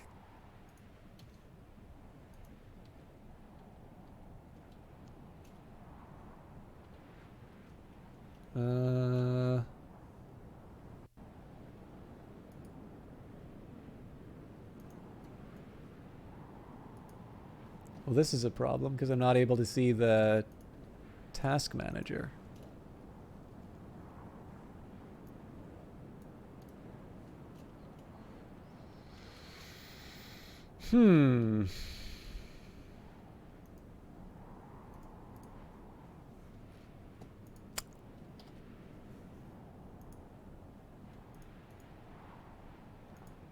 Okay, here's what I'm going to do. Let's try an Alt F4.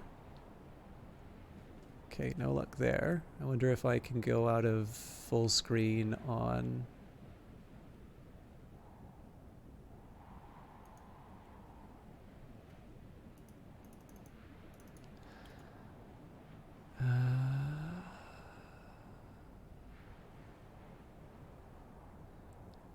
Thank you. I do know how Control-Alt-Delete works, but it doesn't help if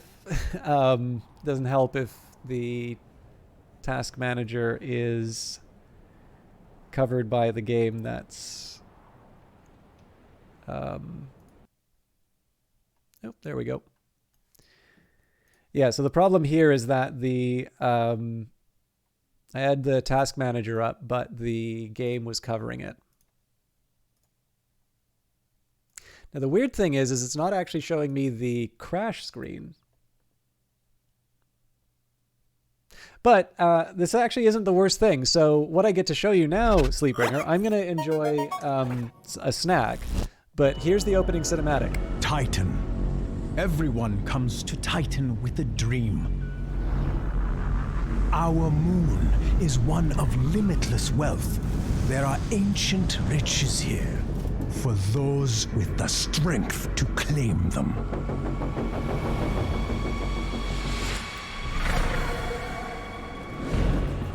But some dreams start smaller. A better life, more dignity, more comfort.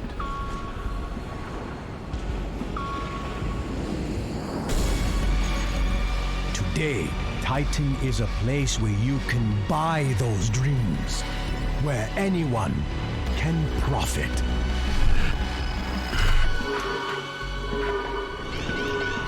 But it isn't easy.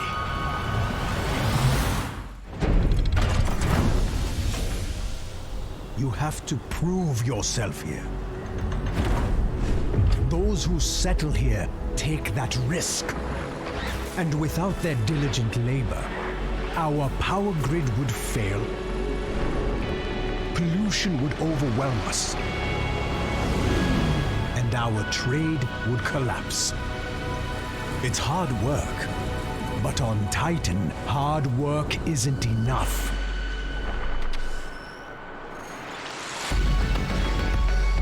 The bold, the strong, those are the people Titan rewards. Those are the ones who see their dreams through.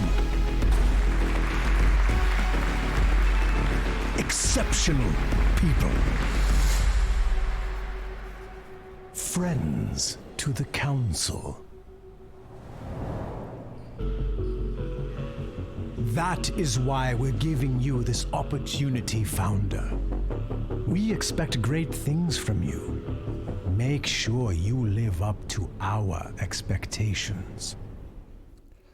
It gives you a little bit of a flavor of what it is. And yes, from what I understand, the voice actor was in Sonic the Hedgehog, but I didn't see it, so I don't know who they were. Special credit to Power Up Audio. I know Kevin, although I know Kevin is not the only person at Power Up. Yeah, so we've lost about this 6 minutes ago, and obviously there was a certain amount of song and dance as I was going through this. So yeah, special credit to Power Up Audio for a good sounding game. Yeah, well, there's tons of little details inside of the opening too. But yeah, I'll also just say too, like, again, we're later on. Oh yes, and I always need to keep highlighting this. So if I do like a tutorial for the game, I'm actually going to specifically highlight this. There is a photo mode for the game. I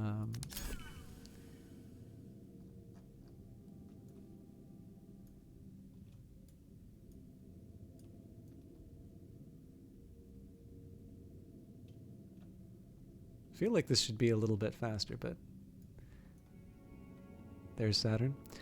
But yeah, I mean, obviously you'd almost argue this is like an obvious choice, right? Where a game that looks this good you probably should have a photo mode.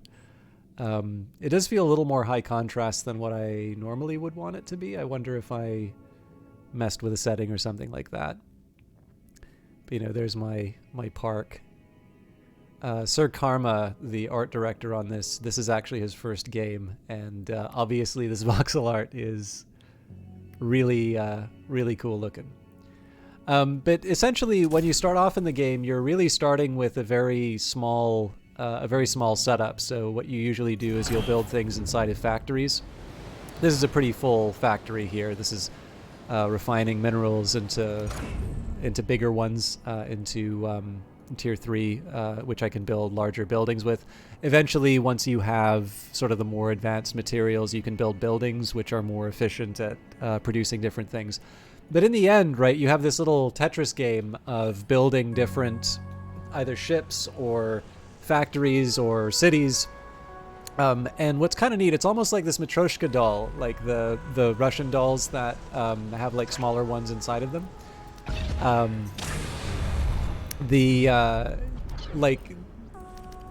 The lessons that you learn in factory construction are very similar to the ones that you learn in when you go to ship construction and when you decide to build buildings and all of that, which I kind of like.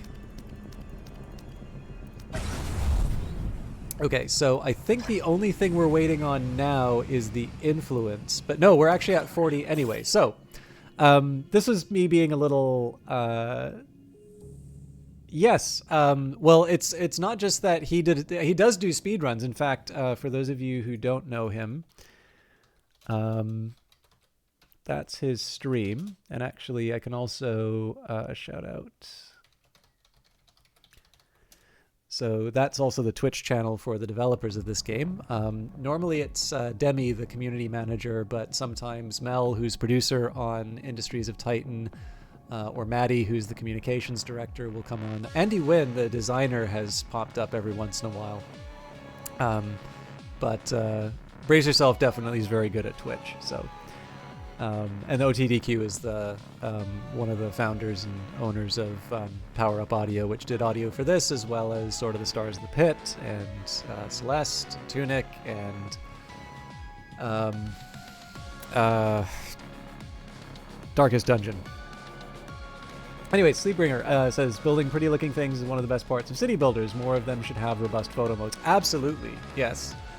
In fact, my one small regret, I should maybe try Zen mode a little bit more often, because I tend to wind up in a situation like this where, actually, it's kind of fun. I made, it almost looks like a plane. Yeah, so this is definitely one of the more difficult maps that I went on, but getting 40 points this is the reason why I went for this one. So essentially here I've got my tier 1 through tier 5 goals. The last one that I was looking for was to get 96 employees. If it's on a ship, it doesn't count as being in the city court, but if you take them off the ship and put them back into the labor pool, that counts. So this is why I was worried about Rebel Threat, because if I lose employees to Rebel attacks, I may not be able to satisfy that. So in the end, I didn't need to worry about keeping top influencer. I have enough for the gold victory, and I will... I actually kind of wonder if I got more... There's no way I'm getting 170, though, so I think we'll just lock in our win. You have done well by the council, Founder. Congratulations. So you can also get details of your win. So this is Aotani and Company. It's worth 8,105,130,496 credits. And it'll give you a breakdown in terms of all of the different things that you have. Now, that Rebel Threat meter that you saw, basically it measures your net worth, and the higher your net worth, the more angry the rebels get, basically. So in this case here, the acquisition of minerals, you know, the higher the tier of the mineral, the more valuable it is. Isotopes even more so. Waste will actually take away from your value, as will pollution. Having more employees generally will cause a problem, although increasing your employees and seeing their salary go up does sort of drag down your value. And then the initial net worth, I think this is the council sort of taking their initial investment back. So, I mean, this isn't... I like this. I actually have a big spreadsheet to figure out what the exact value of all of these individual things are. I'm not going to subject you all to that, but this is just a fun little way. For me, it's a little bit like if you're playing some of those Civ games and they'd like tell you, you know, you get to sort of see the growth of your empire. It doesn't exactly happen inside Titan that way, but you do get sort of just a big, nice stack of numbers. And they do have map seeds. So for those of you who wanted to say, okay, you know, this idiot could not this idiot definitely took too long to get this thing done. So if you want, you know, difficulty, normal, chemical enterprise, there's the map seed. You know, anybody who wants to play this map would be able to do it and, you know, see if they can get a gold in less than, you know, 11 hours, which in fairness, you probably can get this done in less than...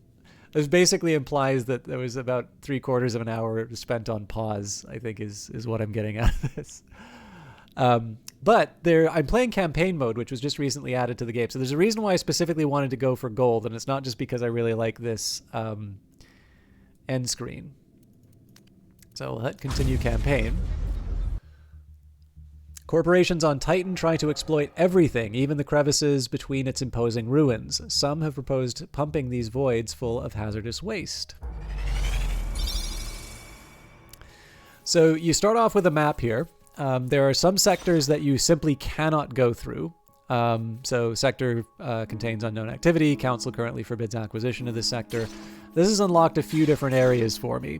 The areas that I want to claim are these sort of highlighted one. These are the corporate these are the corporate sectors. These are the ones that are sort of my main objective.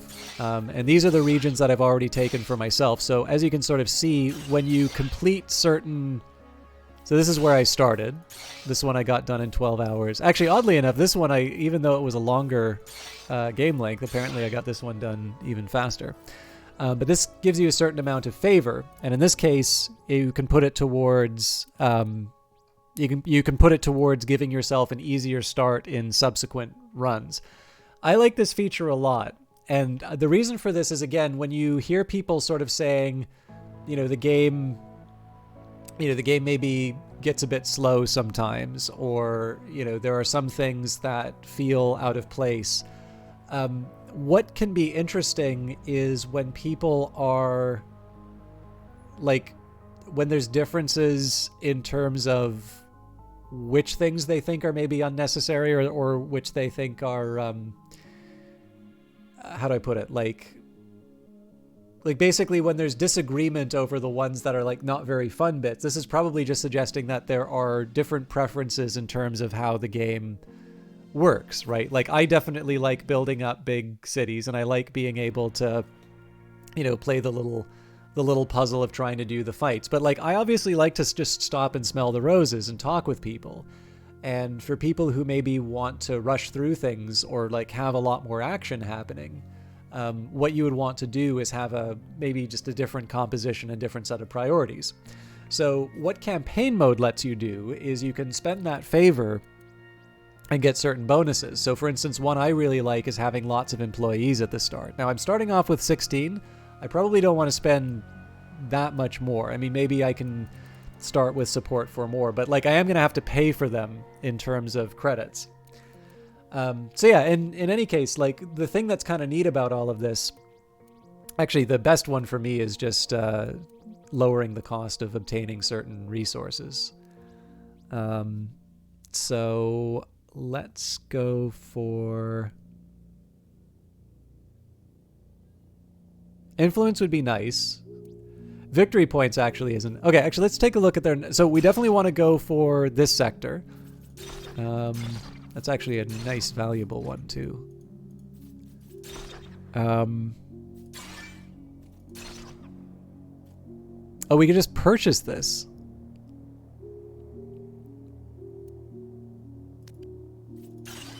Well, looks like we're going for... Next stream, we're going to be going for this sector. Cool. Oh, dang. Okay, well, I know no matter what, as long as I win this, I'm going to get another 20 points. So let's not spend the favor. Okay.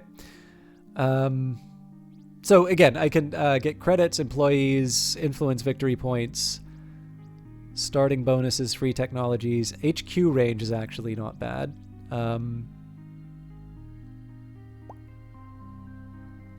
I think I'm going to keep going. Let's take the obsidian ruins and the resource patches. Oh wow, that's as high as it goes. Interesting.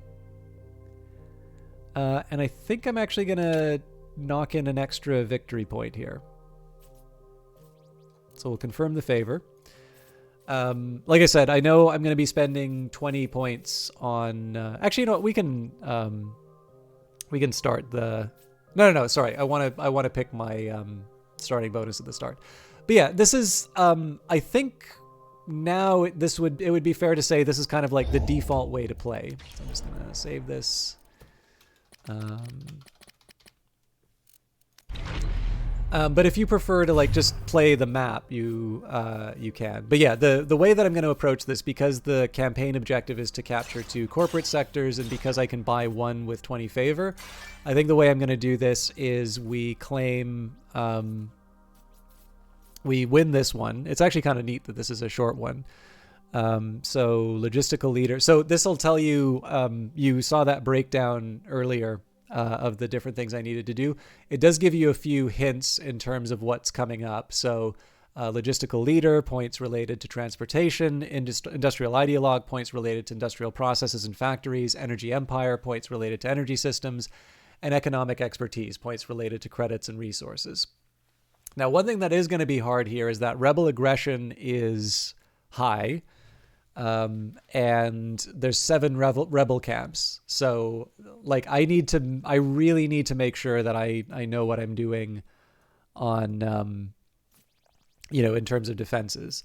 But assuming that I can pull away a gold, I'm already in a good spot in terms of being able to claim resources at a low cost. I'm going to give 20 of that back in terms of purchasing the land, and then we move on what might be my win.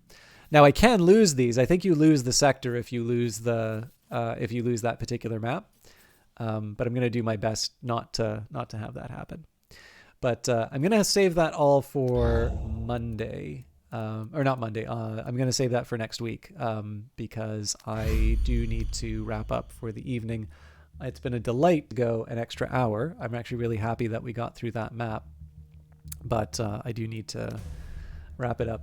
The one last thing I wanted to say about this is I feel like this game doesn't get enough credit for its writing. I think there's a lot of neat ideas in here. And one thing that has been kind of nice is... I go to characters. So there was Ciaro Hess, I believe, gave me a new log while I was recording something else. So, Founder, have you ever gone to one of those council social events with the off-moon industrialists? No, probably not. You're too busy running this city, aren't you? Well, I get invited, and they're agonizing. Oh, you're a miner, they ask. Oh, you dig rocks. How nice. And then I have to say, no, it's a lot more than that. I am a steward of this moon's precious resources. I am the guardian of its golden key, a metaphorical key. Sure, miners on Earth might just dig rocks, but I'm also a structural engineer and a diplomat. Founder, keep an eye out for these foolish off-mooners. They've been at so many parties, it's suspicious. I think they're in negotiations to outsource some branches of Council Ops. Those new arrivals think they can replace monitors like me, but Titan will defeat them.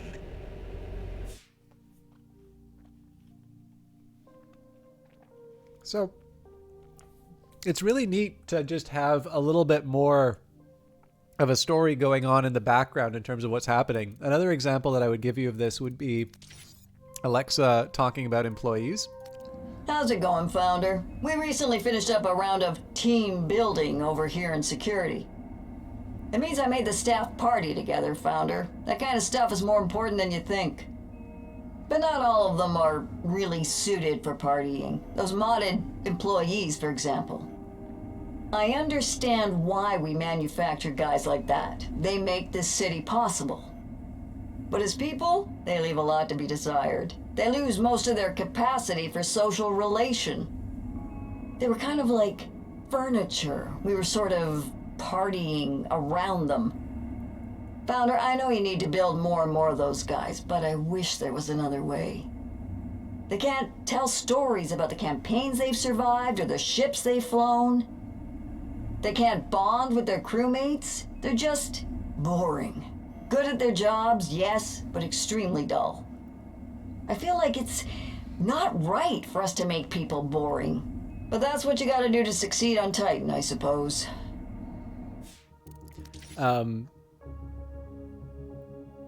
then what I particularly like is when you know that, which I think actually happens after you get this log, but now that you know a little bit about how Alexa feels about the idea of the employees, here's Lio, who ran a class. Hey, Founder. Remember that class I was planning to run? Employee Ethics? I think it was successful. I do. I'm still waiting on the participant feedback forms to come in, but I think I taught them a lot. There was some stuff that surprised me. Some people got into much bigger arguments than I anticipated. But it is important to fight this stuff out. People integrate new learning better if they're forced to defend it against outside attack. It's a pretty neat brain hack. Get them to fight it out, and the winner feels a lot more sure about what they know. And of course, I provide them with enough of the right answers to control what the winning argument will be. This time, though, there was a lot more argument than I anticipated. Your Admiral, she's intense, I must admit. Whew. And I was surprised by the corporation monitor we have working with us. Hess, he is a tough one. Anyway, I'm feeling a bit tired. In the future, I should probably hire someone to do this kind of training. We'll talk later, Founder. Like, obviously, when you hear something like that, you know, you're dying to know. Like, if there's anything I would want to see is what an argument between Alexa and Lio looks like. And again, this is just a nice little bit of background for the game. So, Chunky Man, I'm sorry I'm not able to answer your question or to your comment on the stream stuff. If you're interested, I do actually have some thoughts on that, but it's better to focus on Titan than the others. Sleepbringer, thank you so much for stopping by. I really do appreciate. I mean, I just like having you hang out, but I particularly appreciate the fact that you still hang out after so much time. And of course, to all of you, there's a reason why I went later tonight, because this is a game I love sharing, and I like that people are still into watching this. But it was definitely it's definitely the people that made it worthwhile as much as everything. But I got to wrap it up, so let's take a look and see who we can host. So unfortunately, no more Industries of Titan streams. Do we have a Phantom Brigade stream, maybe? Nope. What about Crypt of the Necrodancer? Nope. Okay. Well...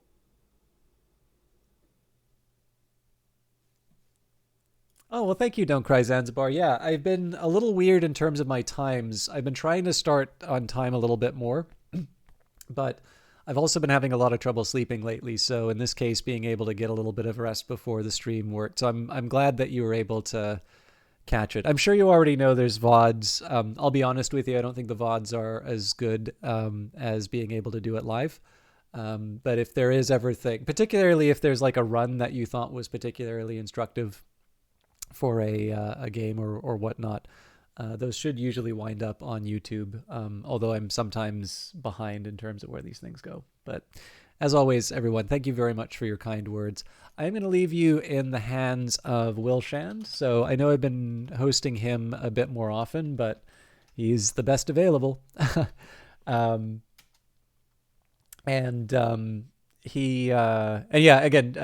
Chunky Man Gamer again. Sorry I wasn't able to expand a little bit on the size of the channel, but it is. Please remind me if you are interested in knowing what I would have said, because I know I've covered it before, but it's one that's worth having a chat about for sure.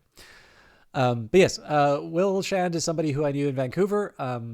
Brace yourselves from Vancouver. He tends to play a lot of sort of smaller, more or less unknown sort of horror indie games. He gives them a shot. Some of them are surprising sort of diamonds in the rough. Other ones are maybe not quite the sort of thing that you'd want to play. But he definitely has a good charisma and a certain presence on stream. So he's somebody who I'm always happy to raid. I hope you all have a wonderful evening. On Friday, that's been kind of a free day. I might go back to Cyberpunk, but we'll figure it all out. If you have any preferences for what you'd like to see for Friday, always feel free to let me know. Otherwise, probably Industries of Titan in a week. Monday, we will do Terra Invicta. And where I can, I will try and do other fun things. But until next time, thank you very much for watching, and see you in the next one.